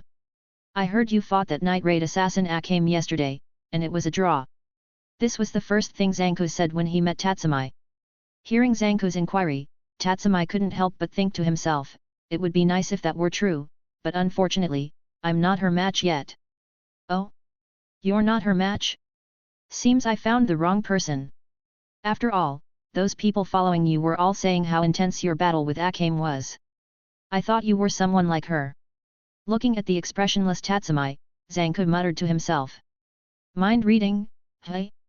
So this is the spectator Taigu with 5 sights. What a cheat ability! Looking at the headband type Taigu worn by Zanku, Tatsumi couldn't help but sigh. Others might not know Zanku's Taigu ability, but as the captain of the Empire's police force, Tatsumi naturally knew it. After all, the original owner of this Taigu was from the Empire. And this Taigu was once the Empire's. The spectator is a Taigu possessing 5 abilities: Insight, Farsight, X-ray vision, Foresight, and Illusion sight. Insight can see through a person's thoughts by observing expressions. Farsight allows one to see distant objects. X-ray vision can see targets unobstructed by barriers. Foresight can predict the opponent's next move through subtle muscle movements. Illusion sight can make the opponent see hallucinations. Relying on these 5 abilities, if one encounters someone unaware of the Taigu's abilities, most will be killed upon first meeting. It was also by relying on this Taigu that Zanku, who was once just an executioner, became a notorious murderous demon. After learning about the abilities of the spectator Taigu, Tatsumi felt a sense of familiarity. Later, he recalled the strongest ability among the 5 sights, Foresight, he had seen in Mika. After confirming with Mika, he learned that within the breathing technique, there was a state called the transparent world. Knowing about this state, Tatsumi became very excited. This meant that as long as he trained hard, he could obtain this Taigu level ability in the future. Oh, you know my abilities? I see, you learned through the Empire. Well, that makes sense, since the original owner of this Taigu wasn't me. Reading Tatsumi's mind on his own. Then commenting to himself. In a blink of an eye, Tatsumi felt nothing but disgust towards Zanku. Oh, you hate me? Then can you defeat me? Continuing to read Tatsumi's mind, Zanku shouted loudly. Of course I can. Tatsumi said coldly. Actually, after learning about your abilities, I've already found a way to deal with you. And that's to crush you head-on.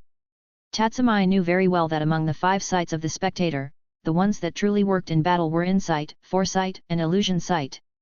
Among them, while Farsight and X-ray vision were convenient for reconnaissance, they were of little use in direct combat. Unless you're an archer. But Zanku was not an archer. As his name suggests, he's a swordsman. So the abilities he could use were only Insight, Foresight, and Illusion sight. Among these 3 abilities, Illusion sight is extremely useful for assassination. Even if it's the first encounter, it can be effective. But if others know about it, as long as they are strong-willed, they won't be affected. Therefore, the abilities he could use were only Insight and Foresight. And these 2 abilities are mainly about observing and predicting the opponent, helping the Taigu user to counterattack. Facing such abilities, the more proficient one is in swordsmanship, the harder it is to defeat the opponent. Because your thoughts are all seen by the opponent. To break such abilities, you need to attack straightforwardly without any schemes or tricks. Just the simplest slashes and thrusts. Tatsumi just needed to be faster, more accurate, and more ruthless. So what if you know? My attacks are so straightforward that you can't counter them even if you know. And Tatsumi attacked just like that. Clang! Tatsumi's sword struck hard against Zanku's sword. The strong impact forced Zanku to retreat repeatedly. The moves Tatsumi used didn't involve any intricate sword techniques, only the most powerful and rough slashes. Facing Zanku, Tatsumi only needed to activate the mark and the first stage of fighting spirit. The powerful amplification abilities allowed Tatsumi to overpower Zanku in every attribute. Thus, after the battle began, Zanku, who once looked down on Tatsumi, kept retreating, unable to gain any advantage in the fight. Facing his continuous retreat, Zanku couldn't accept it. In the past, because of Honest's misdeeds, many innocent people were sent to the execution ground and killed by Zanku, the executioner. Day after day, listening to those people's dying wails, Zanku finally went insane.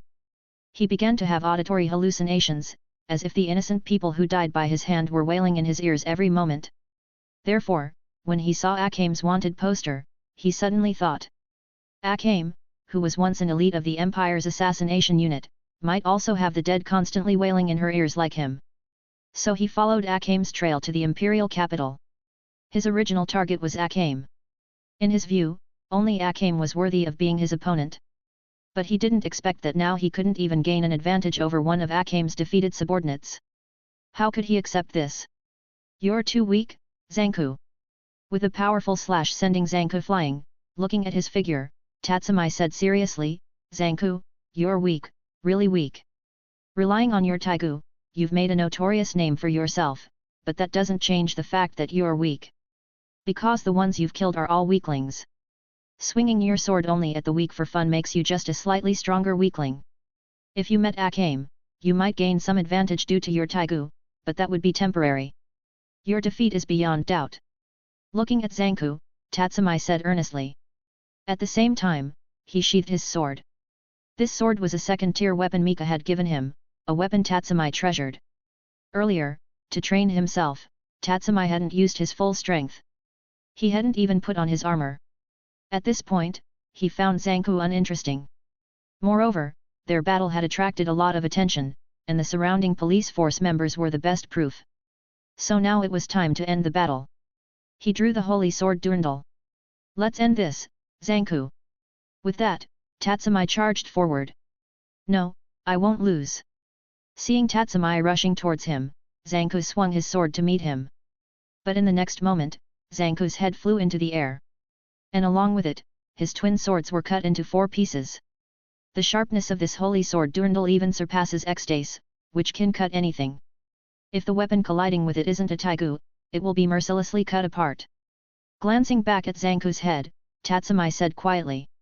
Then he turned to the nearby police force members and ordered, clean up the scene, retrieve Zanku's taigu, and clean it thoroughly. I will hand it over to Prime Minister Melly later. Yes. The police force members responded loudly. That's how it happened. Akame earnestly reported to Boss Nyenda in front of her. After several days of hiding and reconnaissance, confirming multiple times that they weren't being followed, Akame and her team finally returned to the base. At this time, everyone was dirty and disheveled, looking extremely weary. Your decision was correct, Akame. The enemy's response was indeed puzzling. After listening to the detailed process, Nyenda nodded and responded seriously. It seems that Honest's downfall and Prime Minister Melly's rise have greatly impacted the empire, especially the imperial capital. So what should we do next? Leon asked worriedly. There's no way around it. A starving camel is still bigger than a horse, let alone an empire that hasn't died and is starting to regain vitality. At times like this, we can only request support from the Revolutionary Army headquarters. Shaking her head, Nyenda said seriously, let the Revolutionary Army enhance our combat power. Chapter 159 General Esdeath returns, officially level 5. You are Wave. Looking at Wave, who was kneeling on one knee before him, Mika asked with a gentle smile. Yes, Your Majesty. Hearing Mika's question, Wave kept his head lowered, not daring to look up. He never imagined that someone like him, from a small place, would catch the Emperor's eye and be summoned to the palace for a personal audience. At this moment, Wave was extremely nervous. Don't be anxious. I've read your file, and to be honest, I think highly of you. Leaning leisurely on the throne, Mika said with a smile. He wasn't deceiving Wave, Mika genuinely thought highly of him. After all, he was the first person in this world who could wield 2 taigus simultaneously. His uniqueness might even surpass Tatsumi's. So I've decided to place you under General Budo's command to learn the art of military leadership from him. Make sure you study diligently. Yes. Thank you for your favor, Your Majesty. Hearing that the Emperor planned to assign him to General Budo, Wave became excited. After all, that was General Budo. Serving under General Budo meant he would surely make a name for himself in the future. Such recognition was an unexpected blessing for Wave. Good, I'm glad you're pleased. Mika nodded with a smile, then continued, by the way, Minister Melly should have informed you about temporarily handing over your taigu.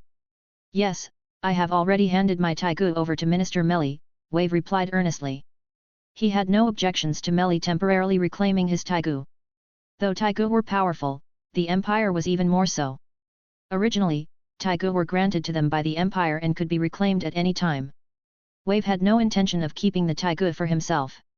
Besides, it's not that Wave was overconfident, but there were very few people in the entire empire who could be recognized by a taigu. If there were many, those taigu wouldn't have fallen into the hands of a countryside youth like him. They would be in the hands of generals like Budo, making military achievements on the battlefield and revitalizing their families. It was precisely because the big figures couldn't use them that these weapons fell into the hands of people like him. Therefore, Wave wasn't worried at all about his Taigu being taken away. The reason for temporarily reclaiming your Taigu isn't just about you, all the Taigu users summoned from the provinces to the capital are being treated the same way. The reason is that there's currently a master craftsman in the capital who can study the Taigu to replicate the techniques used in their creation. So you don't need to worry about the Taigu. Just focus on studying during this time, and when it's time for you to act again, your Taigu will be returned to you. Yes, I will obey your Majesty's command. Wave responded loudly. Your Majesty, General Budo has arrived. After Wave's response, a servant outside the hall entered and reported to Mika. Let him in. Mika said immediately. Then he turned to Wave and said, what a coincidence, I have matters to discuss with General Budo. I can introduce you to him now. I will definitely learn well from General Budo. Stepping back to the side of the hall, Wave responded promptly. Soon, General Budo, who had been summoned by Mika, entered the hall. He was the same as always, sincere and loyal. He walked into the hall, knelt on one knee, and asked, what does your Majesty require of me? I have two matters to trouble you with, General Budo. One is a minor issue, and the other is an important affair. Please instruct me, Your Majesty. Hearing that there was an important matter, General Budo's expression became serious. First, the minor issue, this outstanding young man is a soldier originally from the Navy and also a Taigu user. I wish to entrust him to you for training so that he can become an even better general. Hearing Mika's words, General Budo looked at Wave. A Taigu user from the Navy? Indeed, the capital currently needs Taigu users from all over to fill its ranks. Your Majesty's idea is excellent. I will educate him well and make him an outstanding soldier. General Budo said earnestly. Thank you, General. Hearing that the Emperor and General intended to train him to become a general, Wave became extremely excited. Acknowledging Wave's gratitude, General Budo nodded slightly and looked back at Mika. As for the important matter, General Esdeath is returning. What? Hearing Mika's words, General Budo couldn't help but exclaim. Why is she returning so soon? It's only been a few months since she set out. Well, I heard she wiped out hundreds of thousands of soldiers in an instant, it's scary. Hearing the Emperor's admiration, General Budo couldn't help but shake his head. He knew very well that although he and Esdeath were both considered the Empire's strongest, if they were to fight, he would definitely not be her match. So, what is your Majesty's intention? Looking at Mika on the throne, General Budo asked seriously. General Esdeath's military achievements this time are truly astounding. By rights, it wouldn't be excessive for me to personally go outside the city to welcome her. General Budo couldn't help but nod. With such accomplishments, even in the entire history of the Empire, Esdeath's achievements are among the top. For such a commander, it was reasonable for the Emperor to personally go outside the city to welcome her. This would be an excellent way to win people's hearts. That is inadvisable. Your Majesty's age and health are not suitable for leaving the palace. General Budo said earnestly. I think so too. Mika said with a light smile, I know it's not suitable for me to leave the palace, so I hope you, General Budo, can go outside the city on my behalf to welcome General Esdeath and also reward the returning soldiers. Hearing Mika's words, General Budo was momentarily stunned, then earnestly replied, I will obey your Majesty's command. Glad you agree, General. Then please take Wave with you and prepare. General Esdeath will arrive in the capital in the next couple of days, I think you need to make some preparations. Yes, I will take my leave. With that, General Budo left the hall with Wave. Still as decisive as ever. Watching the disappearing figure of General Budo, Mika couldn't help but shake his head. Then he removed the headband-type Taigu spectator from his head. General Budo hadn't seen this Taigu. After all, Mika had been shrouded in Melly's illusions earlier. Sigh, it has come to this after all.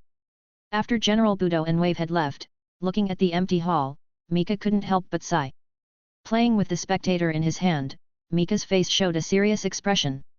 So, did you see something you didn't want to see? Emerging from the mist, Melly looked curiously at Mika sitting above. General Budo has seen through us after all. Although we've acted quite convincingly, we're ultimately different people.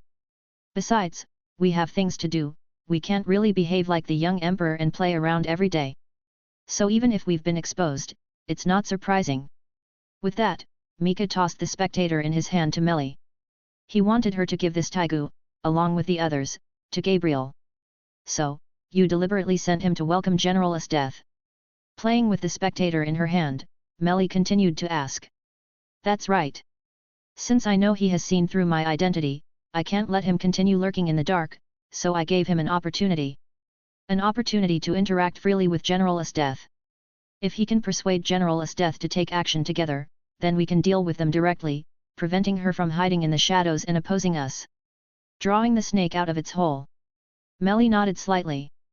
But are you confident in dealing with these two strongest in the Empire at the same time? You know, General Esdeath is someone who can pacify hundreds of thousands of troops in an instant. Her strength is incomparable to others. Melly's expression was very serious. When she saw Esdeath's achievements, she couldn't remain calm. Such strength would be top tier even in Orario. At that time, you and Ermid can handle General Budo and the other small fry. As for Esdeath, leave her to me. Looking at the distant sky, Mika couldn't help but sigh. I can't wait for this intense confrontation. Clenching his fist, Mika's mouth curled up slightly. After this period of improvement, Mika's fauna had, over time, reached the limit of level 4. Having participated in the Baylor subjugation, he didn't lack the experience needed to level up. Therefore, Mika had now completed his advancement, becoming a first-tier adventurer in Orario. That is, level 5. Esdeath, hey? As the first opponent after my breakthrough, she's a perfect match. Mika suddenly looked forward to the upcoming battle. Clang! Clang! Clang! Standing on a high platform, watching the blacksmiths below forging weapon embryos, Mika's mouth curved into a slight smile. These people were talents Mika had previously asked Melly to select from the army. They all had similar backgrounds, they could forge. Some were even blacksmiths in the military. The reason Mika had gathered these people was for his future plan to build a forging world. In the future, this place would be the logistical world for the Yahweh Familia. They would receive an endless supply of weapons and equipment from here. Mika was very optimistic about this future. After all, even Gabriel couldn't forge top-tier weapons for him. In the world of Orario, blacksmiths could create various divine weapons due to the combination of forging skills and the development ability forge. It was by relying on this development ability that they could grant various abilities to those weapons. But Gabriel didn't have the forge development ability. So no matter how exquisite her forging skills were, it was impossible for her to forge top-tier weapons. The storage equipment she made before was a magical item created based on magical knowledge and using danger beast materials. In fact, it was no different from Taigu.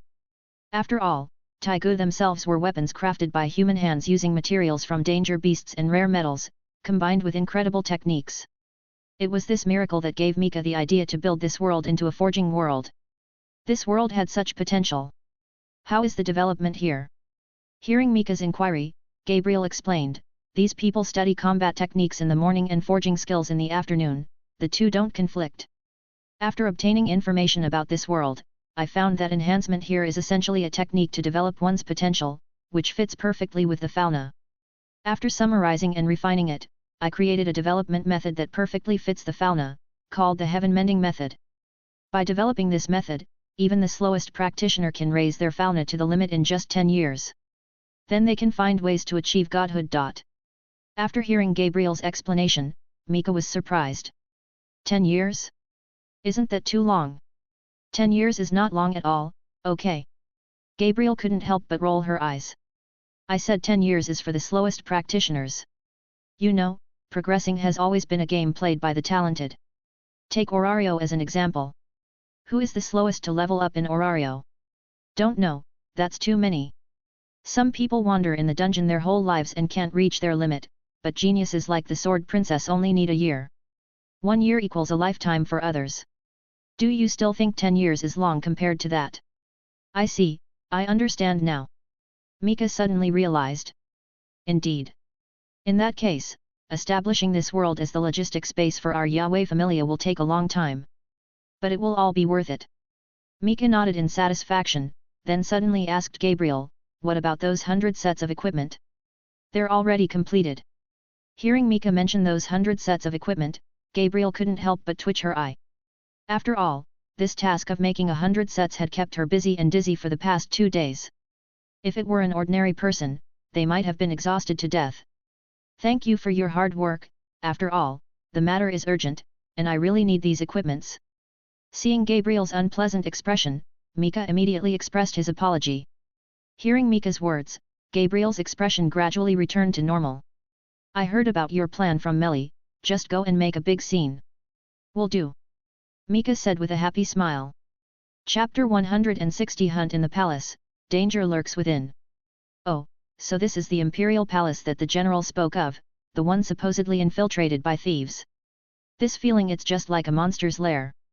Honestly, I'm getting a bit excited. Standing outside the palace and gazing at the scene within, Esdeath's wild nature was immediately aroused.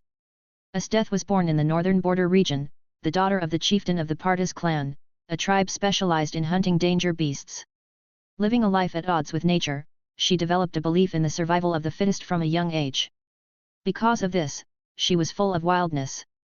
At the same time, she possessed the keen senses of a beast. Just by standing before the palace, she could sense the dangerous aura emanating from within. It was like the territory of a monster's lair. But instead of feeling fear at such a crisis, it excited her. Esdeath's favorite activity was hunting danger beasts. Can you feel it? Hearing Esdeath muttering to herself, General Budo's expression grew serious. He suspected that the enemy was a master of illusion. Facing such an enemy would be difficult even for him, unless he used Adramelech to cover the entire palace with his Taigu's attack. But such an attack would cause the empire to lose all dignity. It might even lead to the young emperor's death. This was unacceptable to General Budo. Therefore, even though he had noticed Mika's impersonation, he still hadn't exposed him.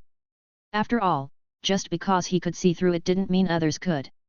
If his plan wasn't meticulous enough, the other party, who had already gained control over the civil officials and some military officials, could easily confuse truth and falsehood and eliminate him.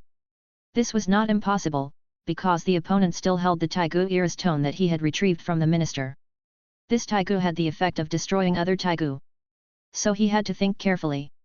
But Esdeath's sudden return disrupted his plans. General Budo knew Esdeath's true nature very well. Unlike other officials, Esdeath had no interest in politics or power. What this sadistic woman desired was to trample her enemies. She longed for endless battles. And as long as someone could fulfill her desires, she would serve them, no matter who they were. Just like the former Prime Minister Honest. Even though Honest was such a despicable person, as long as he met Esdeath's expectations, she became his most steadfast ally. Such a personality was also easy for the current false emperor to manipulate. After all, at this time, the empire lacked no battles. And once the opponent gained control over Esdeath, he would have no chance to rescue the emperor and drive the impostor from the throne. Fortunately, the opponent hadn't discovered his true identity. He had been given an opportunity to meet with Esdeath privately. Turning his head to look at the excited woman beside him, General Budo thought to himself, this trump card isn't for you alone to use. Thinking of soon capturing the thief and rescuing the emperor, General Budo couldn't help but become excited. He was fully confident in both his and Esdeath's strength. If the two of them acted together, there was no need to fear the effect of Ira's tone. According to records passed down in his family, the Taigu that destroys other Taigu, Ira's tone, can destroy an opponent's Taigu within a certain range by sacrificing its own gems. The destroyed gems would restore themselves after a week. In other words, this Taigu that destroys other Taigu can only destroy one Taigu at a time and has a cooldown period of 1 week. If General Budo acted alone and his Taigu was destroyed, he would be powerless to resist. After all, no matter how strong he was personally, he couldn't fight against the opponent's group of Taigu users. But if he and Esdeath acted together, the opponent could only destroy one person's Taigu, and the other strongest in the empire would smoothly eliminate the enemies. As the strongest in the empire, they were confident they could defeat multiple Taigu users simultaneously. Moreover, unlike other Taigu, Esdeath's Taigu Demon's Extract wasn't a tangible weapon. Its essence was the blood of a super-class danger beast said to reside in the extreme north. Just by drinking a sip, one could gain the ability to freely manipulate and create ice. But throughout the empire's history, except for Esdeath, everyone else who tasted even a little was driven mad by the desire to kill. Only Esdeath wasn't driven mad by this desire. Instead, she conquered it. And she didn't just drink a sip, but an entire jar, all of it. Therefore, she gained abilities that could be called the strongest Taigu. In a certain sense, Esdeath now wasn't a Taigu user but a living humanoid danger beast. Regarding Esdeath's situation, General Budo didn't think Ira's tone could destroy the danger beast blood within her. It was merely danger beast blood labeled as a taigu. Therefore, if things went smoothly, Esdeath could take the lead, while he summoned thunderclouds to release lightning from the rear. Such a front and back tactic could ensure that his taigu wouldn't be destroyed. Although if he could rescue the Emperor, it wouldn't matter even if his taigu was broken. But if he could save the Emperor without Adramelech being destroyed, that would undoubtedly be the best outcome. Sensing Budo's gaze, Esdeath turned and asked curiously, "Is there something you wish to say, General?" "Nothing much. Just reaffirming our agreement. Rest assured. I never go back on my word," Esdeath declared resolutely. Then she turned her head again, looking towards the interior of the distant palace. "Besides, I've suddenly become quite interested in this thief who has taken over the palace. To think they managed to overthrow Prime Minister Honest so easily. How intriguing. I can hardly wait." With that, Esdeath couldn't help but lick her lips, as if anticipating the upcoming feast. "General Budo, General Esdeath, His Majesty has been awaiting you both." An attendant who had quickly walked out of the palace stepped forward and said respectfully. "Then let's go." General Budo immediately walked forward. Esdeath followed closely behind. And further back were the three beasts, Esdeath's trusted subordinates. With heavy steps, these generals planning to overthrow the thief walked into the palace, which was about to become a battlefield. Under the guidance of the attendant, General Budo, Esdeath, and some of her subordinates headed toward the central hall of the palace. It's more and more like a danger beast's lair. Looking around at the surroundings, Esdeath's eyes were full of curiosity. That prickling sense of danger, even a superclass danger beast's lair couldn't reach this level. It was evident that the thief hiding in the palace was no ordinary person. As they continued to move forward, Esdeath's evaluation of the unseen enemy grew higher in her mind. This made the hidden emotions within her even more excited. When they finally arrived at the central hall under the attendant's lead, this sense of danger reached an unprecedented level. The chilling, bone-piercing crisis seemed almost tangible, brushing constantly against Esdeath's skin. But this didn't cause Esdeath the slightest disturbance. At this moment, a smile was already spreading across her face. "This is..." The three beasts standing behind Esdeath were extremely shocked. Even when they knew their mission was to assassinate the Emperor, they hadn't been this surprised. To them, Esdeath was their master. No matter what decisions their master made, they would carry them out to the last moment. Even if death lay ahead. But at this moment, seeing Esdeath's imposing aura, the three couldn't help but become nervous. The battle lust radiating from her was unlike anything they had ever witnessed. Esdeath was on the verge of ecstatic frenzy. "Does the thief sitting inside make you this excited, Esdeath?"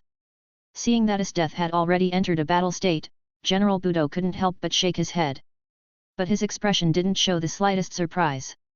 Although Esdeath's sudden change disrupted his plans, Esdeath in this state would absolutely not betray him.